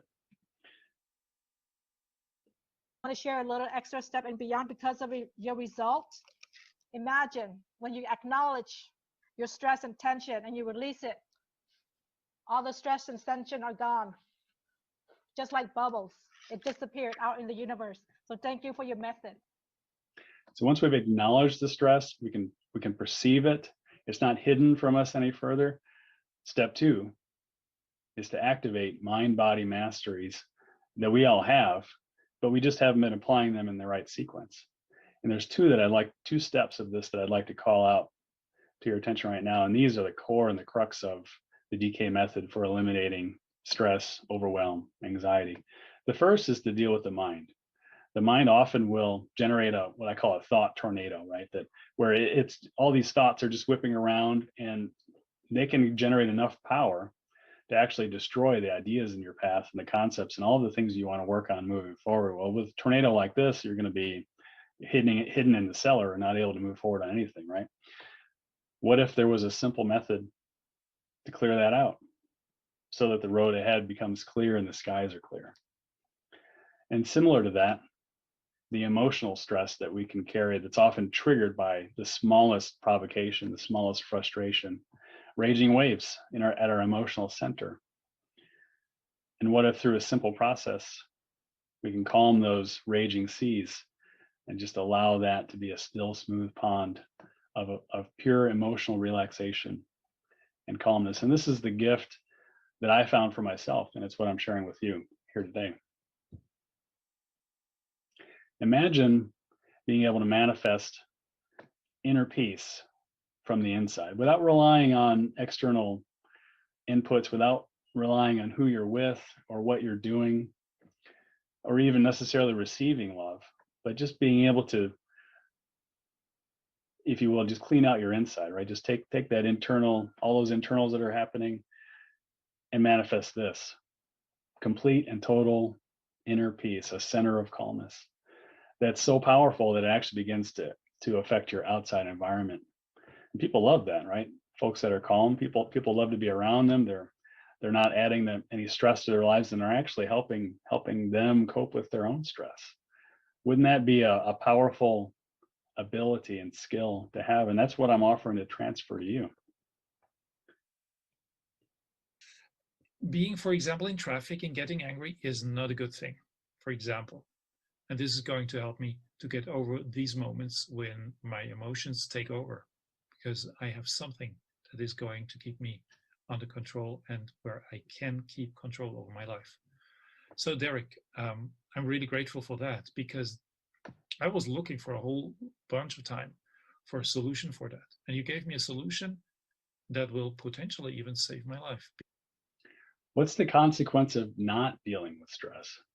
In the simple case that Christian mentioned here, if you're in traffic and you have a bit of an episode of road rage, and perhaps completely justified, well, that can cost property and life, right? Stress accumulated over long periods of time can also have devastating effects on health, right, as well as wealth through bad decision making, poor decision making. And if nothing else, think about your career. Imagine not having to hold such high levels of stress and being able to not only manage your career, but to accelerate and amplify the success that you find within your career from a center of calmness instead of a center of stress, which is so often and so common out there as folks push the envelope. And if they don't deal with the stress, even if they find the success, the cost is so great. And what I'm offering here is a chance to change that equation such that high success does not mean high stress, and actually eliminating stress generates higher levels of success.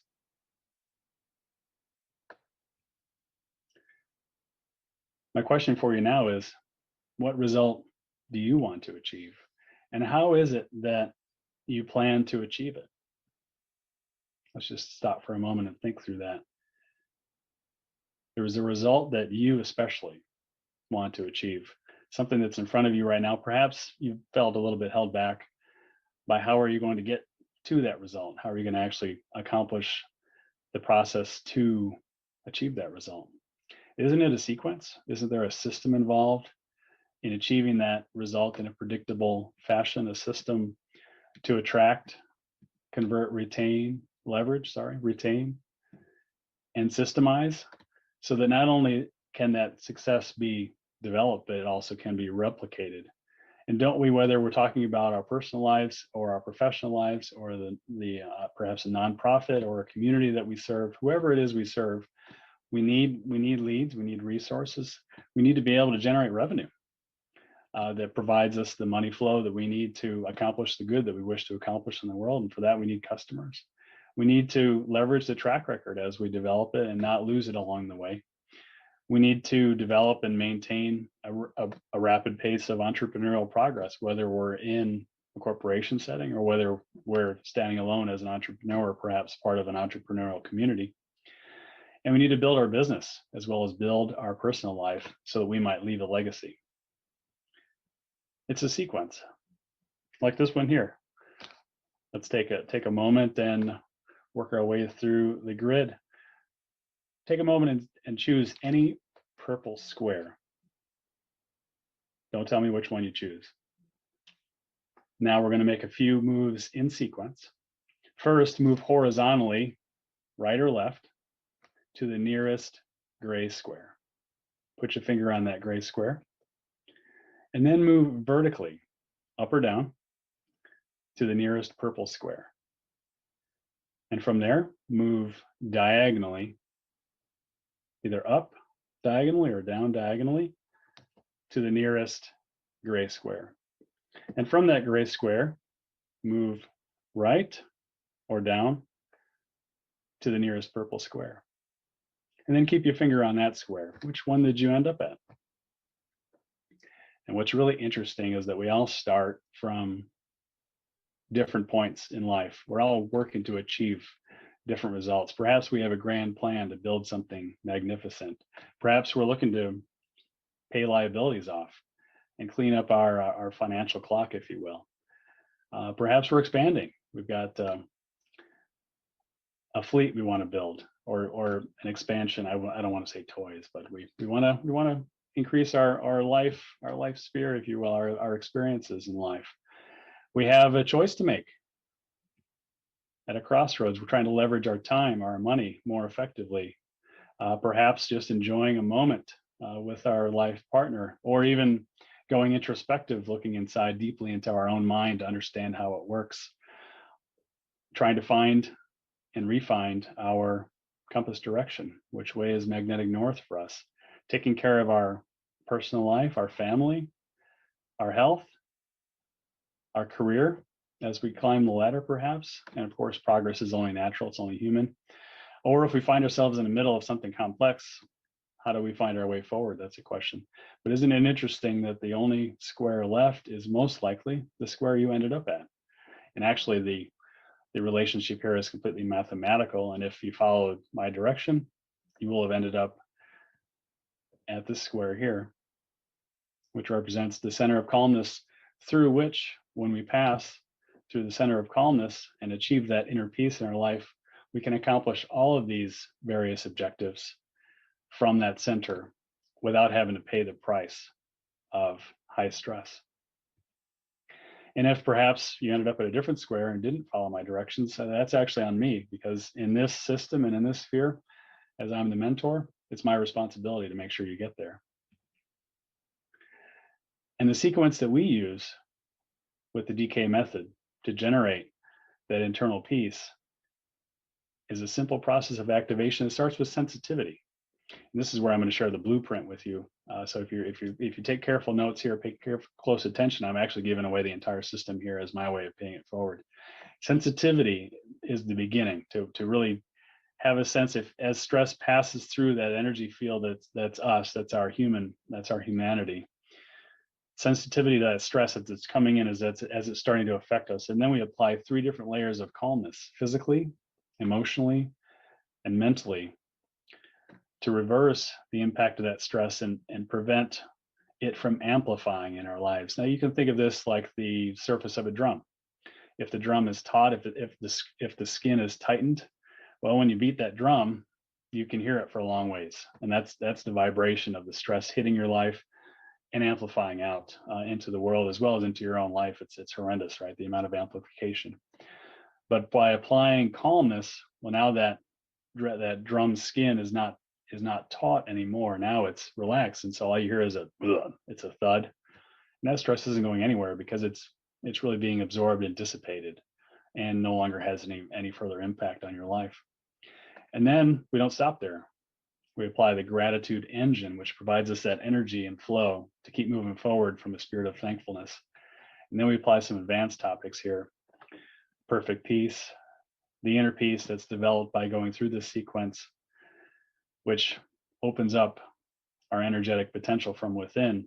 Michelle Hollis mentioned vibration, and this is where that vibration is free. It's no longer bound up by stress, and you're free then to allow all of that vibration of your vision, your mission, and your purpose to come forth and express itself back to the universe so that you can move forward to a higher level of success, and just sharing the love that you have from your heart with the world.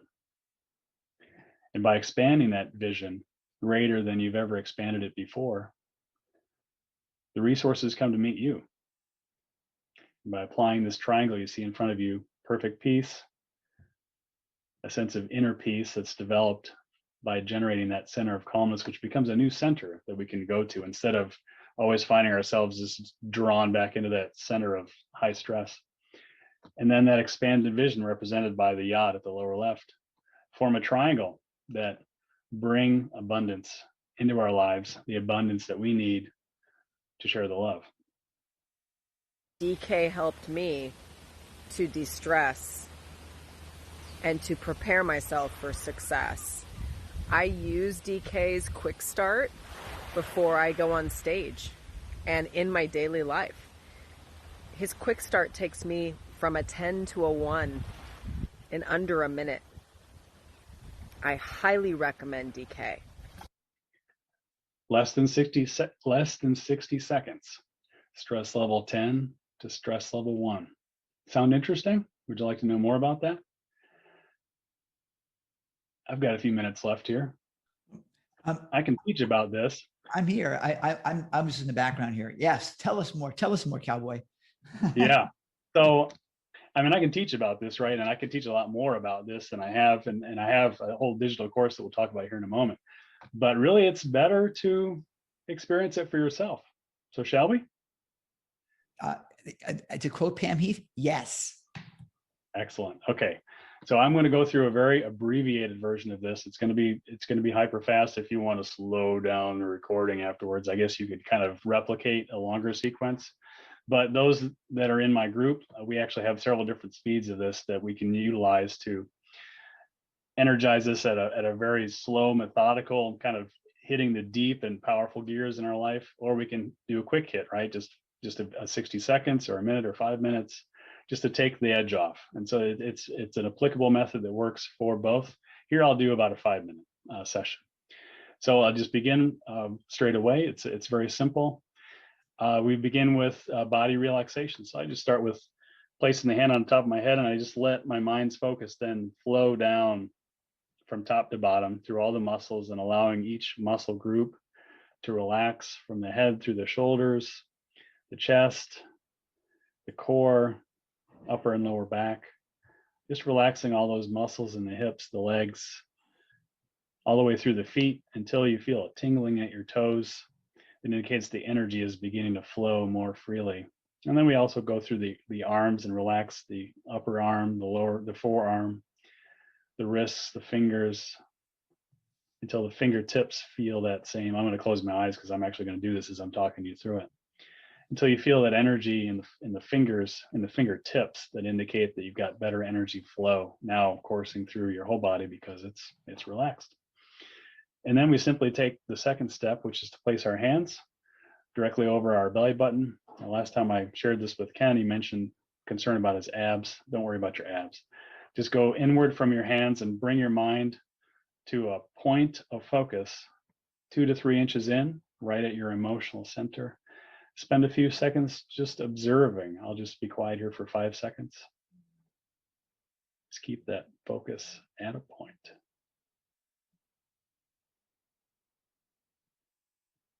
And when you do that, you become sensitive to your emotional state. And from there, you can assess the level of energetic emotional waves that are always present there. And depending on your level of stress, you might have raging waves, like a raging sea in the middle of a storm. That would be what I would call a red color. And then there's lower levels of stress, yellow and green, right?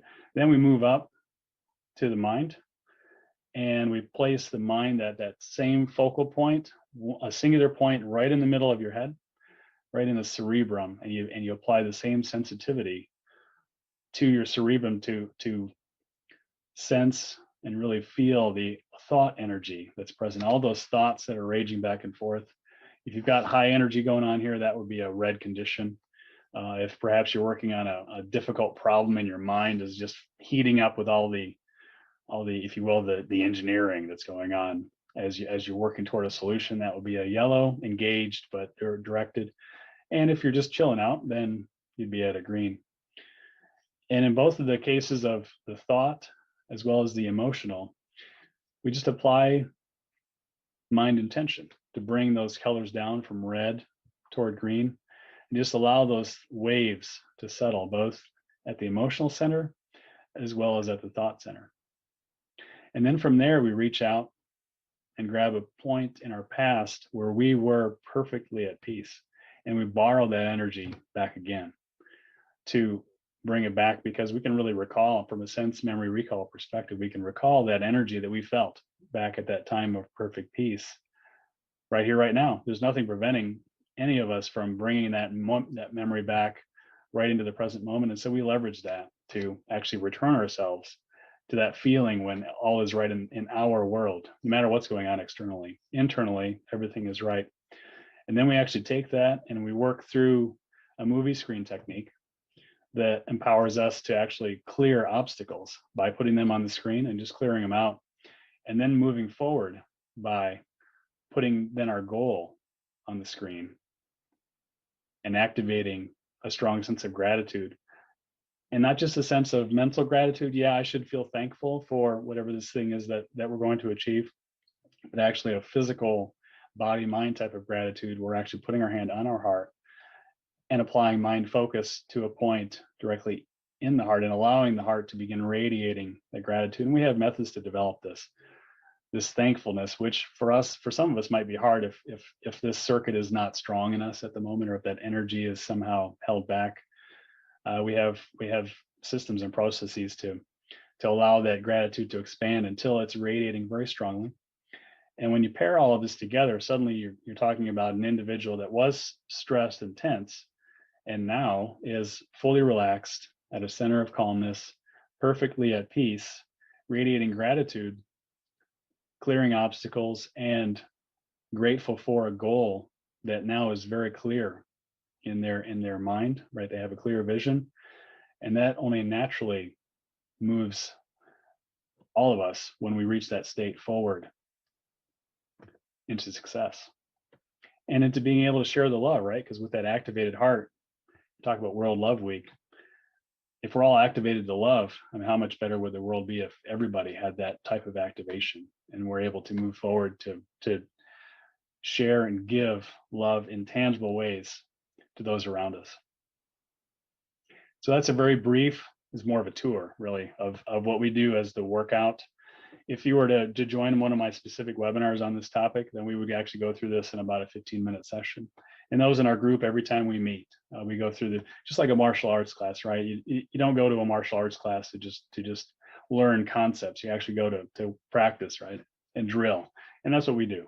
We work out, and we take 10 to 15 minutes every session to go through these techniques until they're mastered, until they can be done much more quickly, perhaps in just a few seconds, until you can actually apply them in a boardroom, in a meeting, on a Zoom call, right in front of everyone, and without anyone being the wiser that internally you have this process to eliminate stress in the moment. And imagine having access to this twice a month, success activation sessions each and every month for a year. How much benefit would that produce for you? And how much more would you be able to take care of your family? In this case, this is my family. I'm going to bypass asking permission to reveal them because they're already sitting here in front of you. But think of your own family. And even if your natural family is small, perhaps it's not as big as mine. There's 10 of us here. And of course, you can imagine how much stress can be leveraged if we're not all careful of how we relate with one another. But if with methods to achieve calmness, we're living in harmony. And your family, I might also offer, is likely beyond the natural family, the traditional family that you have, but it also extends to your friends and those that you choose to be part of your family. So my guess is that your family is much larger than just 10, perhaps it's 110. And these kind of methods just allow you to share so much more love with your family and find solutions like my daughter Maria here. This really big house, but it was just me and it was creaking and creepy. I went through the technique that you showed me, and afterwards I felt very calm and relaxed and able to combat any weird sounds that I heard. And I went to bed and I was not scared or anxious, and I felt very at peace and ready to handle it. So I would say it was definitely a success. And what was really cool about Maria's experience is even as she was able to clear that source of anxiety from her life, she moved forward and achieved a much higher level of success, measured in parachuting. A little bit worrisome from a parental standpoint, but it was great for her. She really moved forward in her life and had a great experience with her friend jumping out of a plane for the very first time. So the mentorship that I offer comes in two parts. First, there is a digital course that, of course, is worth its weight in gold all by itself, even with no human contact whatsoever. If you were to engage this course, you would learn and apply a ton, and your life would completely shift. There's been a lot of talk over the World Love Week about shifting your mindset, and of course, that's very important. And there's been a lot of great speakers that specialize in that. But once your mindset is shifted and you've decided that you want to do something different and you're settled on it and you're sure and committed, well, you need a way to clear out the stress, right? Because this is likely going to be different for you than what your routines have been up to this point. And that's what the Stress to Success program offers, activating that body-mind mastery so that when that stress comes up, you can clear it and keep moving forward much faster. The real benefit is the second part of this, which is the live meetings where the group comes together, we support each other, and we move forward, developing and enhancing and strengthening that center of calmness. And when we talk about value, of course, love is not a financial thing, but if we just want to translate it all into financial terms, the benefit to any of us, and definitely I'm perceiving this benefit, is only limited by our own potential. So I put a number, very high number here, 200,000 plus, but there might be another zero here for you, or even two or more. How much would that be worth? For me, it was worth investing over 100,000 to develop the skills that I now have, and now I'm able to share and teach and give back out to others, sharing my heart with you. And because I've distilled this down, really, I've taken it to a point where it's a 10x benefit. Would it be worth 10,000 to be able to permanently shift your life and have a skill set that you would always have available to reach out and achieve a center of calmness any place, anytime? I would say for me, it was worth 10 times that much. But what if there really wasn't any concern about money? And what if you could enjoy these results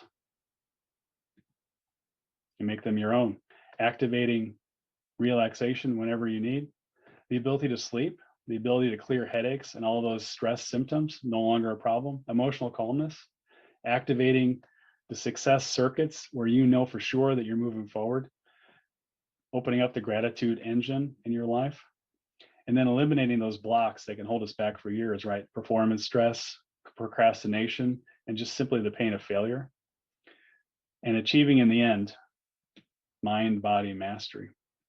I'm just thinking of there's so many outcomes here that come out of this, benefits to going through this type of process, this type of system. Of course, feeling the love with less stress. But I think back to one of my clients who actually opened up a circuit of creativity in her mind just by going through this method one time, where she was able to move forward and develop these wonderful shows that she's displaying online these days, and really just created a fundamental shift where that creativity opened up and the stress eliminated, empowering her to give and receive more love in her business as well as in her personal life. Would that be enough of a solution for you to make the moves? That's the real question, because that is required implementation. It's helpful to arrive live. If folks invest in this kind of a program and they don't show up, you're not going to get any benefit, and that's not really my deal, right? It is super important to arrive, make the moves, engage, leverage the community, and then most importantly, dream and achieve. And if I could leave you with any one idea out of this entire talk, don't forget to dream and put effort and priority. Make a choice to dream, and then make a choice to do something with those dreams and actually bring them to achievement. So if you want to share the love that's in your heart, create a dream around that, and then go forward on that dream. As Ken keeps encouraging me, go achieve it, right? Maybe you can get a whole event done in just a week or two. I mean, that's crazy fast from my point of view. But Ken keeps showing me how to do it, and one day I will make an attempt to do the same. There's always more out there, and there's always a way to broaden our vision, and this is a way to get out of our own way and just get out there and make it happen. You might ask, with a program like this, how could I offer any kind of a guarantee? It's pretty simple. The process works. Everybody that's tried it, who implements, there's no failure. So that allows me to give a rock solid guarantee for folks that invest. If something doesn't work out, it's simple. Apparently, we weren't meant to be together. You weren't supposed to be part of the group. We just part ways. No hard feelings. But those who implement, there's the failure level is 0%. And not only that, but we have the benefit within the group of keep holding each other accountable to move forward. DK, as an accountability partner, you're completely awesome. I've grown so much. I've learned so much from you. You keep asking me the questions. You keep asking me what else I need. You help me get past those humps of where I get stuck at.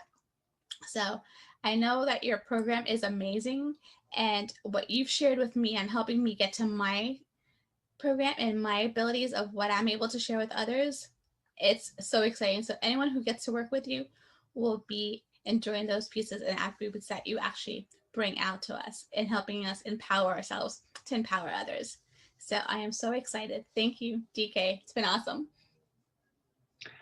And of course, the collaboration that we enjoy isn't limited to simply stress elimination or removing overwhelm or anxiety from your life equation.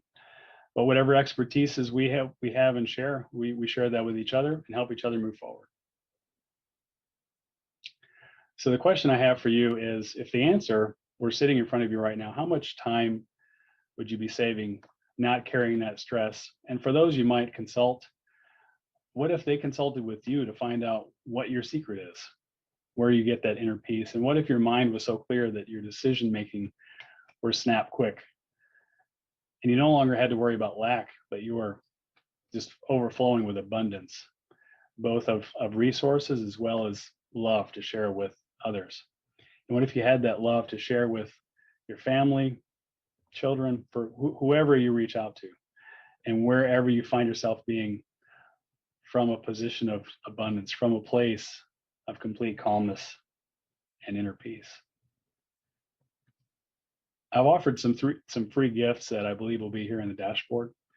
But we can't work with anyone, but I would like to invite those who wish to take this process farther and deeper to consider joining us in the inner circle. We're building a group, small, intimate group, not too many folks, because we want to be able to work together and hold each other accountable. So we need to make sure that it's not too big. But for those who are interested, we do have an offer specific for World Love Week, because we're with Ken Krell, and Ken Krell's a wonderful audience, at a price that you would not be able to achieve elsewhere, simply by going to this website here, dk.grouppages.com/inner circle, where you'll find a page, simple page here like this, and you'll see the normal cost, which of course you won't have to worry about, with two options: either a one lump sum lifetime offer. Lifetime meaning as long as you wish to hang out with us, it's not going to cut off after a year, but it's always available to you. Anything and anywhere we have an activity or a meeting, you're welcome to join us. Lifetime access as well to the digital course elements and the recordings. And we also offer this because we're in a pandemic and because financial resources are stressed for many, a way to spread this out into 12 payments, non-renewable, meaning that once you've reached your 12th payment, it's done. You're then a lifetime member, nothing more required. So this is a very special offer because Ken Krell is such a special individual, and I'm so thankful to have this opportunity to be here working with Ken, and I look forward to working with Ken further. And the other reason why this is set up like this is because I think that folks from World Love Week that might join my group will likely help spread the message that there is a solution for stress, and we can achieve higher levels of success by eliminating the stress, which empowers us to share, give, and receive more love. You just raise that love quotient out there in the world, one person at a time. So it's been, Ken, such a pleasure, and Jor as well, such a pleasure to be a part of this effort here at World Love Week. And if we have time for questions, I'd be happy to entertain whatever you might have in mind. We do, DK. We have about 5 minutes here, so we can rock and roll. What is a typical? And I can't see the access. I can't see Facebook, so I'm going to work from the seat of my pants, as it were. What is the number one thing people ask you? The number one thing people ask me, I get a variety of different questions. I'm going to have to think on that. Pick one. You don't have time to think. You got to dance, cowboy. I got it. I think the number one question people ask me is, how am I so calm? That's the first thing they notice, right? Because I mean, the Mr. Calm thing is not just a cute name. That was actually a name given to me by somebody who says, "Why are you so calm?" Now I understand why you're so calm. How do you manage to do that? And what I just revealed here is this is the secret, right? Is that through developing this process and through applying it in my life. I mean, I applied it before I came on stage here today. So this is how I get it done. Yeah, you definitely are that. That is absolutely for sure. You absolutely are that. The king. I would call you the king of calm. Thanks, Ken. No, for real. But you make it so easy, and it's your natural state. I mean, we've talked multiple times before, and yeah, you inherently, when we're in your presence, slow down, which is interesting, which is really interesting. And I learned that listen carefully, people, because here's an important lesson. When you have someone that you need to stop and pay attention to, they control the conversation, because you've got to stop and listen to them. People that are it's easy to it's distraction. We hear so much noise all day long. But when you are able to be calm and allow space for people to understand what you're saying, you saw that earlier today with Mary Jo. Now you're seeing it with DK. They capture your attention. They capture your participation. They capture your mind, and they capture potentially your beliefs. So listen to the element of calm. It seems to be a thread today. And I'm gonna say that that's no accident for me and for my life, but it's totally true. So if you have an ability to go and to get to calmness, to get to peace, to get to relax the nervousness that is within, then absolutely you want to take yourself advantage. Take yourself advantage. That was really made sense the way I said that. Take good advantage of DK's great offer. We will have a link on the dashboard for you as well. So if you didn't catch the website address, you can just go over to the World Love Week dashboard, which is worldloveweek.com/dashboard, and grab DK's offer, because it will for sure be a great thing for you. And that I can tell you. I know this guy runs with his heart first. And which is kind of hard to run that way, but you managed to do it. It's an art form, right? Apparently so. And how he gets it out behind that shirt, I don't know. But it is a joy to have you with us, and we're honored to have you with us as well.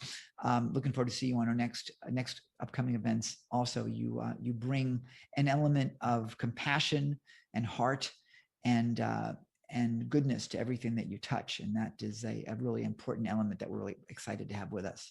So I want to honor you. I want to thank you. And any parting words? You got 30 seconds. 30 seconds. No pressure. Just remember, no pressure. 28 now. Just remember the equation. Higher level, pushing harder does not mean stressing more. This is an opportunity here to separate that equation. And and I just want to reiterate too, don't forget to dream. Just let your mind reach a center of calmness, and just let it open and expand as if it was as wide as the sky. And just whatever flows into it, let that intuition inform you. Let that dream just drop into your lap, and then go achieve it. And apply this method to take the stress out, and just reach out for success, and just share the love that's in your heart with everybody around you. Thanks, Ken. You got it, DK. Thanks so much, everybody. DK Warner, thank you so much, my friend. You're awesome. Well done. Thanks. Okay. Get ready for the incredible Julie Jones, because she's going to talk to you about, and I quote, how to get shit done in 2021. And that is a technical term. The amazing Julie Jones has been speaking and coaching for 15 years. She's a world traveler, a master networker, and a connector of people. She's been married for 8 years and is a fur mom of 3 rescue dogs, a rescue cat, along with a rescue tortoise. This I got to hear about. Julie will be published in Lead Up for Women in March 2021. She's a keynote speaker for Spirit, Mind, and Body Conference, and is a Her Story recipient. How do you pronounce that? Her Story recipient. Yeah, that sounds good. Her Story. Whatever the hell you want, recipient for the Arizona Global Women's Peace Network, and co-facilitator for the Women's Sanctuary event. Julie has a heart for loving and serving people. And yes, she will get you up off of your seat, out of your chair, into your heart, and ready to rock and roll and get shit done. Ladies and gentlemen, the incredible, the outrageous. Let's hear it for Julie Jones. Thank you, Ken. Woo! Oh my gosh, what a fabulous introduction. And I am super excited to be here in support of World Love Week. And Ken, what an amazing opportunity that you have given to so many people, and for people to really get back to basics. Because when we talk about, getting shit done or love in business, it really comes down to this. It starts with you. And so I have, and I think you have screen share available. I will make you a co-host momentarily. All right. So power vested in me by me. Let's see how I do that. Oh, really? Well, thank you so much, Ken. It's like snap your fingers and there it is. So if you can tell, I love to have fun. And just a little bit more about my background. I actually was a police officer for 10 years and on a SWAT team. And so why I'm so passionate about people living their best life is that because I saw how quickly life can change. It's really this idea that people are living in the someday that's going to happen when I've lost all the weight, or I have all the money, or I've gotten to this invisible spectrum that you think is going to happen, and all of a sudden life has changed. I saw it in my own life with, the passing of an early age of my mother and my father. And so there are no guarantees. So it's like, how do you live the best life possible now? And so I get so excited about this topic. But what's more important to me, besides getting shit done, is really the idea that it starts with you first. And how do you show up in the world? And how do you have self-love? Because having self-love for you is going to spread it out to the world. And so I think I've got now screen share. Woohoo! Thank you, Ken, for the whole idea of screen share. So let me just talk a little bit about why fit in when you were born to stand out. And that's really the idea. I love Dr. Seuss. Dr. Seuss is my favorite because Dr. Seuss gave us some quotes that I believe everybody should be living by. If you have never gotten the book, all the places you'll go, read it as an adult and you'll see how it applies in your life these days. So love and business, how the two of them go hand in hand. And I really believe that when we are authentic with who we are and what we bring to the party, that makes all the difference in the world. Honestly, when you are aligned with who you are, everything seems possible. As human beings, we are human lie detectors. So when somebody's coming at us and they're not being authentic and true to who they are, we really truly pick up on that difference. So here's a picture of me being authentic and true and loving who I am. You look great. Oh my God, you look awesome. Thank you, Ken. Don't I look awesome? This was for I'm turned on. I'm speechless. I did my makeup a little bit different for you today. So, but if you can see in my background at the very top, I am love. That was a personalized license plate that I have. I now currently have a personal license plate of Be Brave, because again, it starts with who you are and what you're putting out to the world. Do you think I have any issue with expressing myself as who I am? All of the people who are watching this and will be watching this to infinity and beyond are going to see this picture. I love who I am and the authenticness that I bring to any time I'm having a conversation. Because what matters most is really, truly, how do you see yourself? When you take a look in the mirror, what do you see? Who is looking back at you? I will tell you, one of the exercises that a lot of times in coaching, I assign people to do is really to look yourself in the eyes in a mirror. And can you say, I love you? That is one of the most difficult things I have found for people to do, because looking yourself in the eye and really recognizing who you are and everything that you bring to the party.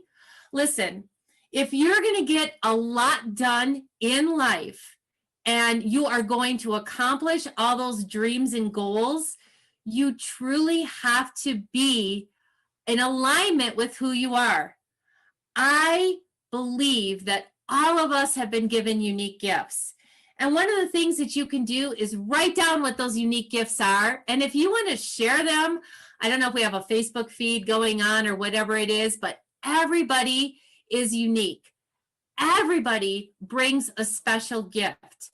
Are you living in alignment with who you are and those gifts that you bring to this world? Because everybody was designed to bring those gifts. So again, this goes back to when you're authentic, you create an energy and a vibration that people want to be around because you are unique. And all of us really face different fears in life.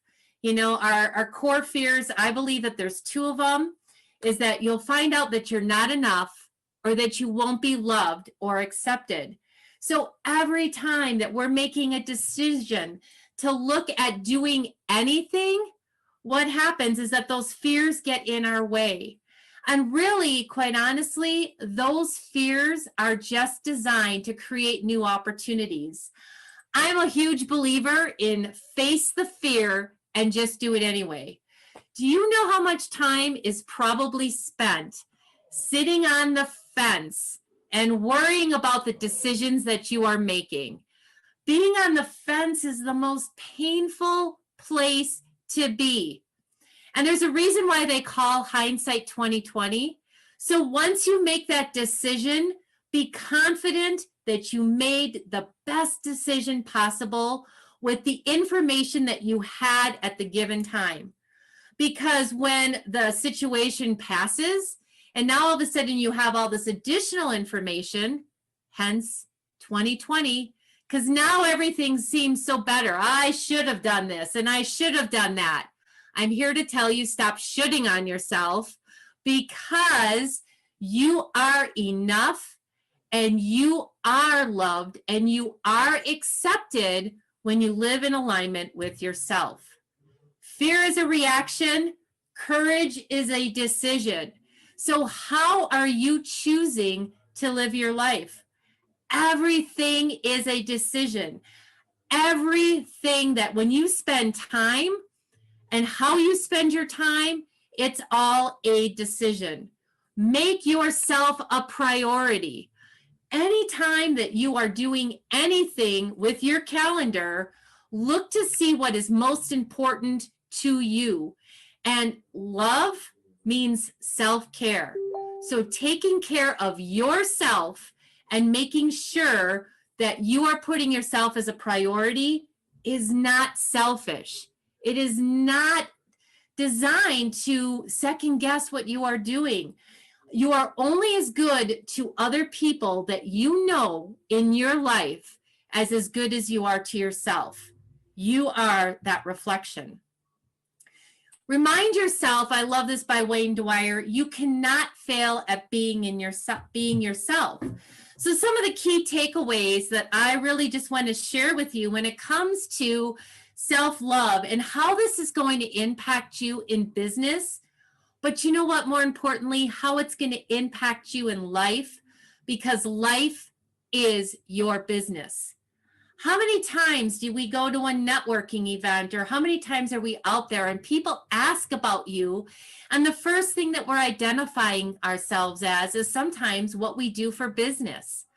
I'm here to tell you that you are so much more. See, when people ask me, what do? I start off the conversation by saying, I look good.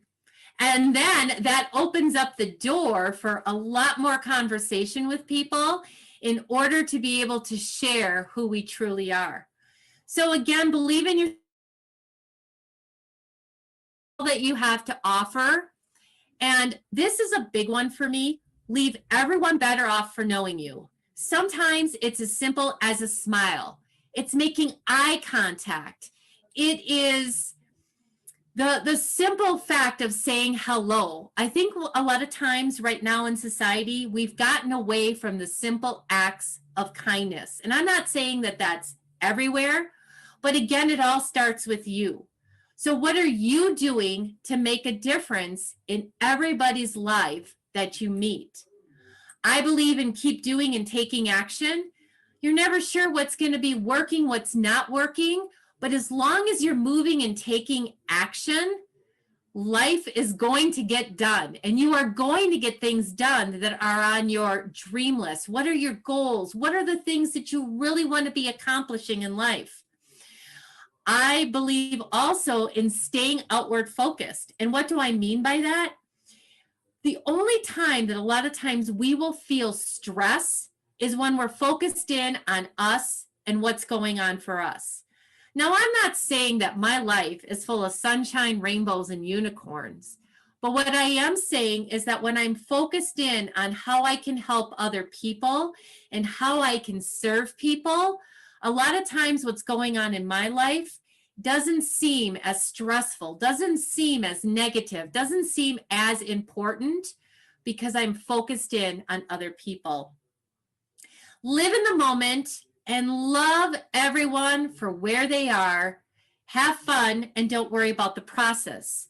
See, another thing that I really truly believe, and we've heard the saying about walk a mile in another person's shoes.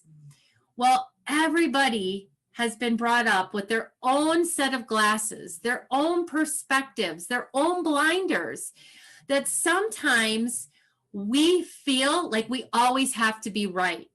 Here's a great coaching tip. Do you want to be right, or do you want to have really great relationships?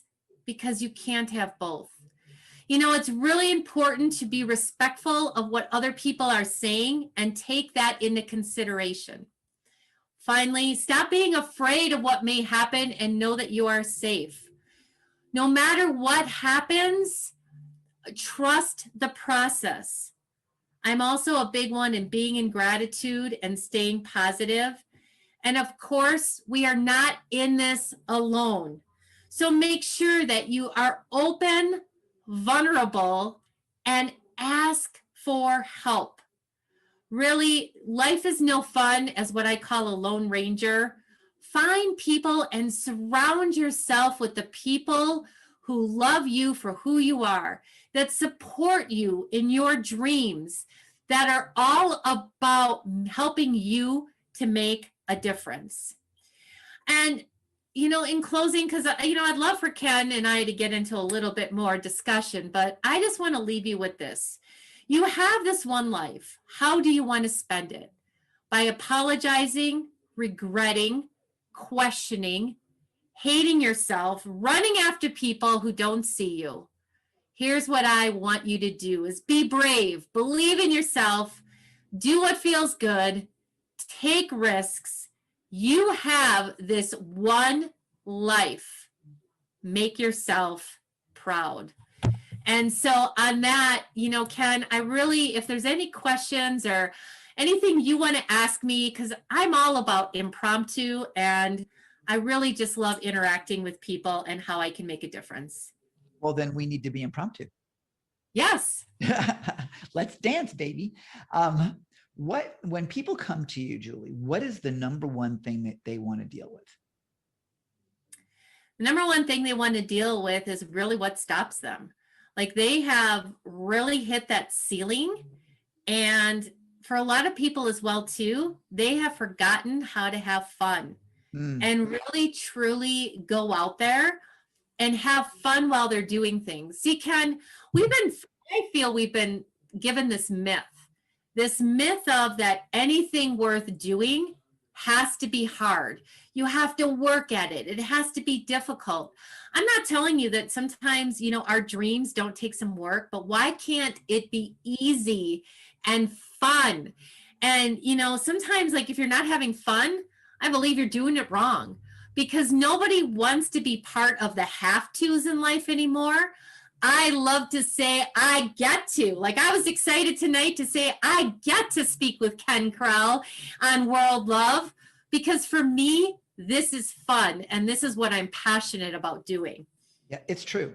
It's funny because while you were speaking, I bought myself a ski pass for this year because I haven't skied in quite a few years for a variety of logistical reasons, and now I'm going to ski Australia for the first time ever in a few months. Cannot wait.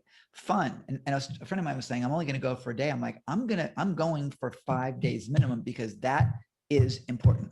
So if you said, and here yourself first, like you put yourself first. Yeah. And again, because I believe as well too, Ken, that when you are not always thinking about what has to be done, and you're in that space of skiing, all of these creative ideas and all these new thoughts and all of this is going to come to you, and you're going to come back a new man. You're going to be like, oh my gosh, look at what I'm going to get done now. Like, I can't wait to see what new ideas you come up with. Well, it's true. Because here's the thing, when you're going down a mountain, you're thinking about staying alive, not about anything else. It's like, you can't be really depressed when you're going down a mountain. There is no space in your brain for that.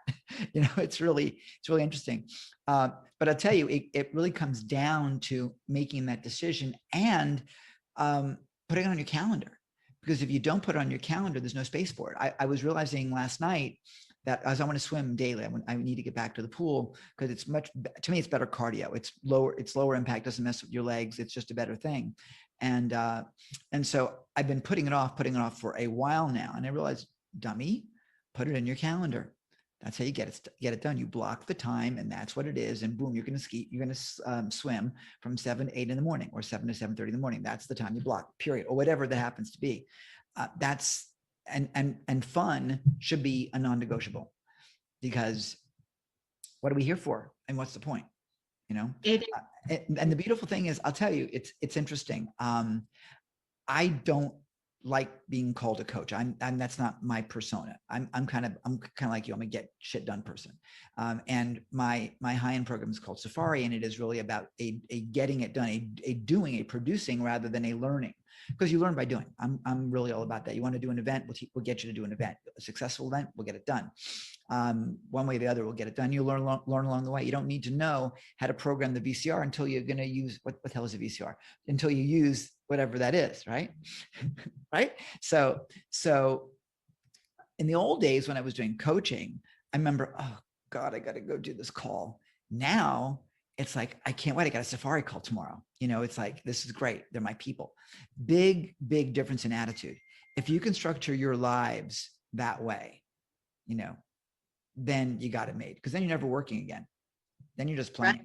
You know? Well, I honestly say that the people I love to work with are not going to be energy sucks.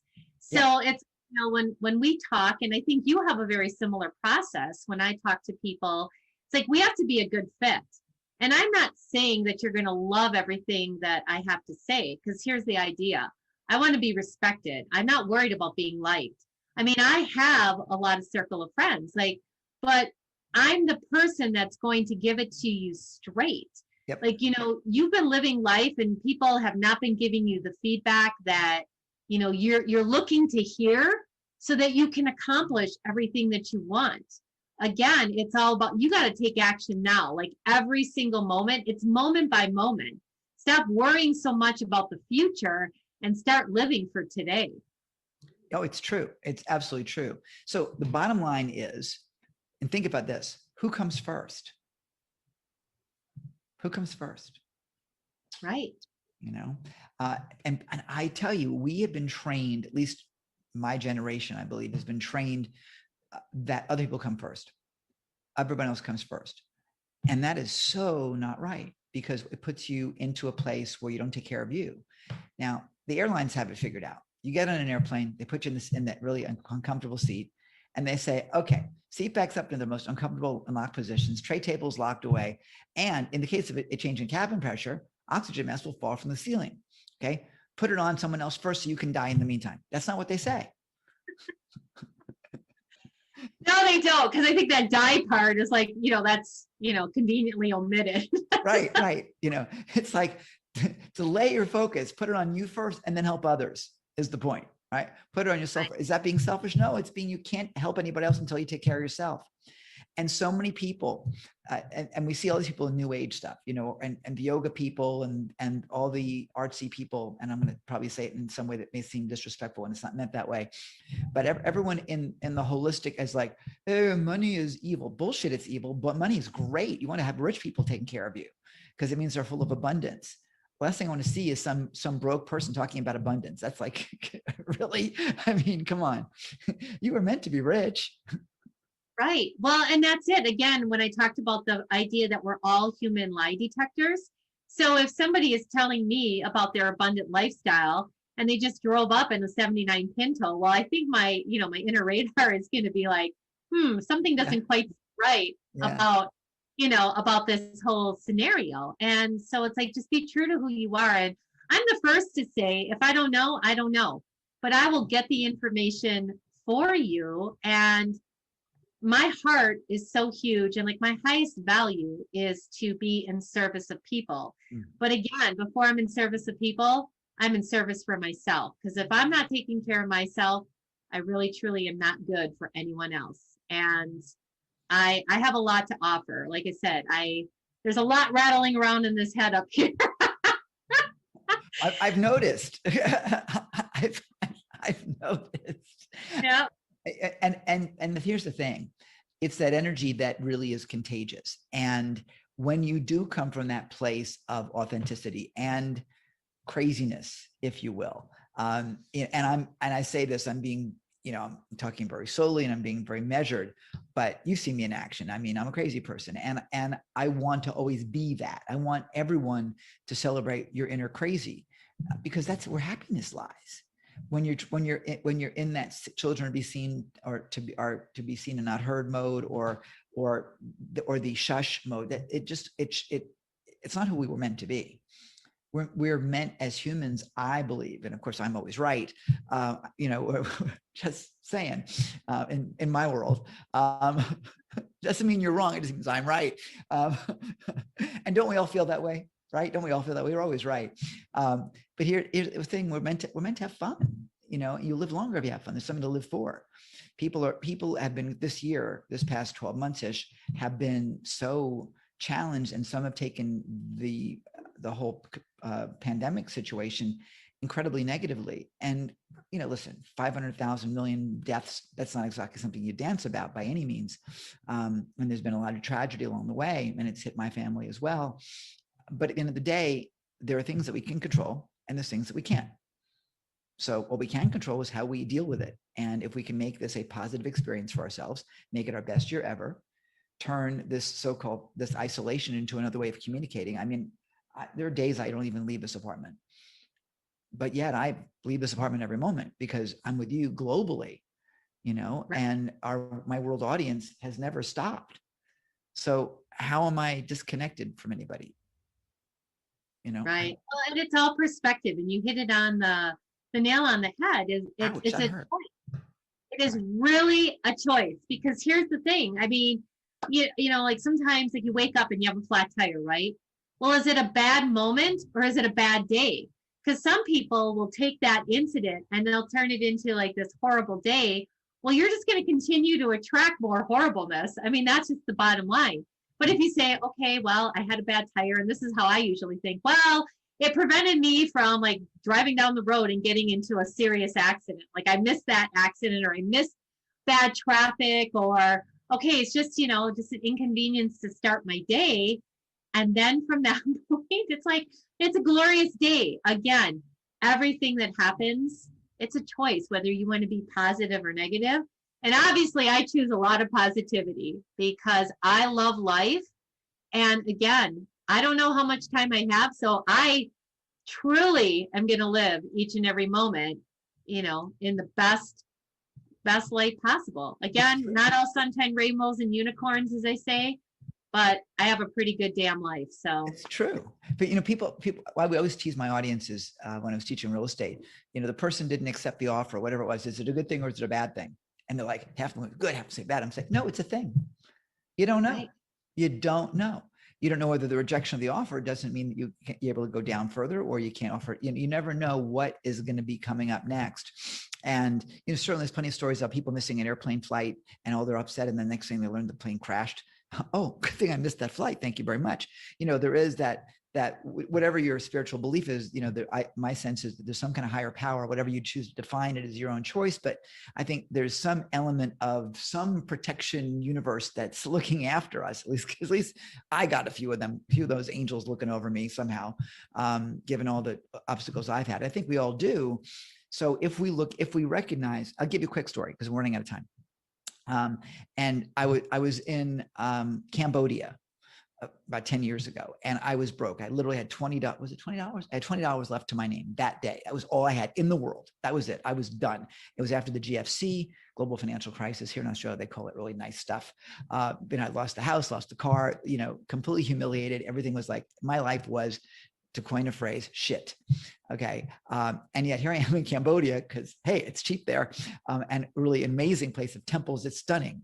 And I met this guy, and we're having this conversation. And I said, I'm not really worried about money. He goes, bullshit, but he said to me, whenever you need it, does it show up? And I was like, yeah, it does.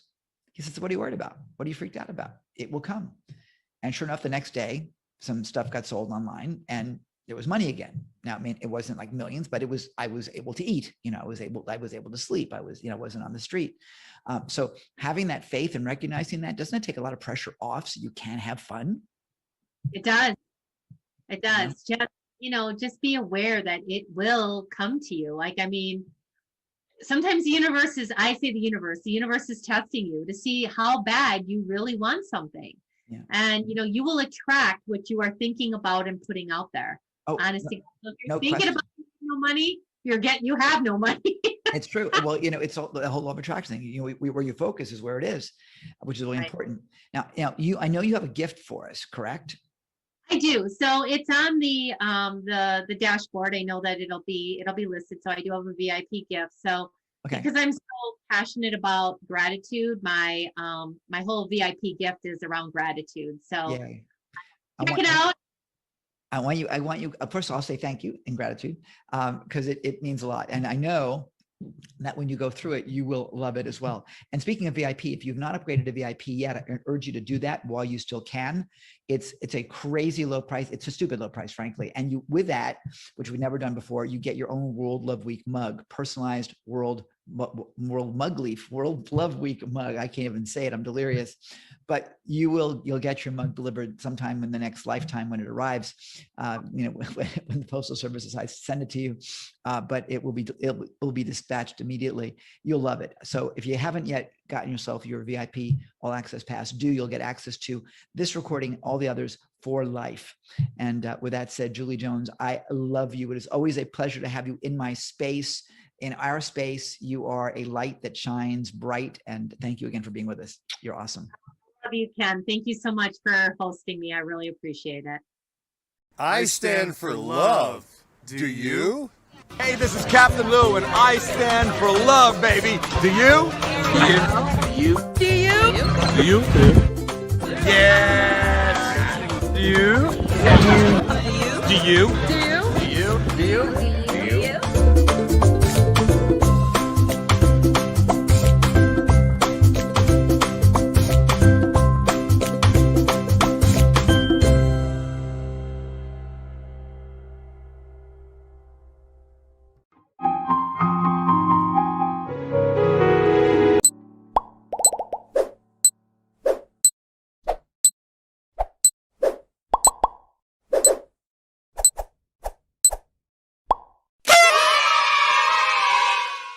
So Ivakren is going to speak to us on what if changes the path to self-love. Ivakren has been a coach for over 20 years, and she's an author and a speaker and the founder of the Expansion Method, the easy way to delete our programming that no longer serve us and install a new ones that align with our goal and vision. You can find more on that. You can find more on her website called ivakrenwallen.com. Ivakren, the stage is all yours. Thank you so much.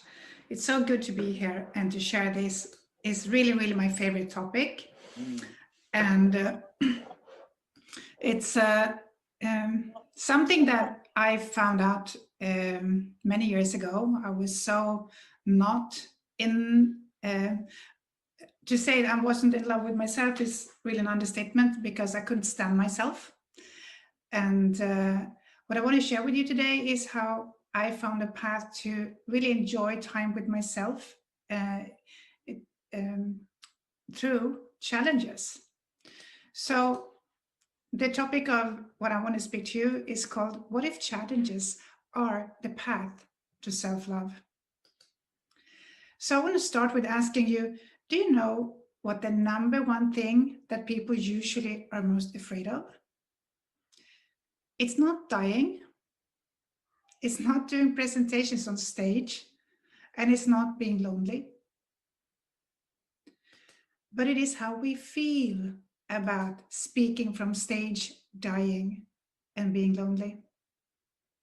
And it doesn't even have to be those kind of things. Just think of a phone call that you had to make, but you thought to yourself, I'll do it tomorrow. And maybe you never did it. So why do we do those things? It's because they feel uncomfortable. And we don't like to feel pain. We don't like to feel physical pain. We don't like to feel emotional pain. So we do the best we can to avoid it. And normally we are not even aware that that is what we're doing. we don't want to be alone. So we binge watch Netflix, we eat and we drink just because it makes us feel better.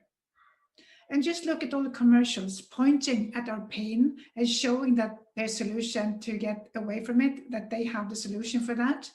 I mean, you can gamble for money, you can buy beauty cream, travel to exotic places. And that is all a cover up and putting a lid on what is actually going on. And that, my friend, is a good thing for the companies, but a bad thing for you. Because a buried feeling never dies. So we want to feel better, and we think that the solution is to avoid feeling bad. But actually, the uncomfortable feelings, they want us to feel better. They are carrying a clue for us to uncover, to rise up and feel better and stay better. They want us to understand. Let me share a story with you, a real life story. I live in a townhouse, and it's 4 houses that are set together. And one day, a couple of years ago, in early August, someone was furiously banging on our front door. And I opened, and there stood someone I've never seen before. And he was shouting at us, or at me, "Your house is on fire, you have to get out." And I shouted to the family, "We have to get out, house is on fire." It was really surreal. And then we just went out of the house, of course, and the only thing we could do was just watch the firemen do their job. And we just had the clothes we were wearing and the shoes on their feet. And our uncomfortable feelings, they are similar to the man banging on the door, because it was really uncomfortable news. But had we stayed in the house, not wanting to hear what was going on, we would have risked our lives. So can you see how caring your uncomfortable feelings actually are? And we don't need to suffer.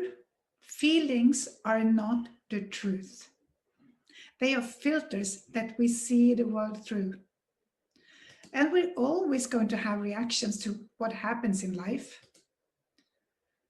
And in the Western society, we are a head culture, and many of us are not aware of what is going on in the body. And a question I've asked many times is, how do you know that you have a challenge? And I usually get a puzzled face back. And my answer to that is, it's because it doesn't feel good. And because we are not used to notice what is going on in our body, it needs to scream higher and higher until the pain is so loud that we cannot not hear it. So if you want to join me in a little bit of an experiment and see where you are at this, how you feel, experience what is going on inside of you. Start with pinching yourself. You can feel that. And if you pinch hard, it's a bit uncomfortable. You don't need to do that. And then put your hand on your chest and notice how that feels. Do you feel good? Do you feel happy? Joyful? Or maybe you feel sad and maybe darkness. And now put your hand on your stomach. How does that feel? Are you at ease, or is it tense? Can you breathe properly, or do you have a shallow breath? There's nothing right or wrong about these things, whatever you're feeling. What you are feeling are clues from your body to your brain. And when you can make these two cooperate, then you will step into your full power. I told you in the beginning that I found my way to self-love through challenges. And I'm going to share a turning point in my life in this, because I used to have a knot in my stomach for years without even noticing it, until it became so strong that I couldn't deny it anymore. And the defining moment for me was when I went to a party and I really felt I did not belong. I felt totally out of place. And I guess no one would have noticed if I was there or not. So I waited until I found a proper time to excuse myself so I could leave. And when I came home, I had this knot in my stomach and it was aching. So I pulled out pen and paper and I started to journal. And I asked questions to the pain. I asked what it wanted from me and why it was there. And I got answers. It said I did not belong. I should not try to be friends with those kind of people because they're so much better than me. I should stay with my own kind, which is not the good ones. I kept on writing, and even though it was painful to bring all these ideas up and onto paper, I knew I could not run away from it anymore. And suddenly, the pain just went away, and I felt good. I didn't feel like I was less worthy anymore. And I remember how I was looking out through the window. I saw the trees, I saw the houses outside. They were the same as yesterday or the day before, but still they looked different. Well, it was me that was different. In that moment, I started to really appreciate myself, and my journey to loving myself got started for real. And the thing is that everyone likes challenges, but the challenges are different for different people. Some people, they climb mountains and others do crosswords. We like to be challenged as long as the brain believes that it's safe. So imagine that you are going to do something you haven't done before, like starting a business. And you start out enthusiastically and you have a goal in mind. And when you do the plan, it looks like it's just to take one step at a time and you will get there. But I'm sure that every one of you that has set up for something new knows that it doesn't work that way. We always get challenged. So let's pretend to go back to this person who wants to start a business. He needs to sell. And he has this idea of what to sell, and he has 10 people, and everyone says no. What happens? Well, he's probably going to start doubt himself. I'm not good at this. I'm not made to be an entrepreneur. Basically, I'm not good enough to make this work happen. Okay, let's find out what really happened here. When no one wanted to buy, he got disappointed. And with that came emotional pain. Instead of trying to avoid feeling it or drown in it and believe that it's the truth, he can start to listen and become aware of the clues. So it's a part of him that believes that he's not good enough to be an entrepreneur. It's not 100% of him, it's just a part of him that suddenly become really present with him. So that's the message. Good to know. Is it the truth? No, not yet anyway. It is more a fear of a possible future.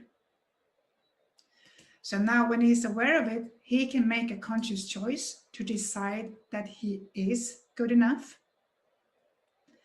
And for everyone that has tried to do positive affirmations, you know that it's not the easiest thing to change an idea that comes from a strong feeling.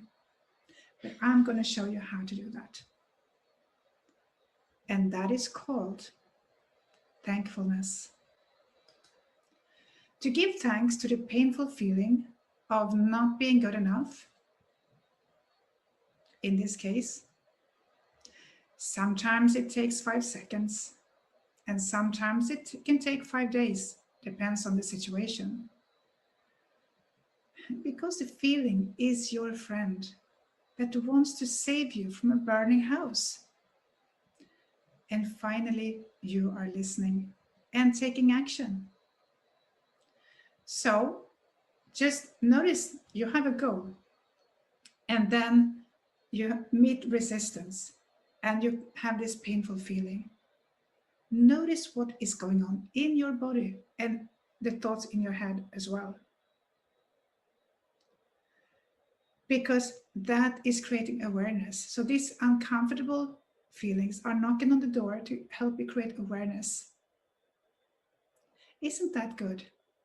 So now you can thank the uncomfortable feeling that helped you to create awareness. That is what you're thanking them for. And when you can sit and feel this gratefulness, it knows that you have listened. So it no longer has any purpose to stay with you, and then it can leave you. And you have become an upgraded version of you.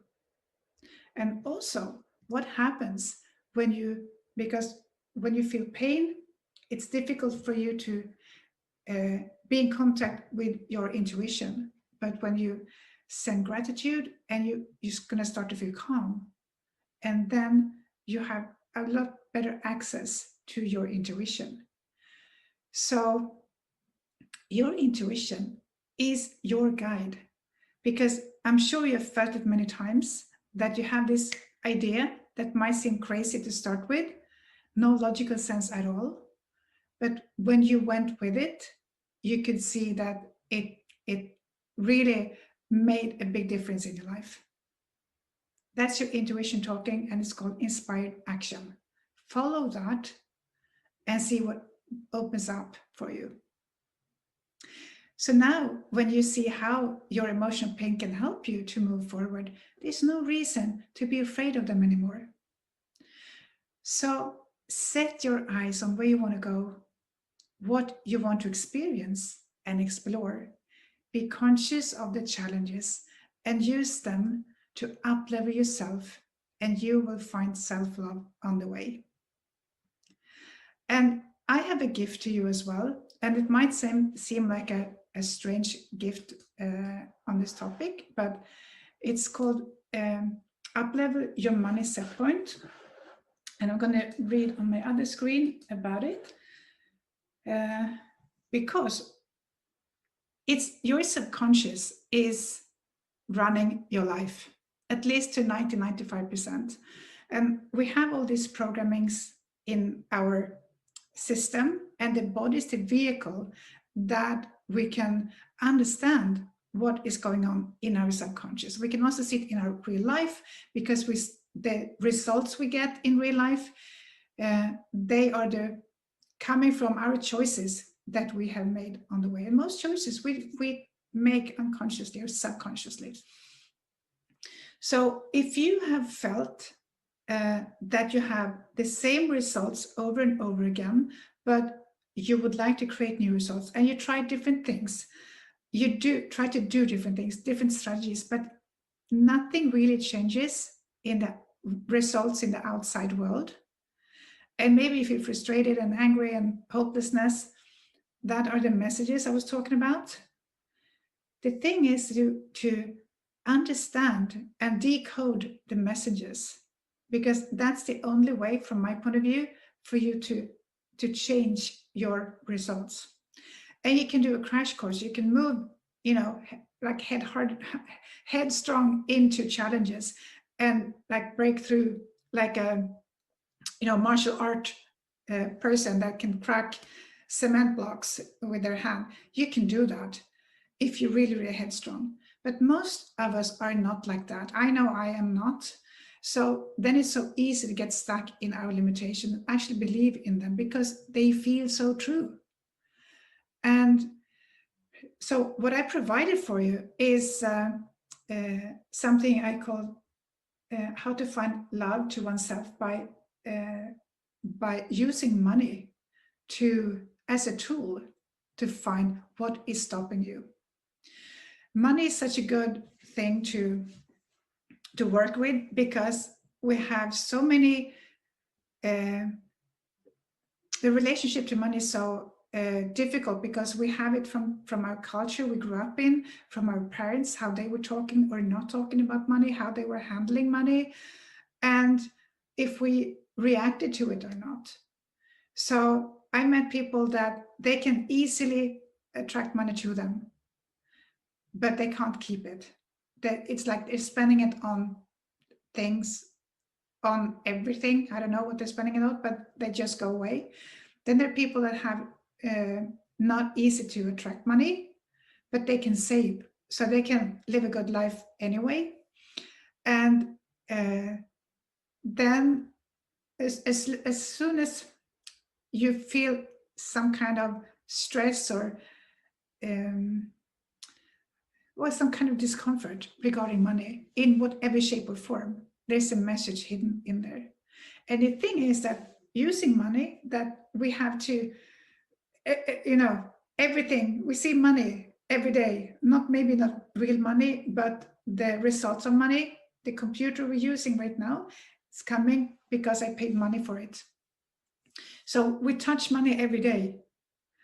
And therefore, it's a good tool to use to reach a deeper level into the subconscious mind and to change whatever is going on. A lot of times it's about self-worth, but it's also about other things, fear of the rejection, fear of being visible, all kinds of things.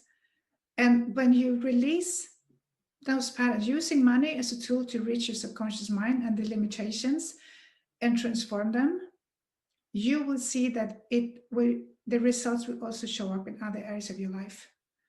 So when we go to the root cause of it, because a habit you have is usually something that shows in different areas in your life.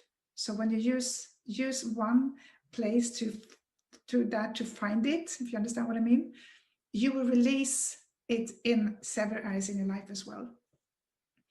So it's a free course in 4 modules. And the main thing is to help you find the messages. And with that, I mean the limitation, the uncomfortable feelings. And when you're willing to see those, then you can create magic in your life. Yeah.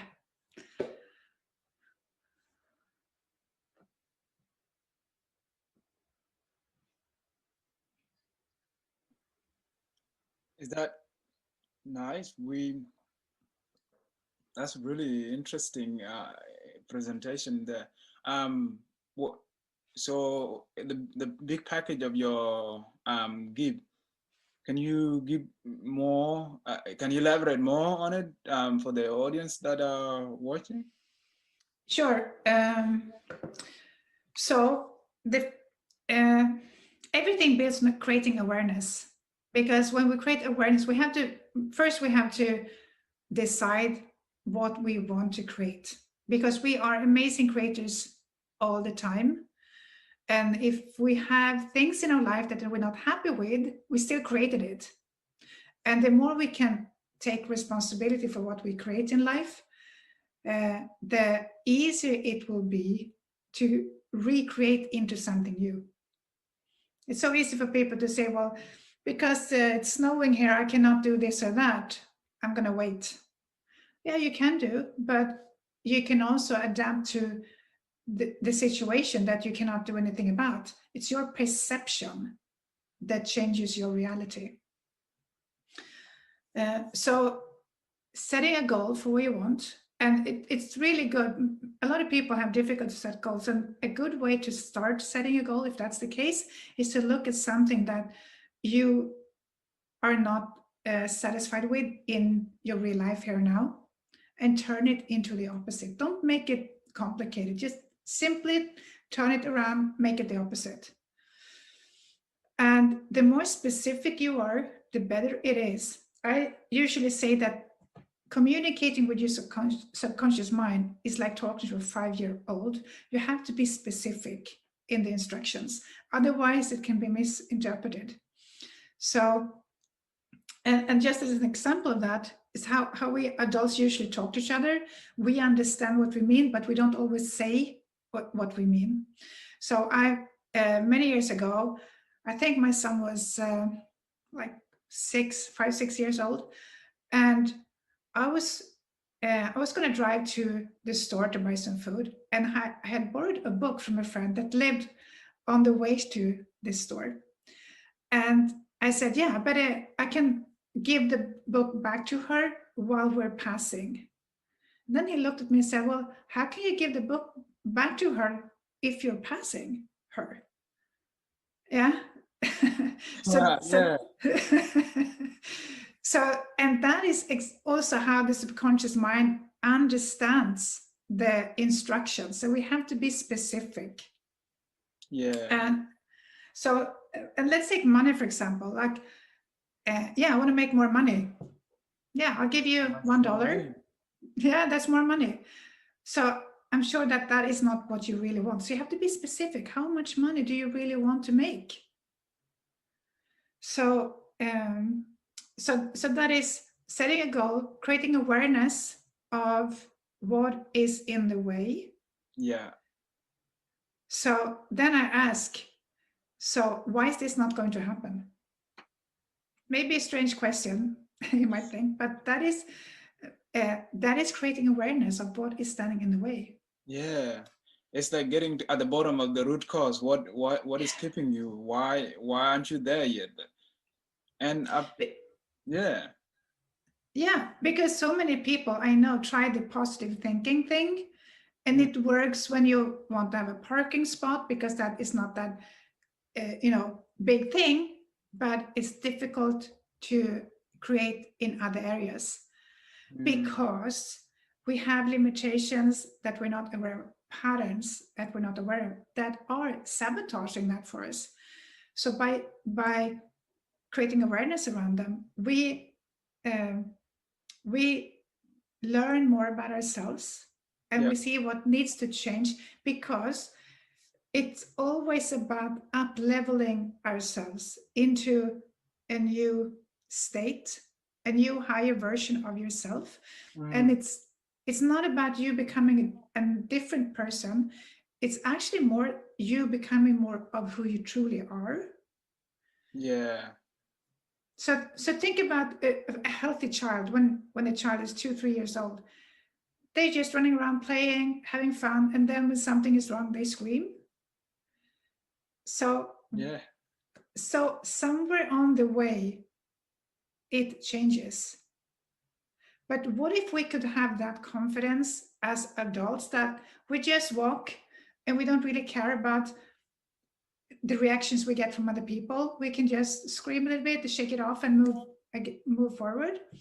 But we get so many programmings from our surroundings, and many times because people care about us, but we interpret it in a different way because we don't have so much life experience as children. So that's really interesting. If expanding on that note, if let's say, we have been programmed a certain way for our entire life, and we know that now we have come to realization that this is sabotaging our life, and I want to reverse this. Do you have a few of the tips or suggestion of how you could channel that part of you and say, okay, like I have strategic practices that I can use?